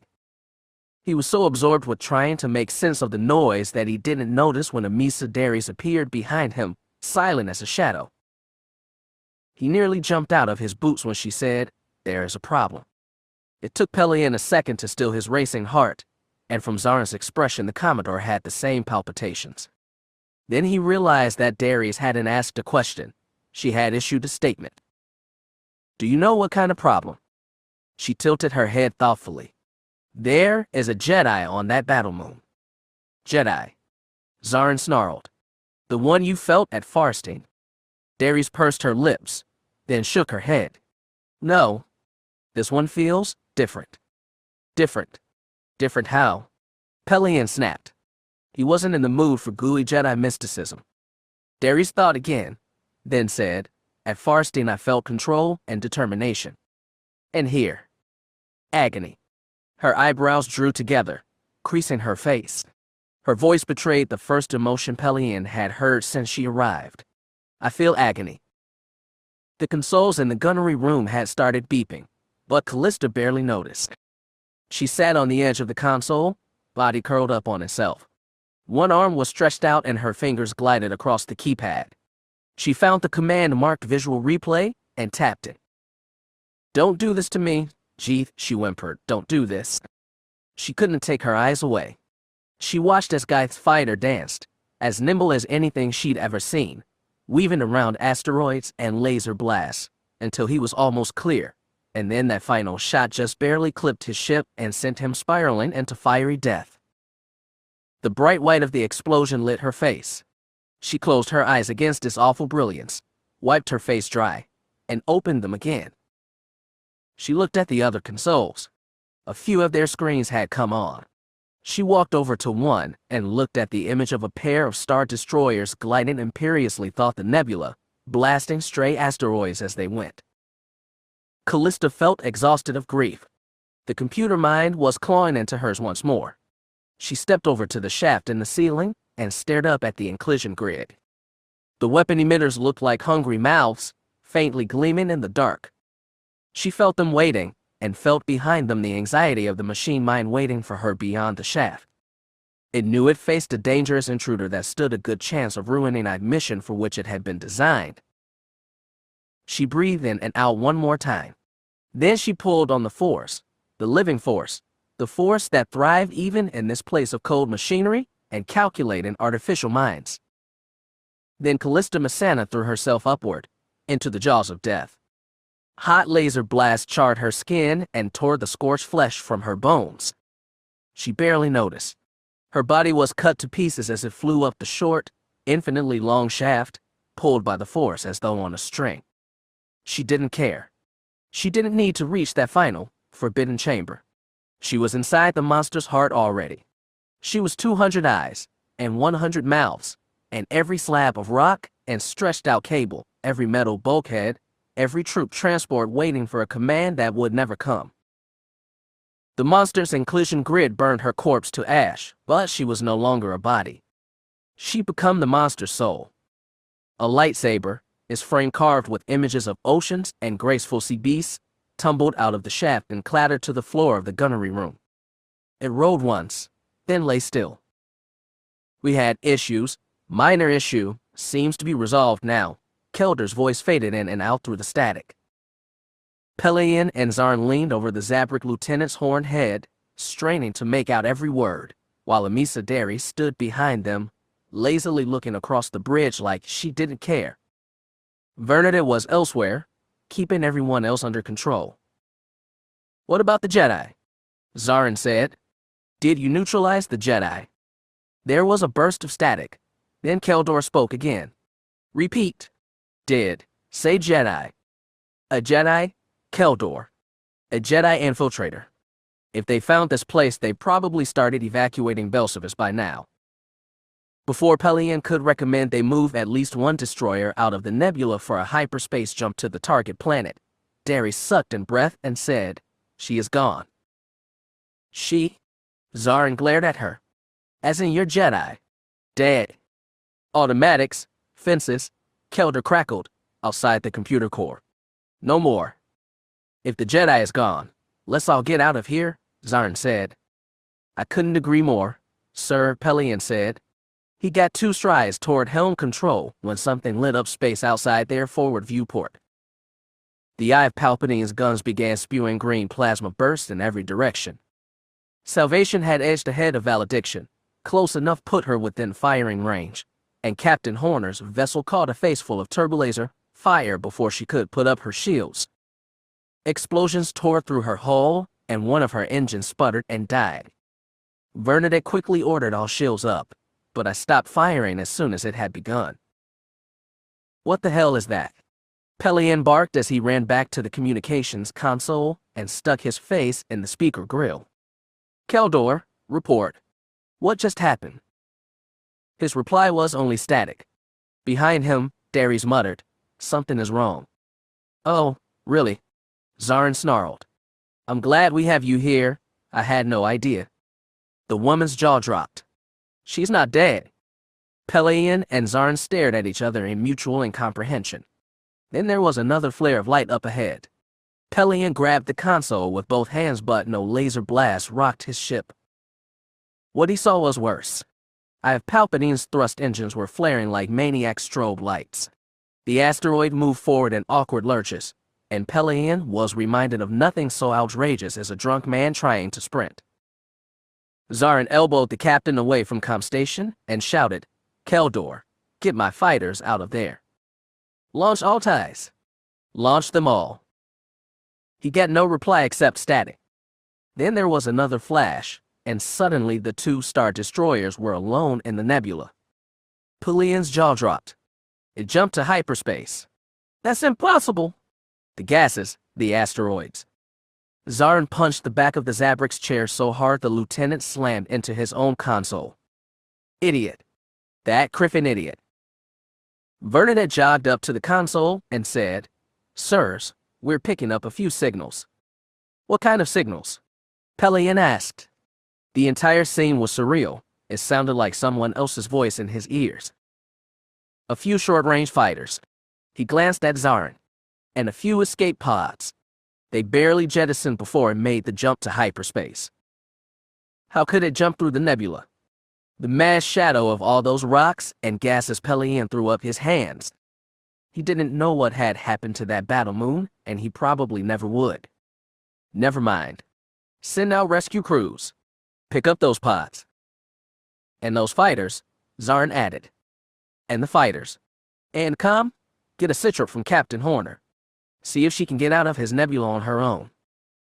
Bernadette dashed off and the Zabrak put in the call. Zarin, no longer spitting mad but merely seething, told Pellaeon, we need to go to Belsavis right away, even if we go alone. I agree completely. Pellaeon glanced at Darius, hoping but not expecting her to shed some illumination on whatever had happened in the nebula. She had an expression of mild confusion on her face and didn't notice him at all. The Zabrak announced, Sirs, Captain Horner says he has one downed engine. Hyperdrive might be repaired, but he needs time. Casualties? Pellaeon asked. Unspecified, sir. Salvation had clearly suffered some hull breaches. There would be dead, all right.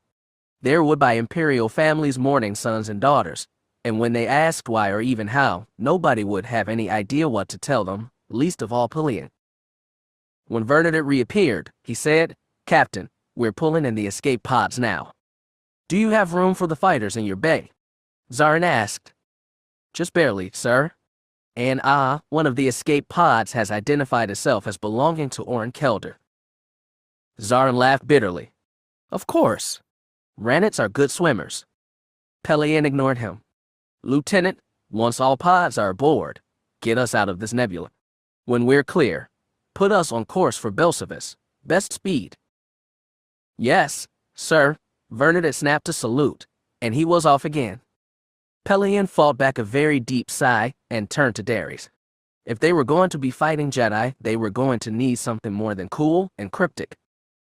Miss Darius, for the sake of this mission, I need to know all you do about the Jedi base on Belsavis. She looked at him like she was noticing a bug for the first time, then said, Of course, Captain. The Emperor has waited a long time to bring Master Altus to justice. His mind froze, his breathing stopped. Somehow his throat rattled out, Altus. Darius nodded once, and Pellaeon felt his whole world fall away. Before any of them really knew what was happening, they were being herded out of the ready rooms, down the pale corridors of Farstein Base, and into the hangar, where a pair of new assault shuttles were waiting to whisk them away to who knew where for who knew what mission. The clone commandos filing into the shuttles moved quickly and efficiently, and, to the ears of mongrel officers moving them like cattle, they were completely silent too. Inside, Niner had his helmet on and his comm transceiver set to a wide frequency, which meant he got to hear all the chatter bouncing between clones. This is great timing, Jock griped. I was just going into the shower. I heard they're nice, said one of the boys from Squad 6, Sergeant Brandt maybe. Try 'em when we get back, Fixer said as he hopped into the belly of the assault shuttle. It had room for 2 pilots plus 3 squads, which in this case meant X Delta, X Omega, and the Sixers. Yeah, if we get back, said Soru, another Sixer. Shut your mouths, boss ordered. Strap in and get ready for liftoff. The assault shuttle had the rows of benches with backs against the outer walls. The clones squeezed themselves in and strapped crash webbing over their chests. They wouldn't need it during takeoff, but since they had no idea where their destination was, it was smart to stay strapped in until advised otherwise. Niner found himself squeezed between Scorch and one of the Sixers near the front of the cabin. Darman and Reed sat in the opposite corner. Dar hadn't said a word to him since his meeting with Holy Roly, and that had been more than an hour ago. When the action order went down, an awful feeling had settled in Niner's gut, but he hadn't called Dar on it. He didn't know for sure. He wasn't going to accuse his brother of anything, not without proof. Fearfact, he hoped it wasn't true, even though all logic said it was. Incoming transmission. Routing through personal comlinks, announced the pilot. He had a white helmet on, so he was with Farstein Command instead of the 501st, and his accent was a little weird.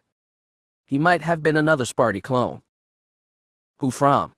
Holy Roly, asked Soru. Scorch checked the comlink readout on his wrist.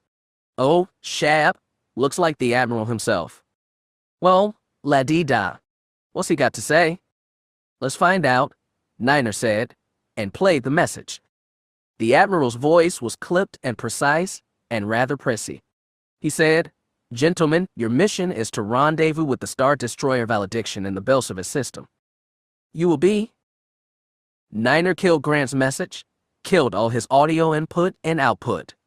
He squeezed his eyes shut and saw nothing, heard nothing except his own breathing rattling through the blackness of his helmet.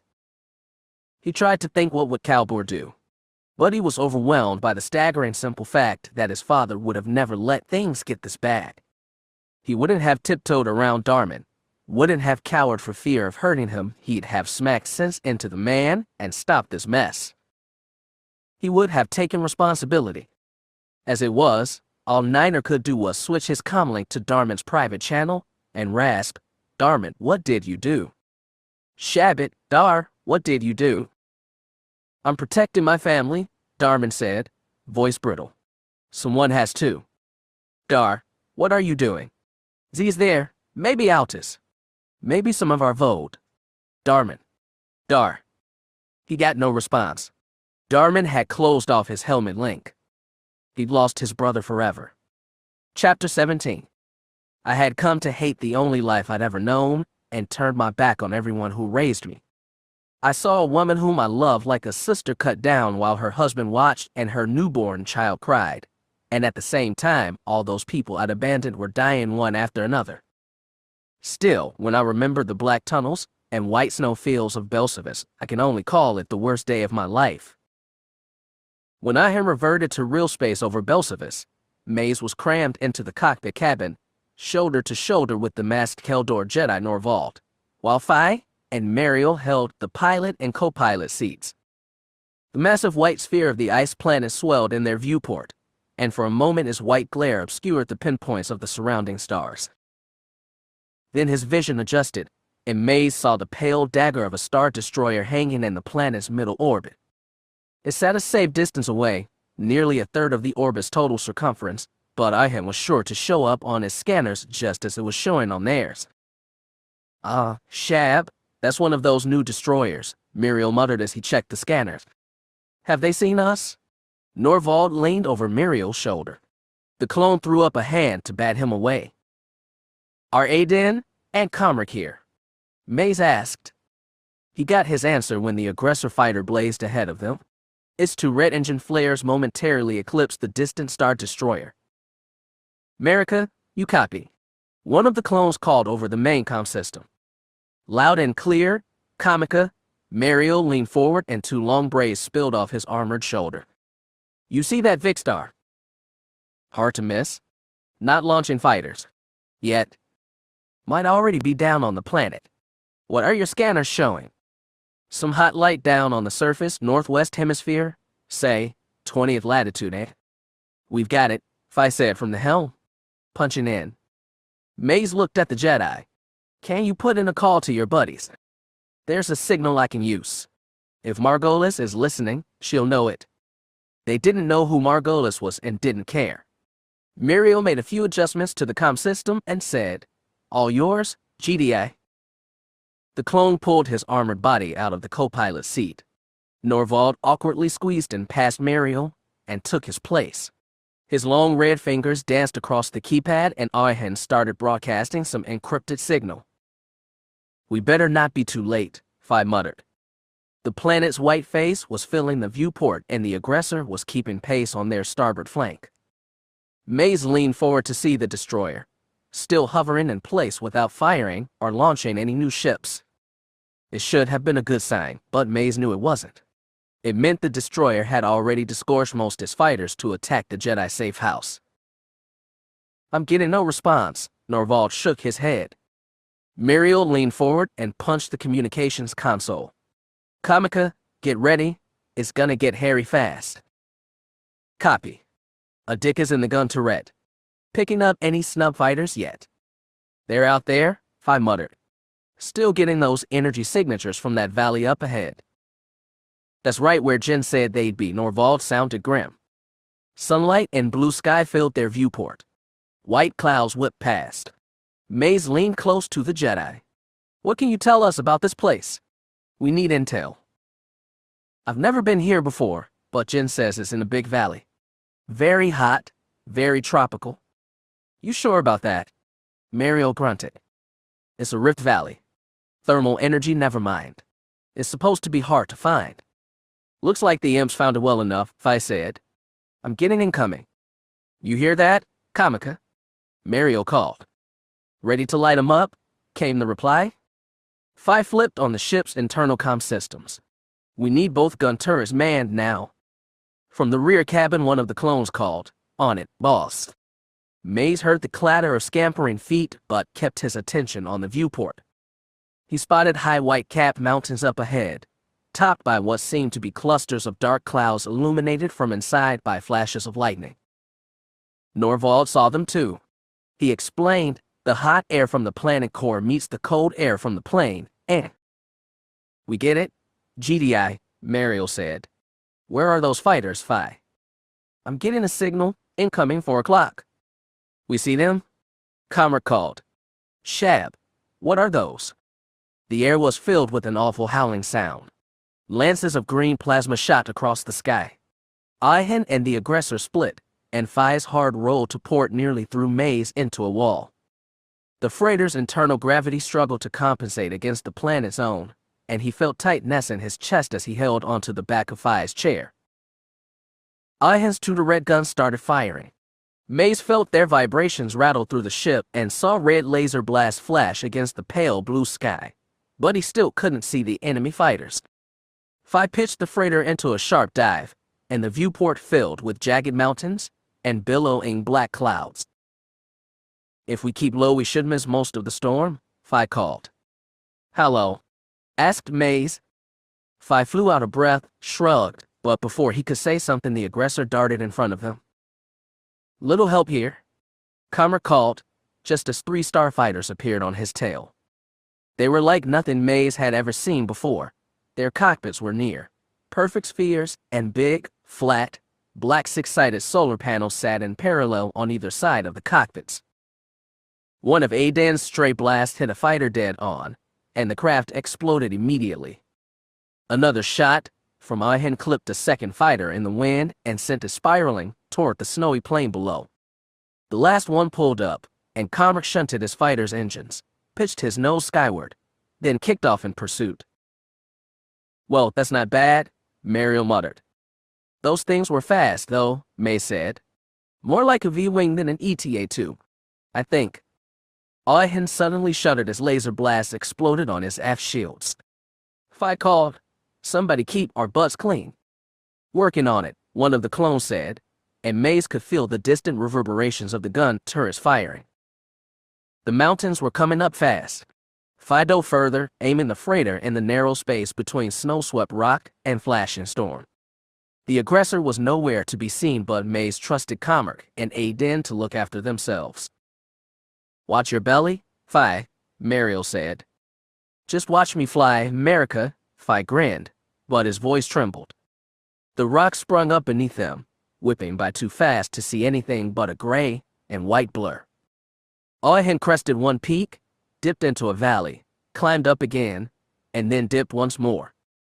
Suddenly the snow disappeared. Rain pounded and blurred their viewport with fat pellets. Black volcanic rock climbed high around them while a lush jungle swelled up from the chasms and ravines below. "Well, Shab," Mariel said, "looks like you were right, GDI. Attica, where are those fighters?" Fi called up to the gun turrets. "One shot down, 2 crashed," Aden reported. "These winds really messed them up." Maze could understand why. Their strange shape was clearly designed for space combat, not atmospheric. "Okay, GDI," Mariel clapped a hand on Norval's shoulder. "Where's these kids of yours?" "I don't know. I told you I've never been here." "Can't you use your force or something?" The Keldor canted his head to one side. His face was alien and hard to read even without that breathing mask, but Maze suspected he was communing with the force of his somehow. "Maybe." 9 o'clock, the Jedi muttered. Good enough, Fi jerked the fighter port. Lightning flashed overhead, and a jolt of crackling electricity nearly stabbed their freighter. We need to set down, May said. No, you think? Muriel snapped. See anything, Fi? I'm picking up something down in the valley, a heat signature. Something flared down in the jungle, like sparks from flint. May stabbed a hand forward and said, There. See it. I've got it. Fi put A'Sharad into one more dive. As they got close, it became clear the light was not just jumping sparks. The enemy fighters must have gotten into the valley before the storms rolled in, because a small settlement had clearly been slagged to rubble. Lasers had punched through the center of a vast transparent steel dome. A tall stone tower had been toppled. To one side, a mid-sized freighter lay shattered and smoldering on its landing pad. Despite it all, the Keldor didn't sag in defeat. He said, They're still alive down there. How? Muriel snapped. There are tunnels beneath the settlement, lots of them, Norvald insisted. I can't find them. Muriel looked like he wanted to swear, but said, Okay, let's get ready for an insertion. Fi, stay in the cockpit and keep a comm line open. Tell Kamika to keep the fighters busy, but if they get into the valley, run. Maze expected Fi to object, but the man just nodded. Come on, let's get our ships in gear. Muriel slapped Maze and Norvald on the shoulder. He stalked out into the main cargo hold, Jedi and Commando behind him. The cabin was already busy.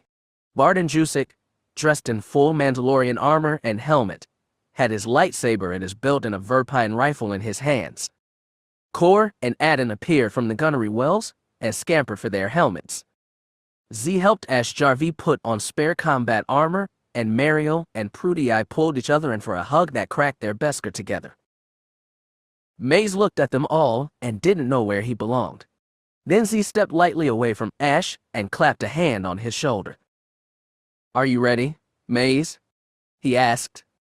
For a moment, Maze was struck by the change that had suddenly come over Z. The Jedi Master had seemed old, sullen, and bowed since even before Order 66, but the Z in front of him now was the determined man he'd been introduced to at the start of the Clone Wars. It felt like a lifetime ago. In some ways it had been. Z looked like a man who was not afraid, because he knew what he had to do. I'm ready. May stopped himself before adding, sir. There was a slight shudder as A'Sharad sat down in the midst of the ruined settlement. Fi kept the repulsors going even as he lowered the landing ramp, and a gust of hot wet air shot up into the cabin. Imperial Scarata, helmet crawled in both hands, and Verp rifle slung off one shoulder, bellowed, Okay, let's go save those kids. Oh, your Mando. Oh, your Mando. Echoed Jusik, Prudii, Adden, Kor. And to his own surprise, Maze added his own voice to the chorus. But nobody noticed, not even Z. Muriel shoved his helmet onto his head and led them down the ramp and into the hard rain. Gilad Pellaeon stood on the deck of his ship, one of the newest and most capable vessels in the Galactic Empire, feeling more helpless than he ever had in his entire life. He was at the front of the bridge, staring at the blank white face of Belsavis as though he could somehow divine through eyesight alone the events happening on his surface. He had no way of knowing if Helena was on that planet. He didn't even know if Jyn Altus was. All he knew, all that Amisa Darius had told him, was that some of Altus' associates had been traced to the planet. Behind him, Zarin was interrogating poor Vernadette, saying, What is the status of the fighter wing? How many losses? Did they shoot down the intruders? I'm not sure, sir. We're still waiting for a response from the wing commander, sir, but we've lost 7 beacons thus far. Well, hail him again, Lieutenant. Zarin turned his angry gaze over to Pellaeon. Captain, I suggest we launch another fighter wing. I'd like a report from the wing commander first. Pellaeon tried to sound like a Star Destroyer captain, controlled and commanding. Normally he could fake it, but not when he had Zarin in his face and icy dread in his gut. We're getting the call now, sirs, Vernadette announced. Pellaeon allowed a tiny sigh of relief as Zarin chased Vernadette over to the communication station. He turned his attention to Darius, who like him had been standing by the viewport, staring down at the planet. Though unlike him, she actually had some elusive force powers that told her what was going on. He decided to try and act commanding with her. "Miss Darius, can you give me any update on what has happened on the planet?" Her black eyebrows drew together. "They are still alive." "They? Can you tell how many? Species, age, sex?" She shook her head. "There are many. They are frightened, but I do not think we have killed any." Pellaeon chose to take small encouragement from that and hurried over to the comm station. Bernadette turned away from Zarin to tell him, the smaller ship is still in the air. It's been leading them on a chase through the mountains, and they've already lost 7 fighters. The TIE was designed for space combat, not atmospherics and certainly not storms, Zarin said, blustering but defensive. "Then perhaps we should send other fighters," Pellaeon said. "We still have Eta 2S and ARC fighters on board." Zarin's lips twisted unpleasantly, but he finally acquiesced with a nod. "Sirs," Bernadette coughed, "we haven't been able to verify the fate of the larger ship." "You said it flew into the storm," Zarin said. "That's right. However, the pursuit vessels going after it crashed, so we don't know if it landed." Darius appeared suddenly, making all 3 men jump. Zarin looked ready to scream at her, but she continued. Another group had disembarked on the surface. "Are these Jedi too?" Pellaeon asked. "There are Jedi among them. Altus's people come in to evacuate their friends." It was the only explanation, and that meant it was more likely than ever that Helena was down there, and other men and women who had saved Pellaeon's ship, crew, and life at Jan Fathel. It had been years since he'd seen them, but he could remember their faces. Wise gray Jen Altus, sprightly green-eyed Ash Jarvi, beautiful Kalista who'd somehow melded minds with Leveler's gunnery computer. None of them had been part of Yoda and Windu's uprising. None of them deserved to die. If any of those Jedi were down there on Belsavis, he would mourn, and if Helena was down there. "Captain Pellaeon," Darius interrupted his thoughts, "please prepare a shuttle, 2 commando squadrons, and a fighter escort." He blinked. "For what purpose?" She raised an eyebrow, like the answer should have been obvious. "I have my mission, as you have yours." Pellaeon looked out the viewport again, at that desolate ice ball of a planet that had suddenly become the center point of his life. Then he looked at Darius and said, "Your mission is my mission. I'm coming with you." She didn't react, but Bernadette did. "Captain, I strongly advise you to." "Lieutenant Bernadette, you have the bridge." He didn't take his eyes off Darius' own. White rings over black. "We depart in 15 minutes. Rain was falling hard into the valley, but it still hadn't put out the fires from the wrecked freighter sitting outside the crumbled walls to Master Plett's compound. It made the earth slippery, and we could feel it rattling on the roofs of our helmets, at least those of us who had helmets, which was everyone except for Maze, and the 3 Jedi who contented themselves with black plasteel armor and comlinks nestled inside to one ear. Z, Ash, and Norvald had lightsabers ignited, and rain sizzled on their burning blades. The light from their weapons helped illuminate the blaster-scorched wreckage left by the collapsed dome. It only took a quick survey for us to tell that there were no bodies to be seen. I could feel, just barely, the panicked presence of many people in the Force. The other Jedi could as well, Z most of all, and he led us into the base of the half-toppled wooden tower. The explosions that had brought the tower down had also dislodged what we realized had once been a hidden door. Z, saber blazing, led the way down the dark, narrow stone staircase, with Maze right behind him, DC rifle up, stock braced against his shoulder like the commando he was created to be. Those of us with helmets turned our night vision on, while the Jedi lit their own way with sabers that no longer hissed and popped in the rain. Mine dangled at my belt, clanging against my hip, and I barely noticed it. The Verp rifle in my hands felt good and natural, and a little part of me was glad that I was still thinking like a Mando after everything that had happened. At the bottom of the staircase there were tunnels, unlit and carved through black rock. Prudii, Muriel, and Core fired up the directional lights attached to their rifle scopes, and the rest of us with Bice turned off the night vision, It only took a minute of tentative exploring to realize that the entire complex was a massive tangle of caverns, and with no map we were stuck. Well, I was stuck anyway, because even when I reached out with the Force, all I could sense was distant anxiety. Z was better than me. He stabbed a finger down one tunnel and said, "There's someone down there. I can feel it." "I feel something this way." Ash pointed down another path. Muriel's long sigh scratched over his helmet speakers. "What's it gonna be, GDI? If these caves are as big as they seem to be, we might be dealing with multiple groups," Adam said. Ash said, "I have a friend here, Margolis.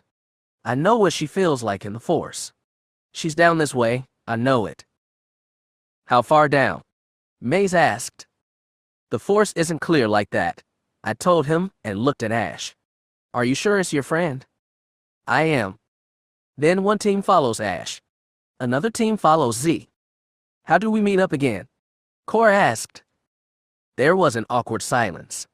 Norvald said, "Ash and I can connect through the Force. We'll find each other." "GDI sonar ain't good enough," Mariel said. "It'll have to be," I said, right before the tunnel started shaking. It wasn't enough to knock us off our feet or even dislodge anything heavy from the ceiling, but it did send a hell of a scare through all of us. Even the best Discargom can't protect you when a whole mountain collapses on your head. "Another bombardment?" May suggested. "Either they're firing from orbit, or more fighters broke through." "If that destroyer's pounding us, we'd be dead by now," Prudy I said. "Any chance we can call Fi or Commerk?" Norvald asked. Muriel checked his comlink, but I didn't even bother. We're too deep. There's too much interference. "It doesn't matter," Z snapped. "We need to get moving. There's no time to waste." "I'll go with you," and Norvald stepped over to join Maze and my old master. I froze for a moment, staring at the harsh blue glow of his lightsaber and the determination it carved onto his grizzled face. I had my buick on, but he stared right back at me. Then Z said, "Barden, go with Ash. 2 Jedi per team." At any other time, I'd have objected at being called a Jedi.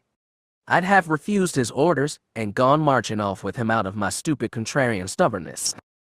But that time I just nodded and stepped over to Ash's side. And so we divvied up. Ash, Aden, Kor, Muriel, and myself in one group. In the other, Z, Norvald, Maze, and Prudy. Slightly lopsided, but we didn't have time to finagle. "Okay," Muriel called, "form columns. Sonar GDI up front, other saber jockeys in the back. Light boys right behind the sonar." "Oh yeah?" Ash and Muriel started down their tunnel. So did Z and Norvald. Before he disappeared, before Prudy swung his light beam toward the tunnel ahead, I caught my old master's eye one last time. He nodded, very slightly. I nodded too. Then I turned away from him, away from Maze and Prudy and that Jedi I just met, and followed Aden down the tunnel. I was still in Mando mode then, and I took the cold feeling in my gut for an irrational anxiety. But when I look back on it now, I think the Force was talking to me then, telling me that I was never going to see any of them again. The second A'Sharad Hett dropped out of hyperspace. He found himself staring at the giant blue blaze of a Star Destroyer's engines. He wrestled the headhunter's joystick to his chest and veered sharply upward. Stars swept by overhead. The destroyer's blue blaze fell away, and his fighter managed to scheme over his hull without even triggering his proximity sensors.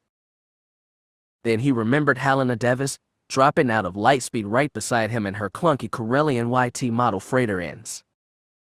"Ince, are you there?" He called into his headset. Ince respond.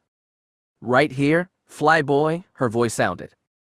He looked one way, then another, before he finally spotted the white line of the freighter's engines burning at a 10 o'clock position.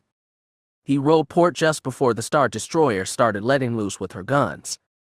She was firing turbo lasers, big heavy green bolts, but he was a small target and Devis was far enough away to avoid them. "Flyboy, I'm gunning for the planet." "Copy. I'm on your tail." Hett gunned the headhunter's engines. He checked his rear scanners and didn't see any fighters launched yet, but that could have meant anything. He and Devis plunged their ships toward the white planet below. Atmospheric entry burned and buffeted their ships, but soon they were soaring through clouds. Hett checked his scanners again. The destroyer was finally launching fighters. Any idea where we're going, Ince? I got the coordinates from Jen. We're heading straight for them. Talk to your pals. I'm putting a call in. If anybody's listening, and if they're not. Before Devis could answer, he spotted something on his forward scanners. I have fighters up ahead. See them? I see them. Those eyeball things from before. He gave his fighter an extra nudge, pushing it ahead of the freighter. I bet they don't dance in air like they do in space. They'd better not. They seem to pop out of the white expanse of snow, a half-dozen little spheres, flanked by flat solar panels, spewing green lasers and howling like crate dragons. Hett put power to his forward shields and sprayed red laser blasts at the attackers. The fighters immediately broke formation and started to swarm around the big, clunky target that Devis' ship presented. Hett pulled a hard port to chase one target. Sunlight spilled into his eyes, blinding him for a moment, and when vision returned, a fighter was charging him head-on. His fingers slammed the trigger, and lasers pierced the ball cockpit and detonated it. Gravity pulled the flaming sphere and 2 panels downward to the surface, and Hett soared through the spot they had been a second ago. If they'd been dogfighting in space, he'd have perished with his kill. Hett spun around to see 3 more fighters chasing Ince. The freighter had automated turret guns, but they couldn't track like flesh and blood gunners. Thankfully, the pilots didn't seem to see him coming as he swept down from above. 2 bursts of fire brought down 2 fighters. The other one tried to snap and roll away, but his big 6-sided solar panels brought heavy wind resistance. Hett popped off 1 more round of lasers, clipped 1 panel, and sent the fighter into a death spiral. Nice shooting, Flyboy, Devis told him. Not a problem. And he talked back. I got something. Something what? He checked his scanners. A full squad of fighters were entering the atmosphere. Hold on. Her transmission cut off, but the ship kept flying level, high over the snowfields. A massive mountain range, capped by black storm clouds, was fast approaching. Hett felt faint anxiety. There were Jedi somewhere ahead, but they were going to need something specific from Devis's contacts. Okay, her voice suddenly sounded. I've got it. There's a hangar built into the side of the mountain. They've got refuse there, but they only have 1 blast boat and over 20 people. Sounds like a job for you. Got coordinates? I do. They're dead ahead. Fantastic. I'll keep those fighters off your back. Then we'll find a way to punch past that. His fighter suddenly rocked under the impact of hot plasma against his shields. He checked his scanners and saw that full squad of fighters had plunged out of orbit faster than he'd expected. Flyboy, they're coming in fast. I noticed. He snapped and tried to hop through the air as nimbly as his headhunter could. Go for the hangar. I'll cover. There's a full dozen there. 12 to 1 was awful odds for anyone, even an ace pilot and Jedi Master. He thought about the children down there, about Sign, about all the dead Jedi he'd fought beside, and about his dead father most of all, slain by an assassin's gun under Tatooine's 2 sons while fighting a hopeless battle against an unstoppable enemy. He'd always wanted to be like his father, but he'd never wanted to end like him. Someone, maybe Quinn Vos, had told him the universe didn't care what you wanted, it gave you what it wanted. Go ahead. His throat scraped. I'll hold them off. Then he pulled his ship into a hard right loop. 4 fighters broke starboard to pursue. The other 6 chased the freighter. He only hoped he could down the 6 before the 4 downed him. Another 1, dead ahead, Devis called as he settled on the backs of the fighters. The other 4 were wheeling around to catch him. He checked his scanners. Another ship was coming toward his head-on, but it read as different from the fighter. A new voice rattled in his ear. Dive. Dive now. He pushed his nose down. So did Devis. A spray of red laser blasted up to fighters, then another, while the others broke formation. Hett pulled his fighter back upward and saw the boxy form of a large starfighter whip past overhead. Identify yourself, he called. Identify yourself, the man retorted. Hett had heard that voice countless times before, but never like this. Whoever that clone was, he wasn't flying for the Empire. "We're here to rescue Master Plet," Devis called. "They're trying to evac through a hangar on the mountainside, but they need a ship." "Looks like that's your job, Scierica." "Are you Skirata's people?" Devis asked. "I'm Comric. I got Aiden with me." "Who are you?" "Helena Devis. I met a couple of your boys, Jusik and Phi." "Shab. They're down there now. Phi's got another ship. Bardica's in the tunnels. I'll get him home. Count on it." Hett had no idea what was going on, but the fighters were regrouping fast. "Unidentified ship," he called. "We need to hit those squadrons." "Agreed. Adika, get our boys home." "You got it. I'll see you on the other side." Ins lurched forward. Hett willed to face the oncoming fighters, and the boxy aggressor fighter dropped onto his flank. Hett put full power to his forward shields and said, "I'll take the ones breaking starboard. You take port." "Copy that." Green energy splattered on their shields and rocked their vessels. Hett fired off a round of lasers and took out one fighter, but the others scattered. The clone's ship broke port. He broke starboard. He clipped the wing of one fighter and chased two more higher into the atmosphere. The white glow of sunlit snow faded and stars peeked through thinning air. He knew he had to catch the fighters before they escaped the atmosphere that was inhibiting their agility. He pumped out another round of shots, tearing off a fighter's port solar panel and sending it into a death spiral. The force of his momentum spun it out of the atmospheric envelope out into airless space, where it would probably keep spinning until the man inside ran out of oxygen and suffocated in his spherical tomb. Whoever designed those fighters, Hett decided, had to view pilots with contempt. He dropped his targeting reticule on the other fighter right before a series of last blasts buffeted his aft shields. He swore, broke off pursuit, and rolled through the thin atmosphere to face the oncoming fighter. There were two of them, firing like mad, and this time their shots punched through his shields. Alarm klaxons wailed in his cockpit and one of his engines started to stutter. He was saved by his mysterious friends. The clone ship picked off one fighter, then another. The third one, the one Hett had been trailing, had escaped the atmosphere and was cut in a fast retreat toward the long gray dagger hanging above them. "You okay, Barf?" The clone pilot, Comric, called. "Just fine," Hett scowled. He killed power to the stuttering engine, waited a moment, and started again. His fighter shook but didn't break, and he pulled alongside the clone's fighter as they soared toward the stars and the enemy destroyer. A red light still flashed inside his cockpit, atmosphere levels dropping. He looked around the transparent steel frame of his cockpit and couldn't see any fractures, but they must have been there. He snapped his helmet's breathing mask in front of his nose and mouth and made sure it was vacuum sealed against his face. "Look alive," Comric called. "More bad guys coming in." Hett saw them, two boxy assault shuttles, flanked by one full squad of those new fighters and another dozen ARC 170s. And then he felt them. The same cold presence that had touched his mind over Farstein caressed it again. It felt like cold fingers trailing along his scalp. He thought he heard whispers, but had no idea what they were saying. Then Comric said, loud and clear, "Oh, Shab, they're heading this way. All of them." Hett felt strangely detached as he watched all 24 starfighters drop away from the assault shuttles and vector toward their two ships. "We have to stop those shuttles," he shouted. "We're about to have full hand, friend. You don't understand, there's a..."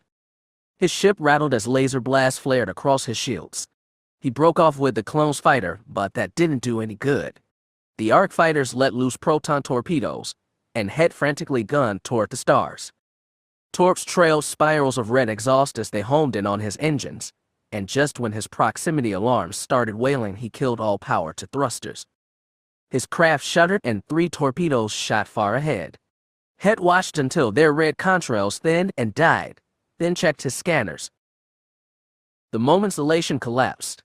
The small new fighters swarmed around the clone's ship like gnats, while the bigger ARC 170s fired off a new volley of torps.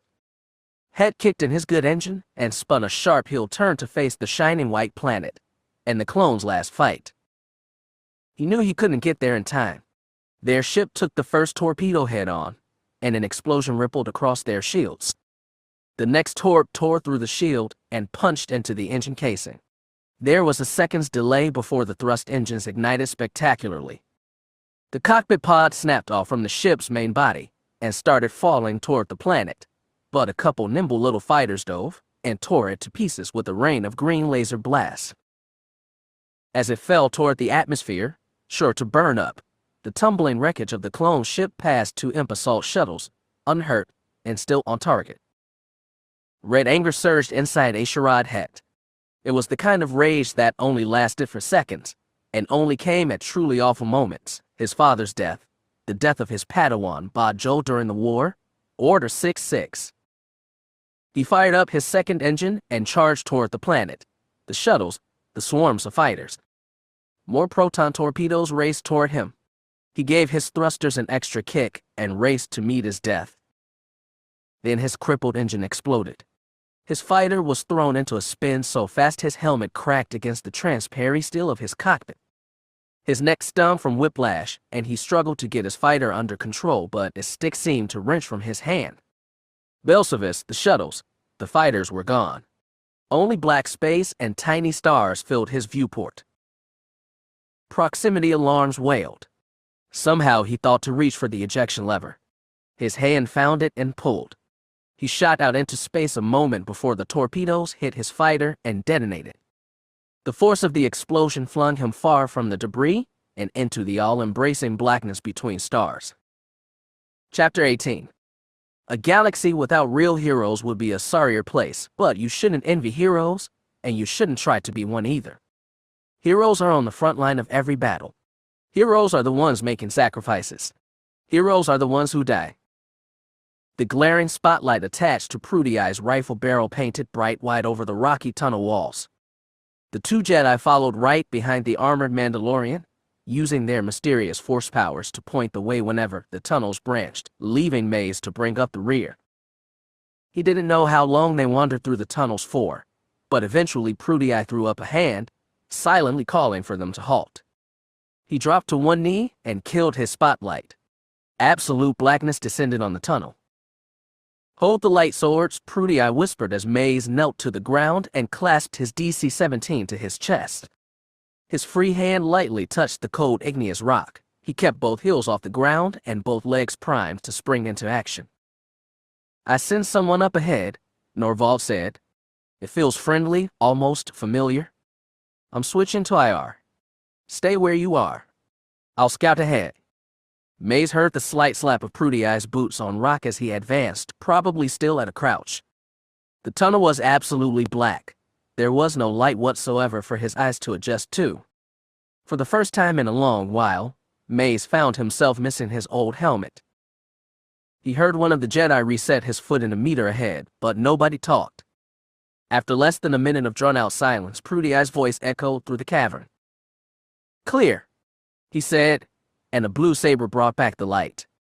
Maze and Norvald followed Z around 2 more curves before they reached a round chamber with a low stone ceiling. It seemed to be a storage room, bare except for piles of crates, but then Maze saw something white bobbing behind a 2-meter-high stack. "Master Plet," Z called, "is that you?" A reedy white-haired Holden stepped out from behind the crate. He was wearing black Jedi robes, but Maze didn't see a lightsaber. He might have been like Kinaha, too old for the saber swinging. If this was the Master Plet, he couldn't fathom why the founder of this settlement was hiding alone in some storage room when the rest of his people were elsewhere. Then 2 children popped out from behind him, 1 boy and 1 girl, both pale-skinned and black-haired. Plet placed a big green hand on the girl's head as she clung tightly to the spread of his robes. "Laggin', Reganda," Norvald said. "Thank the Force you're all right. What's going on?" The boy, probably lagging, asked. "Master Plet says we're being attacked. There's a Star Destroyer in orbit. They've been launching fighter wings." Z looked directly at Plet. "I know," the Holden said. "They destroyed our escape ship before we knew what was happening." "Was that Wookiee gunner?" Norvald asked. "Jeet and Kalista's ship." Plett nodded. They were not inside. They took a Y-wing to scout the Moonflower Nebula. We heard there was a battle station that might have been hiding there, not a Star Destroyer. Master Altus got a signal from Cali, saying they found the battle station, Norvald said. It's how we knew to come here. Didn't you get it? We received no warning. We were about to move people into the freighter anyway, but then the fighters came. We had to flee to the tunnels. Have you heard anything else from? Nothing, Norvald said grimly. But if the battle station's not in orbit, well, maybe they didn't die for nothing. Listen, interjected Prudy Eye, catch up is important, but we need to get our shebs out of here. Agreed, said Maze. Master Plett, you said you had a Y-wing. Do you have more ships somewhere? We have a hidden hangar that opens out onto a mountainside. Margolis was taking the other children there, but Reganda and Lagan got separated. It was her fault. Lagan pouted at his sister. Maze ignored them both. What kind of ships? Not much. A blast boat and another Y-wing. Not enough to evacuate. Good thing we brought Phi, Prudy, I said. Let's find that hangar. Once we get there, we can call him and Kamika so they can pick us up. That sounds excellent, Z said. Master Plett, can you get us to the tunnels? Of course. He reached down and took Reganda and Lagan by the hand. Come, children, we have to hurry. Maze kept a frown off his face. One old Holden and two little kids weren't going to move very fast. He trusted Prudy Eye and the two other Jedi would be good in a fight, but Civi protection ops had always been a pain. Prudy Eye turned his spotlight back on and pointed it toward the tunnel. Okay, fall out. Master Plett, lead the way. Maze, Z, you take rear guard. Copy, Maze said. He watched as Prudy Eye stalked forward into the dark, followed by the one old Jedi dragging two kids. Norvald followed them, saber-lit, and for a second Z's eyes met Maze's and neither of them moved. Then Z inclined his head in a tiny nod and turned to follow. As ordered, Maze brought up the rear. They plunged back into the tunnels together. The debris strewn over the remains of the Jedi settlement made it impossible for the assault shuttles to set down, so instead they kicked their repulsor lifts on, hovered at the lowest altitude possible, and dropped their landing ramps. Both shuttles were packed to the brim with clone troopers in white armor, and the wind and rain didn't bother them a bit. The only ones without protection were Pellaeon and Darius, and he guessed the Inquisitor wouldn't be much fazed by adverse climate. All he had was his gray captain's uniform and his sidearm pistol, but he charged down the ramp anyway. The first round of attacks by the TIE fighters had thoroughly savaged the settlement. The dome had been shattered, the tower crumbled, and the escape vessel destroyed where it sat. As they walked through the debris, Pellaeon scanned charred and rain-soaked plants and realized he was looking at what had been a cultivated garden. Gardens had always been a soft spot of his. Helena had thought they spoke to his hidden aesthetic sensibilities, but it was probably just his need to micromanage, and it pained him to see this one so thoroughly ruined. At least there were no bodies. Darius cut a straight line through the wreckage, sometimes lashing out with her red lightsaber to cut down a tall stalk or sloping branch that was in her way. The troopers formed a white column behind her and Pellaeon hurried past them, boots squishing and sliding through mud and ash, until he caught up with her, just as she stood at the entry to the collapsed tower. He didn't see what could be inside there now, but he was glad to follow her out of the rain. He took off his rain-soaked cap, slapped it against his thigh a few times to get some of the water off, and asked her, "Do you feel any Jedi nearby?" She angled her lightsaber toward one wall, and his red glow illuminated a doorway.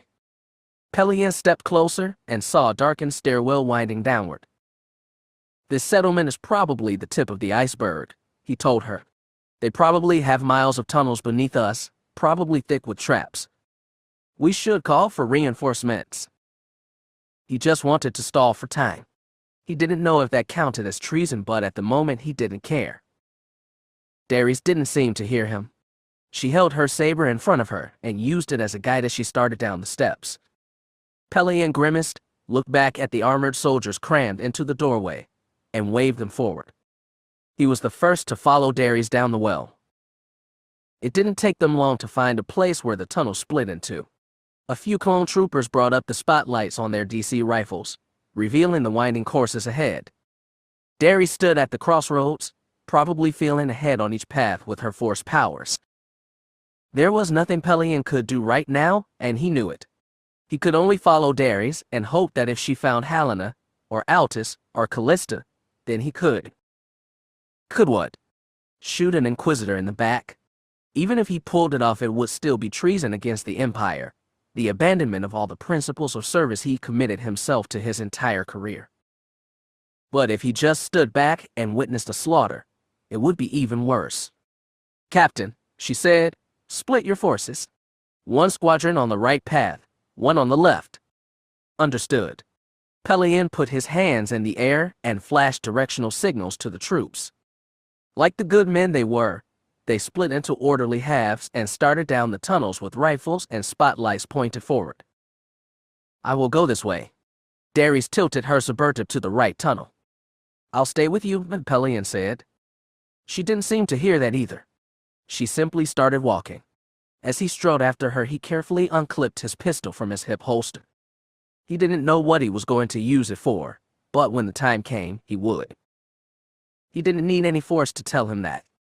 As we wound through the tunnels, I started to feel, with increasing clarity, the presence of a group of force users ahead. Sometimes, when we came to forks in the path, and there seemed to be an infinity of them, I would point out the correct one even before Ash did. I realized quickly that we were going to need the force to get off Belsavis alive, and I willfully shed a bit of my mental Mando toughness and let the old Jedi part of me come to the fore. It was easier than I thought it would be. I don't know how long it took us, but we found them eventually. They were clustered in a room that looked like a garden. Artificial light shone down like a fall sun on multicolored plants from different corners of the galaxy, and crammed into this surprising underground haven were over 20 small children, all of them radiating fear through the force, and a handful of adult handlers, who seemed just as scared. I spotted a tall female Holden, but I got nothing from her in the force, and knew she wasn't Master Pellaeon. Ash, meanwhile, ran up to a tall blonde woman with an Ithorian child clinging to her skirts. "Oh, Margolis," she said, "you're okay. You're all okay." "Ash, how did you find us? How do you think?" Ash gave her a firm hug. "Is this all of you? Where's Master Pellaeon?" I asked. The Margolis woman stared at me.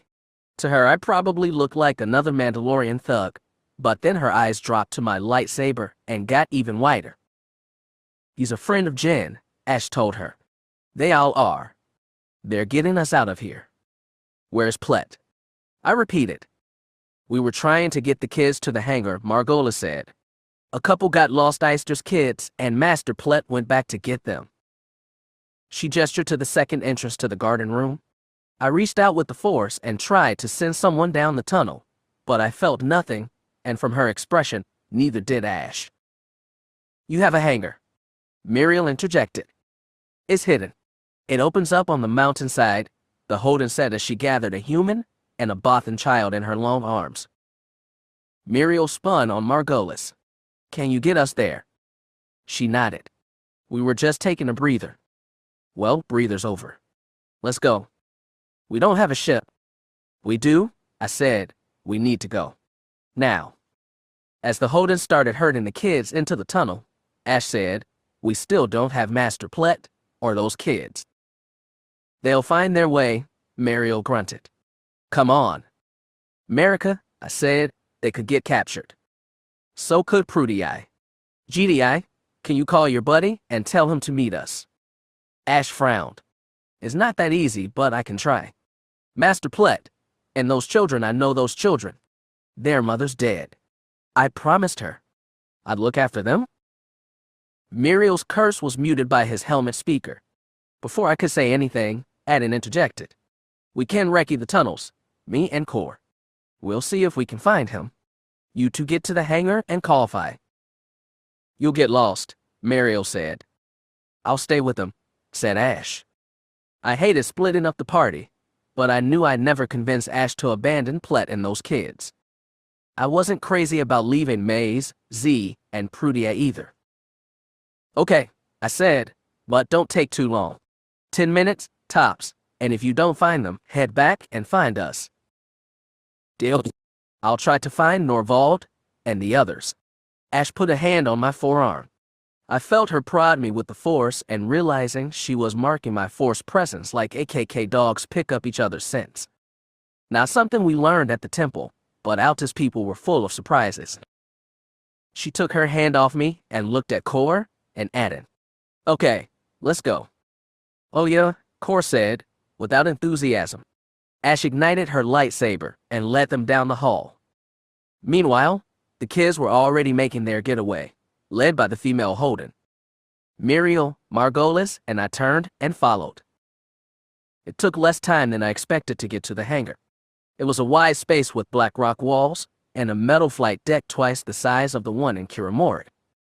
It looked very empty with only one Y-wing and one blast boat on its flick deck. The forward blast doors were closed, but Margolis went straight to the control panel and opened them. The doors groaned and scraped as they pulled up, revealing broad blue skies and snowfields that were near blinding in the sun. The children yelped and covered their eyes after being so long in the tunnels, but my helmet visor automatically dimmed to compensate. Mariel, meanwhile, was already calling Phi, and I could hear it all in my helmet. "Ahin, do you copy? Are you getting my signal?" "I get you. Is it America?" "Got it in 1-5. Can you find me? I'm in a hangar on the edge of the mountains. I'll be there in a sec, and with company." I assumed that meant Kamark and Aiden in the aggressor fighter, and so did Muriel. He clapped his hands and spun back on the crowd of kids. "Okay, we've got incoming. Back against the wall, everybody. Back." Margolis and the other adults herded the children back toward the door. Less than a minute later, Ahin dropped into view, followed by something we weren't expecting, a Corellian freighter. The aggressor was nowhere to be seen. The freighter's ramp lowered first. Muriel and I half charged at the woman who came down. She was dark and striking, and I remembered her from a previous meeting with Altis. "Helena, isn't it?" I grabbed her hand and shook. "Warden Jusik, right?" "Right, and this is my brother Muriel." "Charmed." Muriel tapped his helmet and made a hat-doffing gesture. "You ready to load?" "I'm ready to," Phi said as he stepped down Ahin's ramp. He had his red and gray Beskar on but his helmet off. A few of the kids made uncomfortable noises at the sight of the clone's face, and I felt another wave of fear come off of them. It was something I hadn't anticipated and should have. Most of those kids had escaped Order 66 through dumb luck. Some might have even seen other Jedi gunned down by clones that should have been their protectors. I had to focus my attention elsewhere. "Okay, Helena, we're putting as many kids as we can on your ship. Phi, we've got more people incoming. They'll go with you." "I was gonna say, you look short a few. Where's everybody else?" "Still in the tunnels, picking up stragglers." "Wait a minute," Muriel said. "Where's the aggressor? Where's Kamark and Aiden?" I didn't need the Force to feel the pain written all over Phi's face. Softly, Helena said, "I'm so sorry. They were shot down. I lost a friend too." Muriel froze, absolutely stopped, like he was a 10 droid and somebody had flipped his off switch. Nobody touched him, nobody said anything.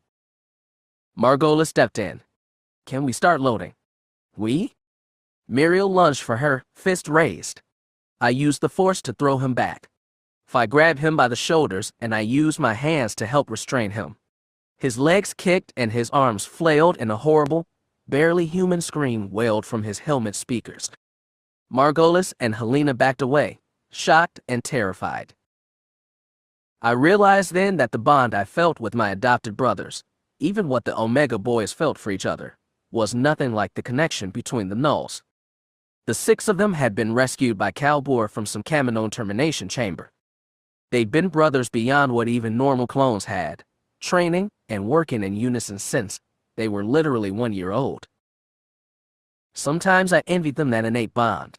Now, I could only look at Muriel's masked face with an aching, awful sorrow, knowing as I felt it that it was nothing compared to his own.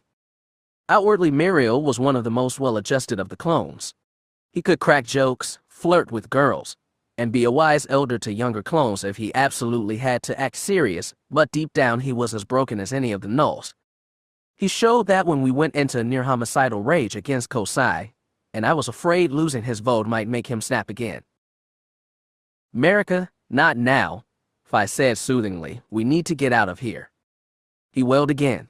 It was an awful sound, and it was scaring the kids even more. I hated doing it, but I reached out with the Force and tried to do something to calm him. I knew I couldn't take the pain away. Even the brushes of it I felt were unbearable. But I could slow his breathing, relax his muscles, use the Force like one of Gillimer's sedatives. "Let's sit down, America," Fi said as he helped me move Mariel over to Ihan's landing ramp. We tried to lower him gently, but he ended up clattering down. He slumped, half upright, against one strut of the ramp. His fingers twitched and his chest plate rose and fell, but he didn't lift his head and didn't try to stand. Muriel was a pathetic sight, but I had to turn my attention away and leave him in Fi's care. Helena had grabbed Margolis by the shoulder. "Who else came here? Anyone from Shuanther?" Ash Jarvi. I walked back to them. "And Norvald." "Ash went after Eister's kids," Margolis explained. "Reganda and Lakin." Helena's hand went to the small pistol at her hip. I hadn't noticed it until then. "You're going after them." Margolis' eyes went wide. "Can you fly that freighter?" "I think so." "Good. Get it ready. I called some friends right before I landed. There's a Star Destroyer up there still, but once they arrive they can run interference for you."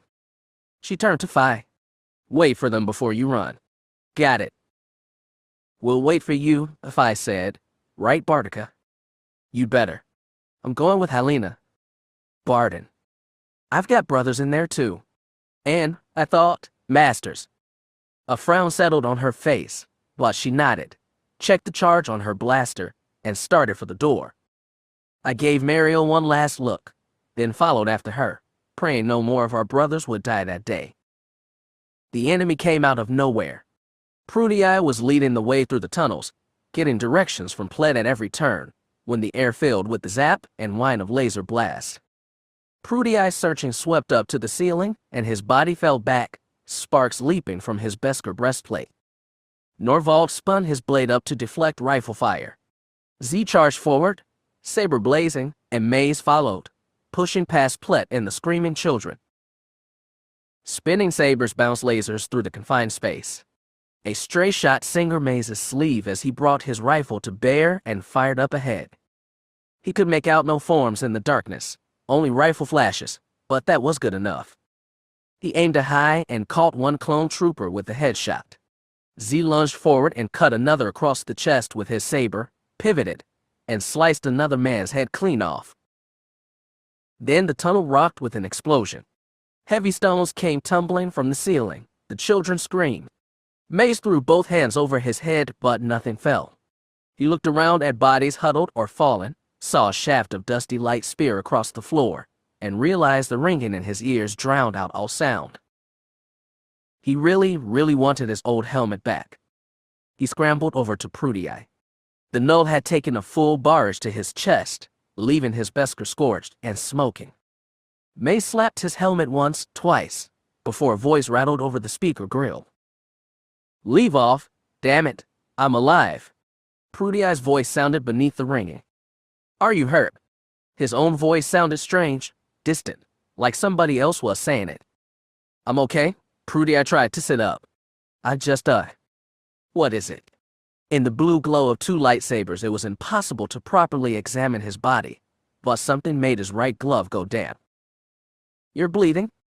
"No, I'm not." Maze pressed the spot beneath Prudii's left ribs gently. The man cried out in pain. Maze slid his shoulder beneath the nulls and tried to lift him. As he staggered to his feet, he saw Z, Jedi robes coated in dust, face marred by a blaster burn across his right temple. Despite the wound, he looked alert, and he called Prudii's rifle to him with the Force. He threw the spotlight at the pile of rock that separated them from the enemy, then down the winding tunnel from which they'd come. "Can you get us to the hangar another way?" Z looked at Plett. The old Holden had pressed the kids against the wall and shielded them with his body. He said, "There's another way, but it will be longer." They heard something from beyond the rubble, and May said, "They're going to break through soon. Let's go." "Agreed," Norvald said. "All right," Plet nodded. "Children, this way." The Holden bent down and scooped up a kid in either arm. They were getting big, but apparently the old Jedi was strong enough. He and Norvald led the way, while Z brought up the rear and Maze helped Prudy stagger along.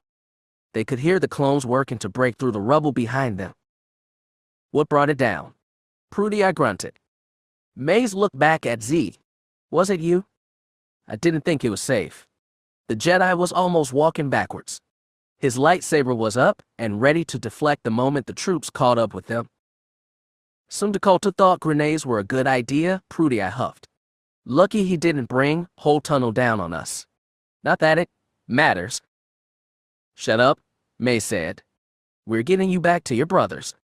"Yeah, right, and I'm the Emperor's guy." "What is it?" In the dim light it was impossible to tell, but he thought he saw the sheen of more blood on Prudy's armor. "Oh, Shab," he moaned. "That hurts like a—" "Turn right," Norvald called from up ahead. Mace did his best to comply, but Prudy's legs were going weak. Even the old Jedi Master, laden down with 2 kids, was moving at a faster pace. "Mace, what is it?" He was afraid Prudy was going to ask to be slotted, so as not to drag everybody else down. "I want you to, kill as many of those Shablachakra as you can, okay?" "Kill them yourself," Mace said, relieved.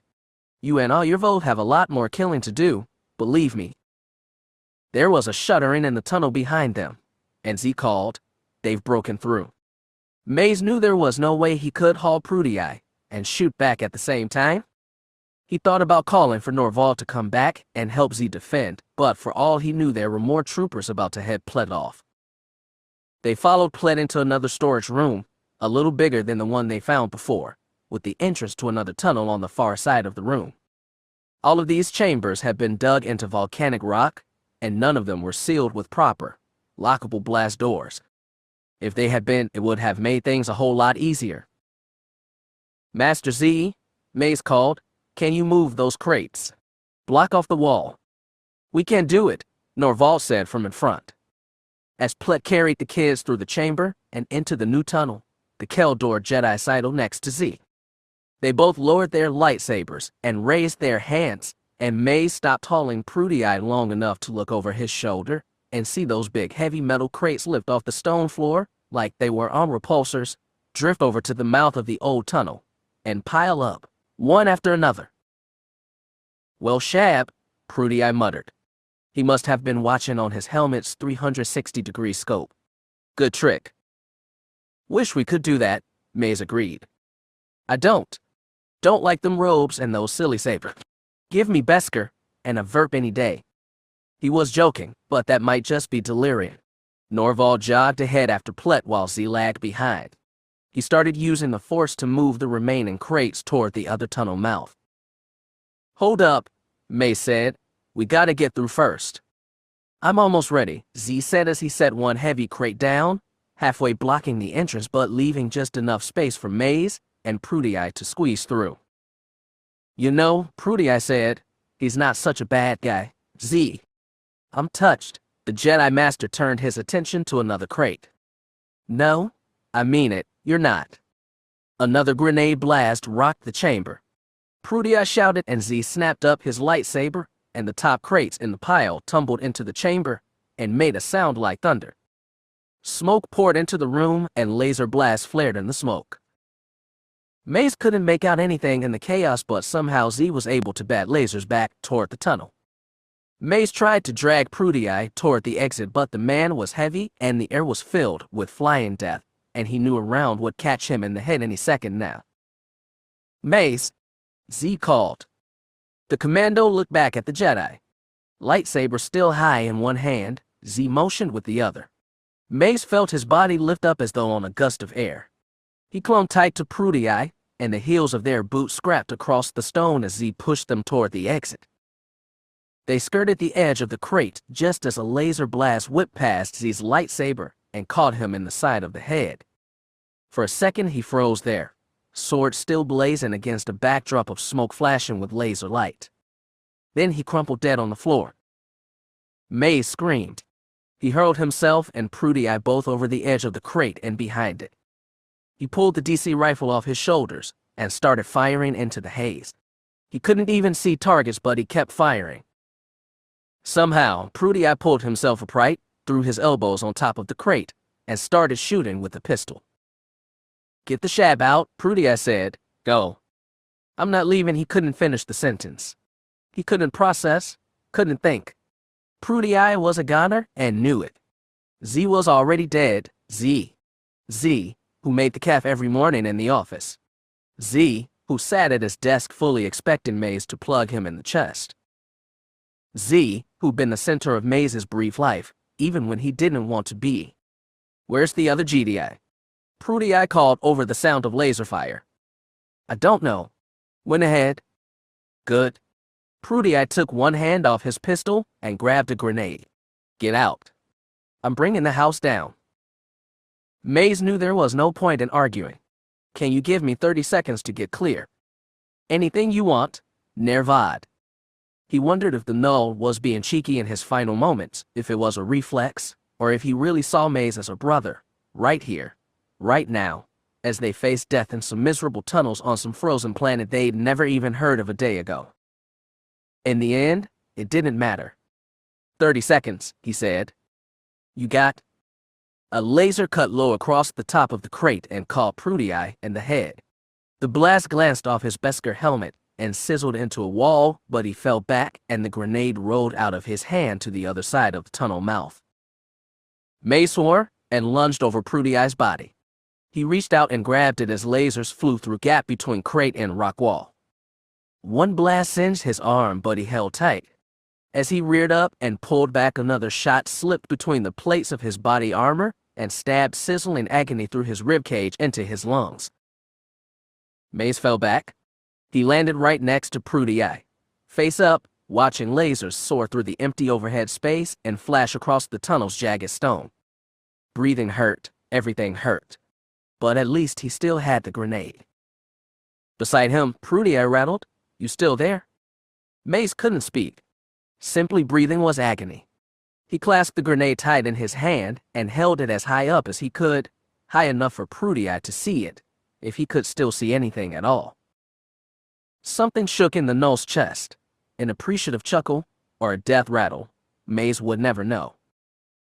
The laser blast above him stopped. He thumped the detonator and waited. White helmets appeared over him and men stared down at a face just like their own. They killed because they were made for it. He fought because he chose to. In the end, that made a difference. It had to. His thumb slipped, and choice was all. Once, when he'd been fresh out of the Judiciary Academy, Captain Pellaeon had worked with the local law enforcement unit on Salonia to track down an underground glitterstem manufacturing facility. The anti-spice police had used a pair of trained AKK dogs to find the facility, and being a hands-on officer, Pellaeon had gone down with them through the sewers as the sniffer axe led them unerringly through dark tunnels until they found the facility. It was bizarre that the memory should come back after all these years, but there was nothing else he could compare Misa Darius to. She never said a word and never slowed her pace. She just kept marching through the tunnels, red saber glowing in front of her, and when she came to a fork in the path, she never hesitated before making her choice. For all Pellaeon and his dozen clone commandos knew, they could have been halfway to the planet's core by now. Suddenly his sniffer dog stopped. He had to throw up his arms to keep the troops behind him from running into each other. Without warning, Darius's red blade receded to nothing. The clones had infrared and night vision in their helmets, and Darius had her magic force powers, but Pellaeon was stuck in the black. He heard running feet kick off from Darius's position and held his hand up to keep the clones from following. He turned around and, trusting there was a trooper somewhere nearby, said, "Soldier, do you have a torch?" A disembodied voice replied, "On my scope, sir." "Good man. Light it up and advance." "Very good, sir." Pellaeon spun around and covered his eyes before catching an eyeful of white light. The spotlight hit him in the back and cast his silhouette, surrounded by a circle of light, across the tunnel wall. Then he heard the sound of a lightsaber up ahead. No, two lightsabers, crashing and crackling against each other. "Forward," he called, but the troops were already in motion. He ran with them, right alongside the sergeant with the spotlight. They only went through 2 turns before they found a straightaway lit up by flashing blues and reds. He saw Darius fighting an alien Jedi, a Keldor, in the narrow confines of the tunnel. Their lightsabers collided and broke apart, sometimes slicing through the cavern walls and leaving narrow, smoking lines behind. Pellaeon held his hand up to keep the clones from firing, then wondered if he damned well shouldn't stop them. But no, these were Jedi. They could bat back any barrage and turn an entire tunnel full of soldiers to smoking rags. Behind the flashing swords, he saw another figure, a tall Hoden. It was clutching 2 objects to his chest. Children. Children.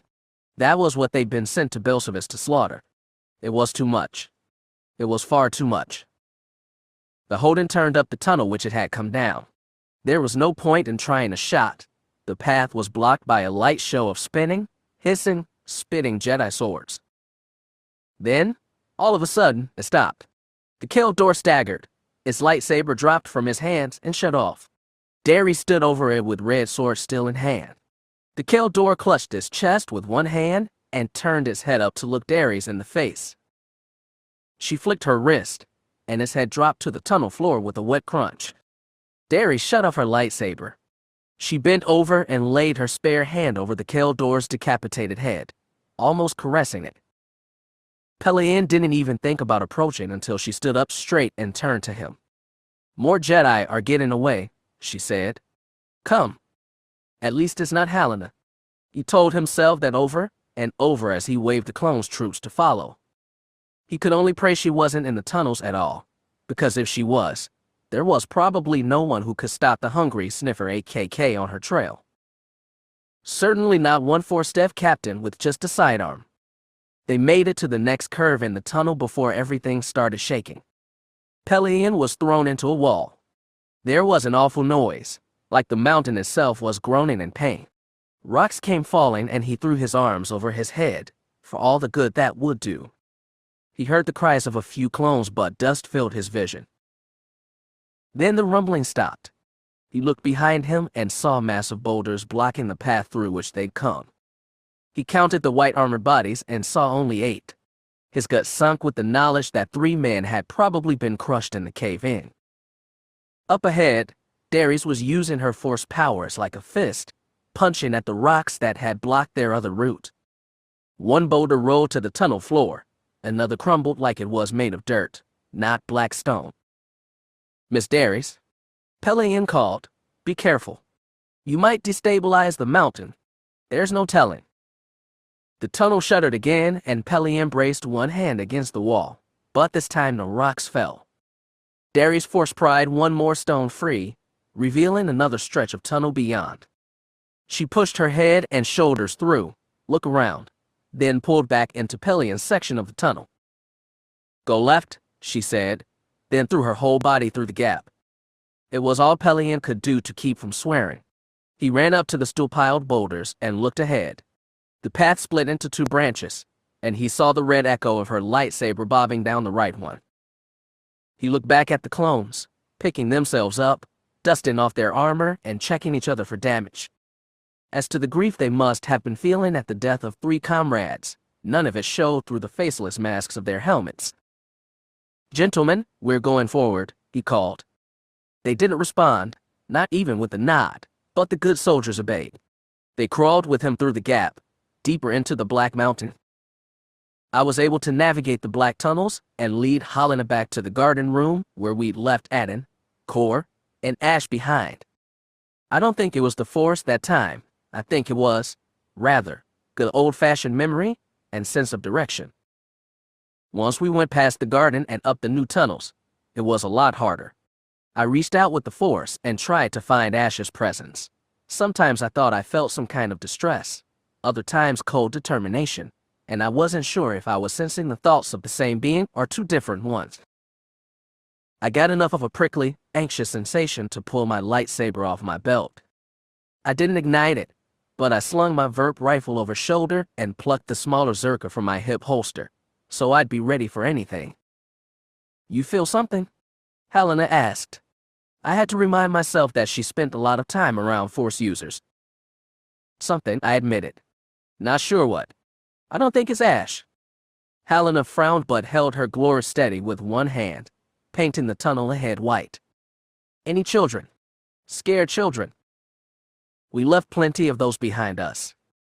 "Your friend, is he going to be okay?" I didn't know the answer to that.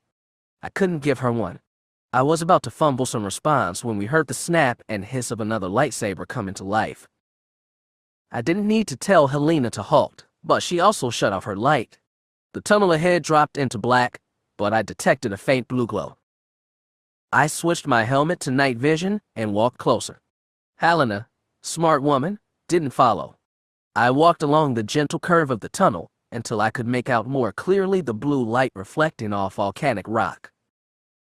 I turned my own lightsaber on, a shared signal. A moment later, Ash came bounding down the corridor, and I was relieved to see Kor and Addon following her. "Oh, thank the Force you're here," Ash called, and stopped when she saw Helena. "When did you get here?" "Just popped in, no need to thank me," she said. "We've got 2 ships in the hangar, prepped and ready to run. What about Reganda and Lagan? You couldn't find them." "And what about Prudia?" I looked at my brothers. Z, Maze, anything. Their helmets tilted toward Ash, and my heart fell. She said, "Norvald is dead." I felt it. Then the others. I have no idea, but there were tremors at the same time. It was like a whole chunk of tunnels collapsed. I felt stunned and empty inside. Muriel had raged, but I didn't know what to feel. After all we'd been through, I still hadn't figured out what Arlegan Z meant to me. I only knew that a critical piece of my life was gone forever. "We don't know they're gone, Bardika," Addon said. "We could still keep looking." "We?" "There's no time." My words came without thinking. "We have to get back to the hangar." "But Bardika, Prudia is there and..." "I know who, but we have to go." "He's right," Helena said. I hadn't told her anything about Z, but somehow she'd sensed it. There was deep sadness in her eyes. "Eister's kids are out there too," Ash said, "and Plett. We can't let them capture Plett. We don't have a choice. We have to." She came out of nowhere, a flashing fan of red-white light. Addon and Kor spun around and raised their rifles. I had a lightsaber in one hand and a pistol in the other, and my brain froze with indecision, but there was nothing I could have done. The woman, all dark robes and skin and braids, pushed Kor and Addon back. Her saber flashed through the air, batting laser blasts back into their Beskar. I thumbed my lightsaber on, pushed Helena behind me, and screamed at her to run, but she, out of bravery or shock, she didn't budge. Her name, I learned later, was Amisa Darius. At that moment, she was a nameless monster. She pushed one hand out and threw Kor and Addon back. They knocked into Ash and me, and if the clones hadn't been wearing Beskar, they'd have been run through with our lightsabers. The woman bore down on Helena, who stood frozen in her spot, pistol raised in front of her but unable to move. She wasn't cut down, that was a mercy. Instead, Darius grabbed Helena with the force and threw her overhead, down into the darkness behind her. We heard a strangled yelp, a hard crack, and nothing. Ash popped to her feet first, then me. She bounded over the clones, blue saber swinging, but Darius countered her attacks easily. Suddenly Ash was in the air, dangling, choking, while Darius held her free hand up like she was squeezing the air. Addon reared to his feet and fired. The dark woman threw Ash into the wall and caught the lasers in her black-gloved hand like they were some kind of spring ball. Energy smoked, sizzled, and died in her palm. Then she lunged. Her saber swept horizontally, sneaking between Addon's Beskar plates and slicing him right above the belt. He stagged and pitched forward, With the flick of the wrist, her saber became a vertical line, and she shoved it straight up through Adan's chin. I think I screamed. I can't remember. Kor, wordlessly, got to his feet and charged, holding his rifle in one hand and firing madly. Darius pulled her saber out of Adan's helmet and, with a flick of her free wrist, threw his body into the air. Kor barely ducked, but Adan caught me full on, and I crumbled onto the hard floor. I rolled to one side and strained my neck just in time to see Kor's charge. He got right in front of her before Darius flicked her wrist up and cut clean through his forearm. Hand and rifle went flying into the wall. She must have expected him to buckle and fall before her in pain, maybe dropping his head low and leaving his neck open for an easy decapitating strike. She hadn't been counting on a man with two metal arms. Kor shoved the stub of his wrist into her gut. The sheared-off metal shafts, still super hot from the lightsaber's blade, burned right through skin and into flesh. The woman screamed as Kor stabbed deeper and twisted. Then there was a flash of blue lightning and Kor went flying back. I rolled out from under Adan's body. Ash was getting to her feet. Kor was pushing himself off the ground with his good hand, even as blue sparks flickered around his Beskar. As for me, I listened to the crackle of blue lightning, heard the ragged angry growls of the wounded woman, and stared into the black T-visor of Adan's helmet, knowing the man inside was dead. Mandalorians believe the body of the dead is unimportant because the spirit is part of something greater. It's one of the few things we have in common with Jedi. But we also believe the soul and the armor are one. Somehow, I had the presence of mind to wrench Adan's battered, maroon-painted shoulder plate off his body. By then, Darius was starting to rise. Blue lightning sizzled around her hunched body. Kor was already running in the opposite direction. I surged to my feet, grabbed Ash by the shoulder, and pulled her with me as I followed. We ran without looking back. When we reached the hangar, both freighters had their landing ramps down and engines fired up. Ash sprinted up the belly of Helena's ship, and Kor and I ran into Oihan. We found Fi at the helm, and Muriel slumped in the co-pilot seat, helmet still on. I tore mine off and said, "Can we go? It's back up here." "Where's Z?" Fi asked. "Where's Adan?" "Adan's dead." I tossed his shoulder plate in Fi's lap. Fi stared at the plate like he was afraid to touch it, and I realized he, too, might be on the verge of a breakdown like Muriel. "What about Z?" Fi stuttered. "And Prudy Eye, and Maze, and those other kids. They're gone." "Fi, can we go?" I was almost shouting. "Do we have cover?" He just stared at Adan's armor and couldn't move his hands. I swore, slipped between his seat and Muriel, and bodily pulled him up by the shoulders. "Let me fly. Vodka, please." I leaned in close. Fi's eyes were empty, but he nodded. "Come on, Fi." Kor slung his good arm over his shoulder. "It's okay. I got the Shabur. I got her." I dropped into the pilot seat, took one look at Muriel's empty husk next to me, and thumped the comm. "Ash, are you there?" "I'm ready, Barton. Let's get out of here." "What about our friends?" "They're here. We need to go. Now." I fired up Oihan's repulsors and pulled up the landing ramp. Helena's freighter was already pulling out of the hangar. I followed her engine flare out into the bright blue sky. Our engines roared, but inside the cockpit they were just a muffled drone. None one said a thing. The vast empty blue filled our viewport and swallowed us all, me and my broken brothers. He fell into the void, slowly. Like his dead starfighter, A'Sharad Hett's ejection seat was a no-frills device. It had small directional thrusters, enough for a pilot to jet short distances or spin around in zero gravity. It did nothing for a man stranded far from any ships, friendly or otherwise. He used the thrusters to angle himself to face Belsavis.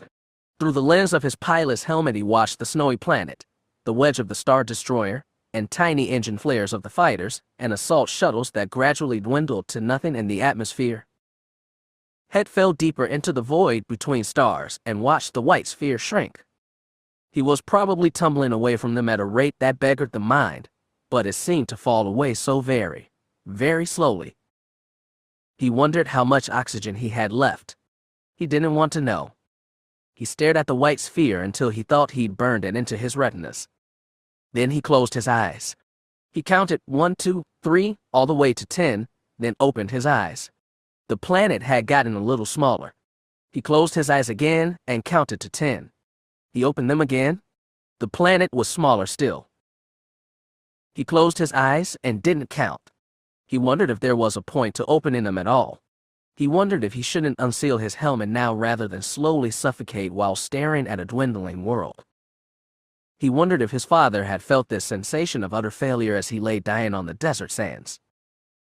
He opened his eyes, and he sees a man drifting in space. At first he thinks he is the man, but the man is not strapped to an ejection seat. The man is dressed in some vacuum suit different from the red flight suit Hett himself wears. The man floats in orbit over a planet, not snow white but dust brown. Hett doesn't understand how he is seeing this, but he knows, somehow, it is the Force speaking to him with clarity as never had before, not after a long life as a Jedi. And he kneels on hot Tatooine sand, staring at the scorched stub of one hand. His father's lightsaber lies beyond him, and beyond the lightsaber is the brown hem of a Jedi's robe. Another man drifts through space. The same man, he knows it, though this time he wears a different flight suit and he hangs above a blazing star. He sees with eyes not his own, and his vision swings around the man. Stars pan to the side, and the sun falls away, and these eyes not his own show him the face behind the vacuum-sealed helmet glass. A heavy brow, eyes angry and sad at the same time, wide, lips pressed tightly together, high cheekbones, tangles of curly blonde hair sweat matted against his forehead. The man is not Anakin, but he looks so like him, feels like him. He can only be a Skywalker. A'Sharad Hett opened his eyes. The planet was even further away. The blackness between stars seemed to wrap around him like an icy embrace. It seemed too easy to die then, but his whole awareness raged against it.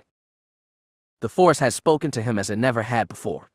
It had instilled him with a mission, one he didn't understand, but a mission nonetheless. He knew the Force spoke to some Jedi that way, and envied them that clarity, though he understood now their frustrations about how damned vague the Force could be, even when speaking with such a loud voice. He checked the controls to his ejection seat. He had enough fuel in the thrusters for one more boost. He did a full retro burn and kicked himself forward, toward the white planet. It started to grow, slowly. He closed his eyes and counted to 10. He opened his eyes, and it was bigger. He closed, counted, opened again, a little larger. If he was lucky, very lucky, he might even settle into the planet's orbit. That way he could at least suffocate looking at something pretty. Then he saw something, flashes of light. His eyes focused on the distant gray star destroyer and realized it was not alone. It was pumping green turbolaser blasts outward, and sparks of explosions sprinkled the surrounding space. He thought he saw the blazing engines of a few big capital ships, but he couldn't be sure. His vision was starting to blur.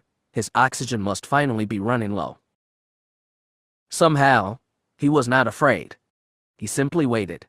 The Force had shown him something he didn't understand, but it had shown him nonetheless, and he trusted the Force would not kill him now. He closed his eyes and waited. He was unsurprised when the flashing lights turned his eyelids red. He cracked them open slowly, until he saw a Corellian corvette, hull painted deep scarlet, shining his forward searchlight in his face. Hett closed his eyes again and waited to be saved. Chapter 19. On the flight back to Chuunther, our empty ship was full of those we left behind. It seemed impossible that this ship had seemed too crowded on the way to Belsavis, and that hours-old memory made the present intolerable. We couldn't even console each other. We were all brothers, but we were all lost in our private griefs.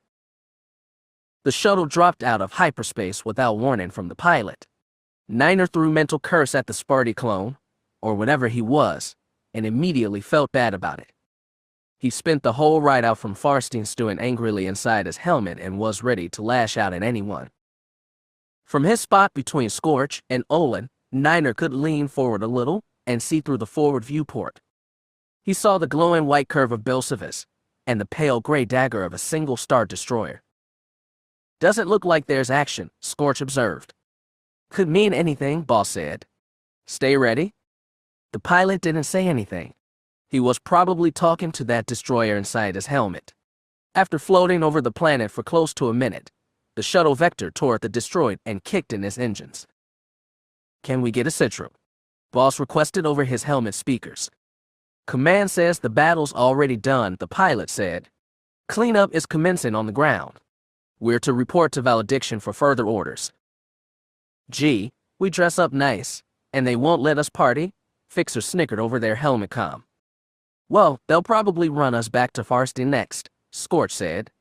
They're getting ready for some big op. We're supposed to be Jedi hunters, Cole groused. Vader's fist and all that.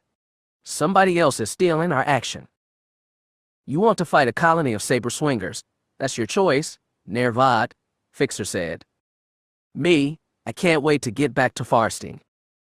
Yeah, you and your wannabe Mando buddies can all pile in the shower together, said Sorg. Hey, what's that supposed to mean? Darman suddenly spoke up. Pilot, can we get an update on the situation on the ground?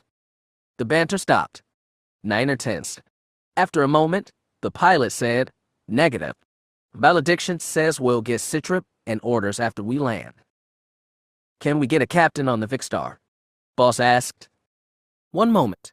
After a pause, the pilot said, Captain is Gilad Pellaeon. Pellaeon? Scorch mused, back on headset again. Sounds a little familiar. Shipped us to Gaftakar once, Niner spoke up. There was a short pause, like everyone was surprised to hear his voice.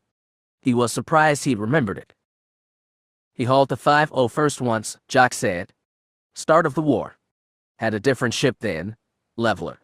Lost 2 brothers on that mission, but Pellaeon, he seemed pretty good.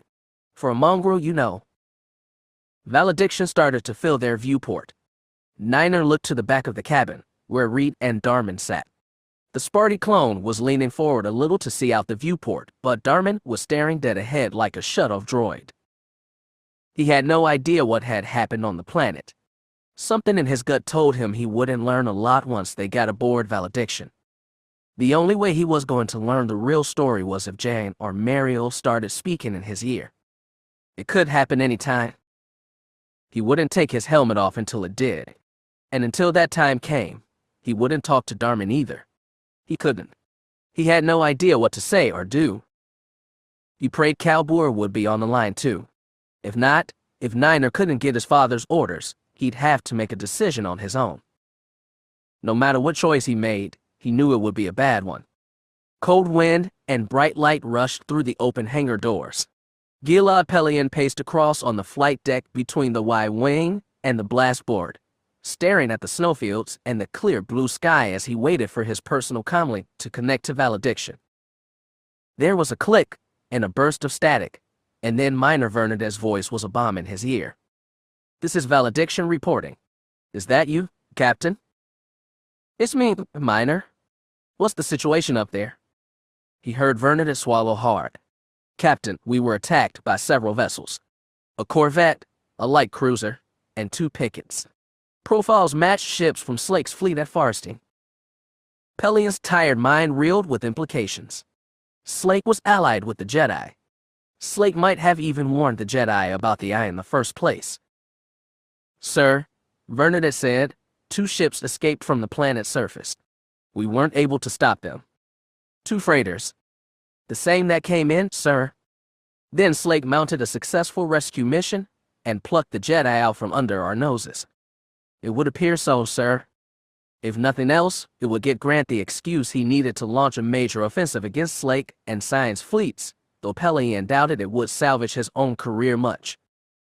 What kind of losses did Valediction sustain, Minor? We're still tallying up fighter losses.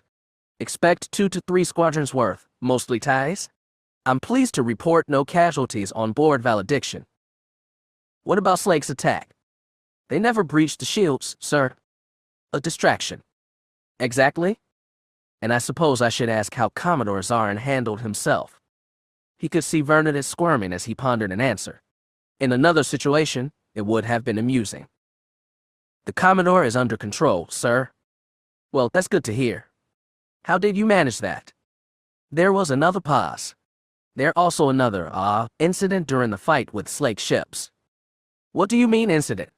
You said there were no casualties. Yes, sir. However, 2 security officers were stunned when Oren Kelder hijacked a shuttle from the auxiliary hangar bay. He what? The officers will recover. Kelder jumped to hyperspace before we could track him.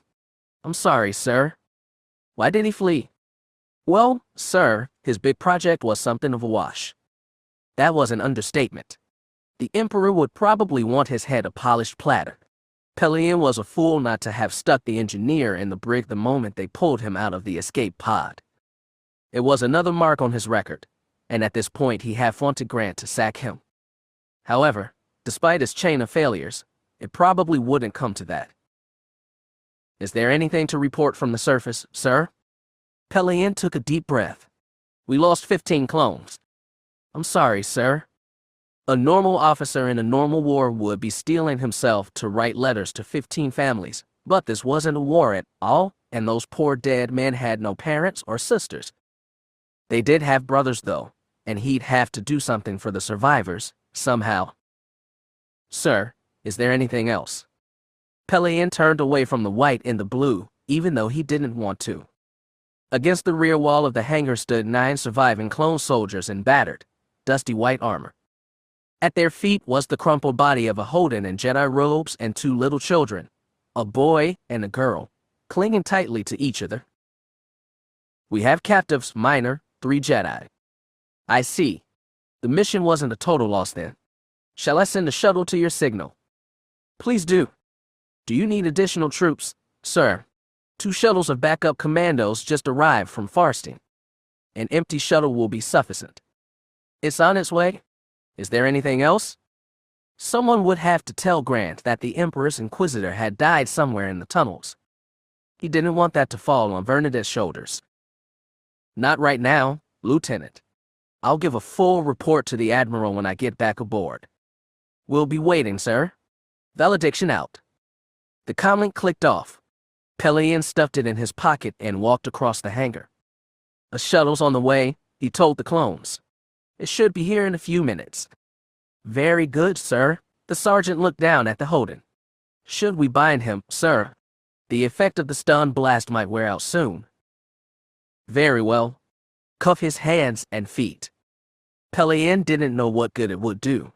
He couldn't imagine how powerful this old Jedi, but he wasn't much to look at. The sergeant had spotted him at the far end of a tunnel and dropped him with a single stun blast from an extended scope DC rifle. Pellaeon hadn't been able to see him at all in the dark, but the clones' our visors worked wonders. As for the kids, they stood over the crumpled Jedi's form and cried until the clones scooped them up. It was a pathetic haul, 2 children and an old man. The evil Jedi in the latest holoplays were always big, scary men with wild eyes and flashing lightsabers, but this alien didn't seem to have a weapon on him. Pellaeon knew enough about Jedi to realize that didn't negate him as a threat, but the Holden looked simply pathetic lying there, getting manhandled and shackled by clones. Despite it all, he was a little relieved. If Helena or any of Alta's associates had been here, they'd escaped. He didn't have those deaths on his conscience, though when he thought on the fate awaiting those children he wasn't soothed. The clones finished their job and stepped away from the prone Jedi.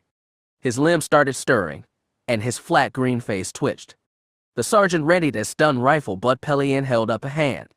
He unholstered his own pistol and made sure it was set to stun. If anyone was going to have the dirty deed of shooting a bound old man, it would be him. He heard a scraping sound and a hacking cough, and his head spun toward the door. All the clones except the sergeant pivoted and raised their guns, but froze when they saw the woman staggering through the threshold. Amisa Darius' clothes were torn and dirty. Her hair hung in tangles in front of her face, but Pellaeon could see blood on her chin. She walked hunched forward, with one hand clasping a bloody wound on her side. The other hand was dragging something, a person's leg. As Darius stepped into the hangar, she pulled a person with her. The face was turned away, but the curve of waist and hip and shoulder, the dark skin of his bare hands, the tangled black hair, all froze Pellaeon in place. Darius stopped in front of the clones. She swung her one arm forward, and the prisoner's body went sliding across the deck. When it came to rest, Pellaeon was looking down at Helena Davis's battered, bloody face. One eye cracked open to stare at his, and he couldn't look away. "Captain," Darius croaked, then somehow summoned a shout. "Captain. Report." Somehow Pellaeon turned from Helena to Darius, who looked like she was going to collapse at any moment. Her force was probably the only thing keeping her on her feet. "This is all, Miss Darius," he gestured to the Holden and the children. The rest got away. He'd never seen Darius angry, but he half expected it now. This bloodied, wide-eyed person seemed a woman apart from the silent sniffer AKK that he followed through the tunnels. Darius staggered over to the Holden. The being's black eyes opened, and he stared up at her. His lipless mouth hinged open. "You and I know you. We met once, Master Plett. I was with my master, Jarek." She shifted her attention to the children like her business with the old master was done. "What are your names?" The boy and girl clung to one another. Darius unhooked the lightsaber from her belt and ignited it. Red light reflected off the children's pale and horrified faces. "Miss Darius," Pellaeon said, "you need medical attention immediately. Please stand down. My men can give you emergency." "Names," she shouted. "El Lagan," the boy stuttered, "and this is Reganda." Darius shut the lightsaber off. She bent a little lower and said, "You are siblings." "That's right." Lagan, brave little boy, pushed Reganda behind him. Darius' head rolled to one side, like she didn't have the strength to hold it up. She said, "Step out, young woman. I won't hurt you." Reganda peeked out from behind her brother's shoulder. In a high trembling voice, she asked, "Who are you?" "I'm going to give you a better life," Darius rasped. What do you mean?" "You want to be a Jedi, don't you?" "We both do?" Lagan puffed up his chest with faked bravado. "I could tell," Darius said. It was surreal to Pellaeon that she was finally speaking so much, now, when she was bleeding out through her guts. Reganda edged out from behind Lagan. Who are you?" "Children," Plett groaned. "No, don't. It's all right." Darius tapped the edge of her disarmed lightsaber against Lagan's chest. "I am your future, Reganda." Her weapon sprung to life. Red light speared out through Lagan's back. Reganda started wailing.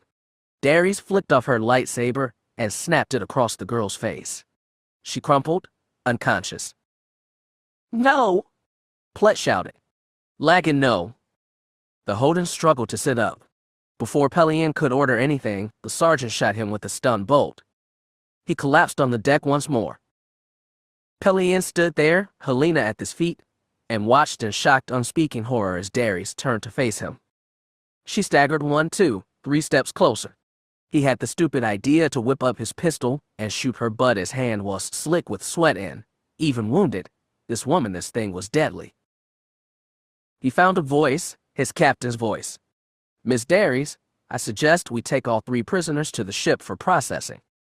We also need to get you to the medical bay immediately." He barely even trembled. The woman stopped, stared at him, and licked some of the blood from her lip. Pellaeon heard the roar of the approaching shuttle behind him. Hot wind rushed his back, but he didn't look away from Darius. The woman slowly lowered his free hand to her side and hooked her lightsaber on her belt. She nodded, very slightly, then collapsed in a dark heap on the floor. A few clones rushed to her, but Pellaeon turned around. The shuttle lowered his landing struts and came to rest not 10 meters in front of him, blowing hot air that plucked his green cap from his head, but all he could see was Helena at his feet. Her eyes were both open now. He couldn't escape them, not even when the sergeant started calling him name. Octavian Grant loved the smell of a new ship. He loved the polish on the decks and the slick surfaces of control consoles that hadn't been smudged over by 100 hands. Some beings might say a warship had no right to be neat and pretty, but they were missing a point. Even in war, a man had to retain a certain grace and civility. Without it, he'd be nothing but a savage. As he stood on the command deck of Majesty, looking down on the planet of Bavanire, Grant breathed in the new ship's crisp, clean air and felt a surge run through his body. While Grant normally preferred to leave battlefield tactics to task force leaders and ship captains and focus on larger strategy, he'd wanted to be here for this moment, so he transferred his flag to the Gladiator-class Star Destroyer. Just as he'd been there for the final battle against Mara Faru, he'd be here to end sign. Seeing the climax of such a long chase firsthand would be intensely satisfying, and more importantly, it would ensure he got the recognition he deserved on Imperial Center. Majesty was the only one of his kind in the task force of nearly 30 capital ships arrayed over Bavanire. The fleet contained a dozen picket ships, one brand new Secutor-class carrier whose fighters now swarmed over the planet, 6 Venator-class destroyers, and, once Pellaeon returned from his mission, 5 Victory-class ships. Majesty was smaller than the other destroyers, but it was a top-of-the-line vessel that packed just as much of a punch. It was also faster and more maneuverable than the other destroyers, which offered an array of advantages in pitched combat. The Eye of Palpatine, while a debacle, had at least justified his long aversion to supermassive, hyper-expensive war machines that drew rebel attacks like shadow moths to a flame. He hoped Tarkin and Palpatine would learn something. Proud as he was to be on Majesty, Grant knew the most important vessels in the fleet were the pair of interdictor cruisers sitting on opposite sides of the planet's orbit. With their artificial gravity wells on, Grappler and Delayer had effectively expanded the planet's own well 10 times over. It was effectively impossible for a ship to flee the Bavinyar system, and just as impossible for Sign or Slake to pop out of hyperspace unannounced. But they would come. Grant would give them no choice. As he watched the ships take position over the blue marble of Bavinire, a reflection appeared in the transparent steel, Majesty's captain, a dark-haired young man named Amiz Griff. He saw the reflection snap a salute before he turned his back on the glorious view. Admiral Grant, we've received a direct transmission from Valediction. The summary of the events at Belsavis had already been passed to Grant. One is a carefully worded, official-sounding report, probably written up by Valediction's first officer, and again with a more terse and informal rant by Demetrius Zarin, who simultaneously admitted his ties flew poorly in atmosphere while blaming Captain Pellaeon for the losses sustained. As for Pellaeon himself, well, Grant assumed he was about to get that report firsthand. It was a message to be received in private, so he followed Griff to the command salon located behind the bridge. After dismissing the captain, he sealed the door and called Pellaeon's hollow image to life above a bland metal desk. "I've already received your report, Captain," he told the saluting figure. "Are you en route to Bavinire now?" "We are, sir. Am I to understand we'll be part of a blockade over the planet?" "This is correct." "I see. Who's commanding the effort?" "I am." It took the captain a second to respond. Pellaeon had a reputation as a hands-on commander, which was fine for a Star Destroyer captain, but he seemed to assume admirals never got their hands dirty when the situation called for it. "I take, sir, that this is a maneuver to draw out Sign." "You take it correctly. I understand several of Slake's vessels ran interference for your escaping Jedi." Pellaeon swallowed visibly. "They did, sir." "Well, then, perhaps we will be seeing them again soon." "If we do, sir, it's possible we may have other Jedi to deal with. There are also reports of Mandalorians fighting with the Jedi on Belsavis." That was new, and certainly unexpected. The Mandalorians were a notoriously uncivilized bunch, accepting central authority only nominally and accepting cash from anyone who could pay. The Republic had stomped on their spine, and the Empire intended to keep its foot pressed down, but like the savages they were, they often formed splinter groups that did whatever mad thing they wanted. The one surprising part was that they fought alongside Jedi. Grant couldn't think of a group more antithetical. "I understand, Captain, that you left your post on the bridge to accompany the ground team to Belsavis." That hadn't been something in the official report, but Zarin had made the point very clear. Pellaeon, to his credit, didn't seem ashamed. "I thought it best to assure the success of the mission, Admiral." "Most of the Jedi escaped, Captain." "That is true, sir, but we still captured 3 prisoners." "I know. A Jedi child, a Master, and one of their associates. I suppose the Master may prove useful to the Emperor." Do you have him under control? He is locked in a cell, sir, and we've pumped the chamber full of anesthetic gas. He is not a threat.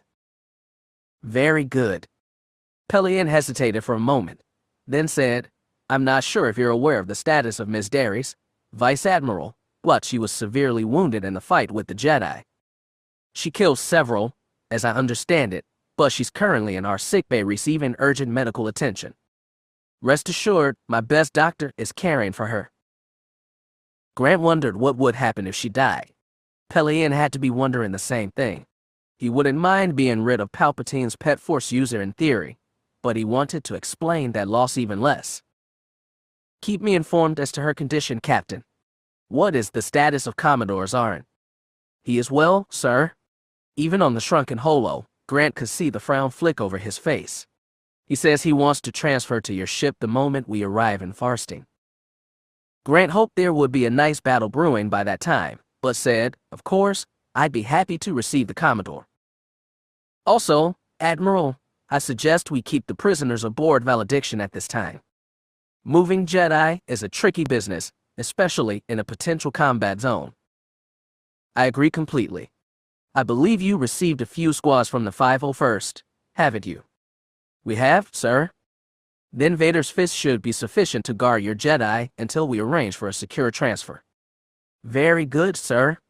The man looked a little relieved, which was strange. Grant assumed any sane commander would want to shove the Force users off on someone else at the nearest opportunity. Is there anything else, Captain? No, sir. Very good. Have your crews on yellow alert when you arrive in the Bavanyar system. We have an interdiction field over the planet, so expect to be pulled from hyperspace near the asteroid belt. You'll have to go sublight from there. Understood, sir. Pellaeon snapped a salute. Command, out, Grant said, and the hologram flickered off. So the eye was a bust, and Belsavis' hand ended up a draw. All well and good. Bavanyar was going to end things on a win, and what was the only thing that mattered in the end. Grant left the command salon and stalked across the center aisle of the bridge. Griff pulled himself out of the crew pit and saluted Grant as the Admiral stepped up to the forward viewport.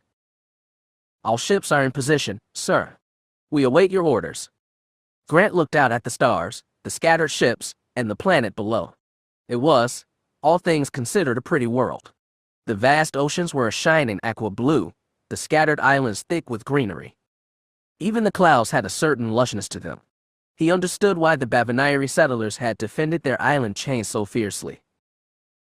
He turned and walked across the bridge to the communications console. Griff stayed on his heels. Lieutenant, he told the woman manning the console, I want a full-range broadcast to all ships and listening stations in this star system, including the planet. Patch it into my personal comlink. Understood. Yes, sir. Her hands ran fast over the control board, flicking all the right switches. You're ready, sir. Grant plucked his comlink out of his breast pocket and said, This is Vice Admiral Octavian Grant of the Galactic Empire. I am speaking from above the planet Bavanyar. While the planet itself has wisely accepted Imperial government, renegade elements of the planetary militia have gone on the offensive throughout this sector. They have attacked military and civilian targets without discrimination and enlisted other rebel factions for their cause. This can no longer be permitted. There are a total of 87 inhabited islands on Bavanyar. We will commence orbital bombardment on one island every 30 minutes until the renegade leader Jareth Sign personally surrenders to Imperial authority, beginning immediately. We deeply regret this action, but terrorism and insurrection have left us with no other choice. He flicked off the comlink and marched over to the gunnery station. Weapons, I want you to locate the second largest settlement on the planet. After a moment, a lieutenant responded. Target acquired, sir. Grant craned his neck to get a better view. Very good, Lieutenant. You may commence firing. The first green blast speared out from under Majesty's nose. They shot through the atmosphere and dwindled into nothing.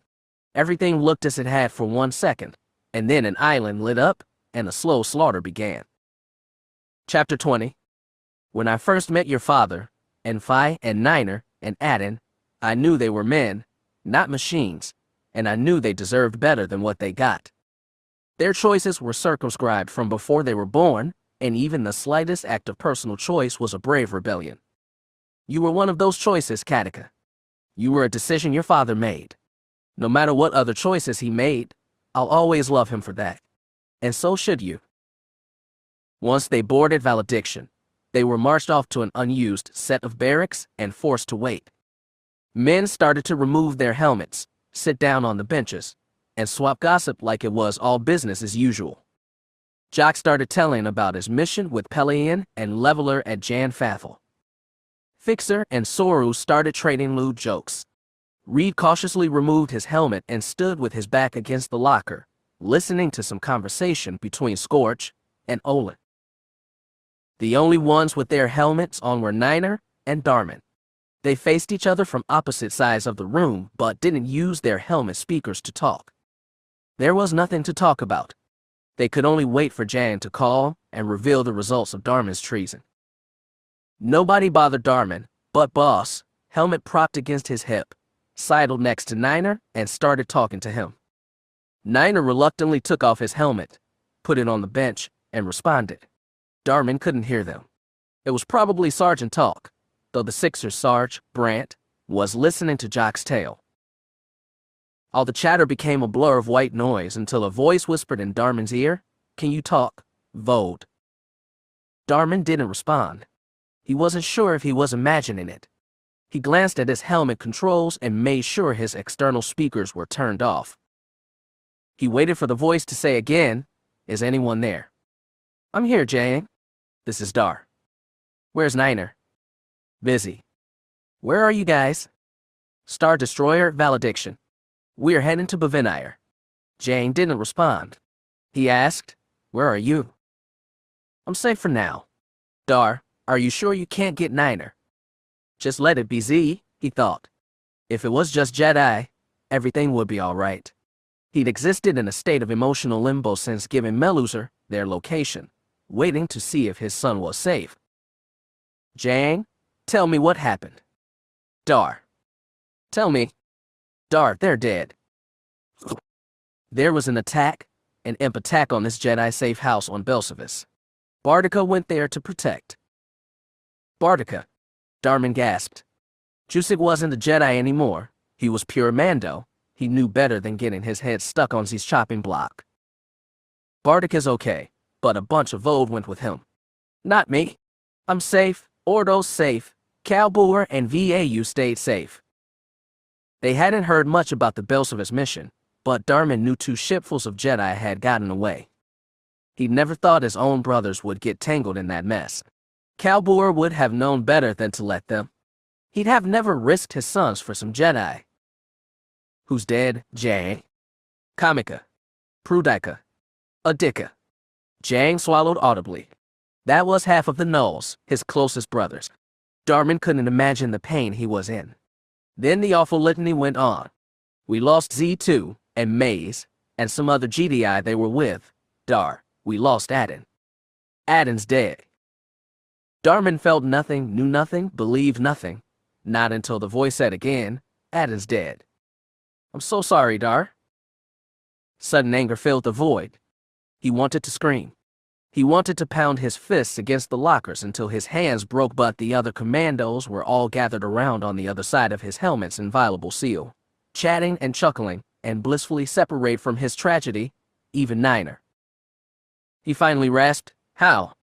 "I don't know. I wasn't there." Bardika's on his way back with a ship full of GDI kids. "Jedi," he nearly shouted. "They're kids, Dar? Where are you now?" "We're with more GDI. But listen. Where's my son? What did they do to him?" "Cat safe, Dar, you DCI. Listen, we can still get you and Niner. Just sit tight, wait, we'll think of something, okay?" Darman couldn't respond. He couldn't process it all. His father had gone mad. His son was in the hands of the Jedi, and his brothers. His brothers were dead and he had killed them. He couldn't take it anymore. He spun and almost ran out of the locker room. Jang's voice droned in his ear, "Dar, Dar, Dar." as he staggered down the empty hall until the door opened on the ready room. He wrenched off his helmet and threw himself inside. It was empty and plain, just shelves and a table with chairs, and he almost got to them before his legs gave out under him. He fell and half caught the top of the table. He clung to it as his knees clacked against the tile floor. He lowered his head, smashed his face against the flat metal plane, and gave himself over to his tears. When Darman raced out of the locker room, helmet still on, Niner knew the worst had happened.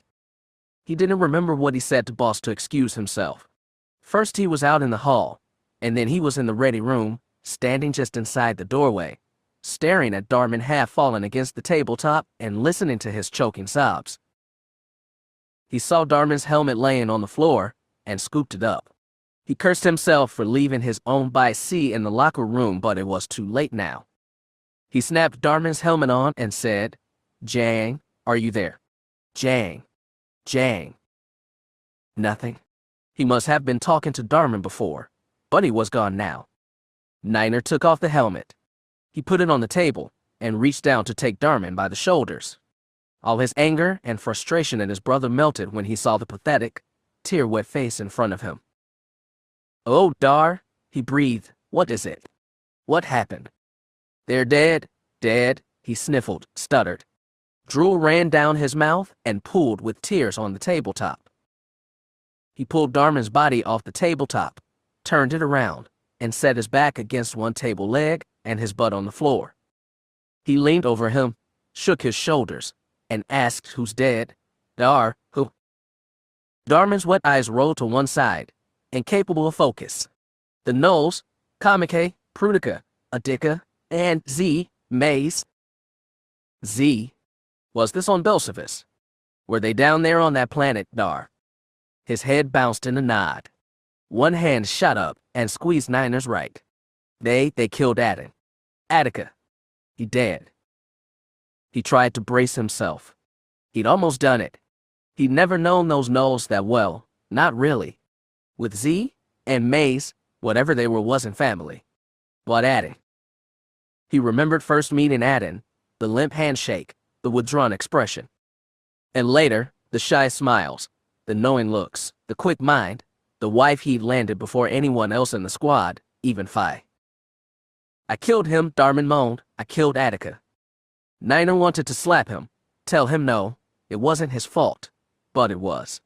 There was no way around it, no mistake. Niner's shoulder have stopped this. Calbour would have a long time ago. He'd have never let it get this bad, but Niner wasn't half the sergeant his father was. He couldn't even protect one man from himself, and now that one man had gotten half his brother's kill. "I killed him," Darman muttered with wet lips. "I killed Attica." There was the hiss of an opening door and the clacking of boots. Niner shot to his feet and spun around to see Scorch halfway across the room with his helmet under his arm, and one hand reached up to open the cabinet. He saw them and froze. His eyes darted down to Darman and he asked, "What happened? What's going on?" "None of your business, Nervad," Niner said. Scorch clearly didn't believe that. He put his helmet on the counter and said, "Dar, are you okay? Do you need?" "Get out," Niner shouted. Scorch threw up his hands and backed out of the room, leaving his helmet behind. Niner stalked over to the door controls and locked it. Darman was still slumped on the floor, still crying. Niner staggered over to him and somehow found the stretch to lift him up by the armpits and move him onto a chair. His brother's head still hung low to one side. His chest still rattled with sobs and tears ran down his cheeks and caught in the black stubble of his beard. He was a man who had stayed behind to save his sergeant, but his sergeant hadn't saved him, and Niner knew he could never erase that failure. "If you think he's going to compromise this mission, you have to take responsibility," Calbour said, but Niner hadn't, and Darman had, and the cost of failure was too hard to measure. Darman choked on more tears, but said, "I had to do it, I had to." "What?" Niner's voice trembled. "The Jedi, they've taken over Boer, taken over everything. I had to protect my son. I was trying to protect Cad." Niner grabbed him by both shoulders. Venku was safe, Dar. You should have trusted Boer. His head wagged back and forth. No. They're not safe, not from Force users. None of us are. It's like Rolly says. I had to, Niner. I'd do it again. I had to keep him safe, keep everyone. He trailed off, like the substance of his own words dissolved in front of him. New tears rolled from his eyes. His shoulders hunched forward and he dropped his head in his hands. I can't do it, he gasped. I can't see Cad. Not again. Not after this, oh Cad. Niner stood behind him. He stared at the back of Darman's head as he ran thick fingers through black hair. He could count the vertebrae bumps along the back of his bowed and vulnerable neck. Darman cried into his lap, Niner, I'm so sorry. You have to take responsibility, Cowboy had said. I'm sorry too, he said, and gently slid his sidearm out of his holster. There had to have been another way. If Niner were a better sergeant, a better brother, a better son, he could have found one, but he wasn't Cowboy. He had failed everyone, just like Darman, but he was still a sergeant and a brother and a son. And he still had to take responsibility. It was the only thing left he could do for Darman. His arms were weak. Tears ran cool trails down his cheeks and blurred his vision. He blinked them away and gripped his pistol in two hands. Oh, Niner, I'm so sorry, Dar breathed. I'm so sorry. It's okay, Dar, Niner whispered. He raised the pistol and pointed it at the back of his brother's neck. Darman didn't move. Niner squeezed his eyes shut and felt the hard trigger against his finger. Darman said, Tell Cowboy. Tell him I'm sorry. Niner squeezed. There was the harsh clap of a pistol shot, the smell of ozone in a tiny room, and then the clatter of an armored body spilling onto the floor. Only then did Niner open his eyes. He stared. His gun fell to his side. He wanted to turn it on himself, but he didn't even have the strength to lift it. He froze there in an awful timeless void until he heard the beep of an emergency security override and saw the door slid open. Reed was there, filling the threshold. He swung up his rifle and said, Sergeant, drop your weapon now. Sergeant. It was so easy. His fingers relaxed. The gun clattered to the floor. When a blue stun bolt popped out of Reed's rifle, even the void went away.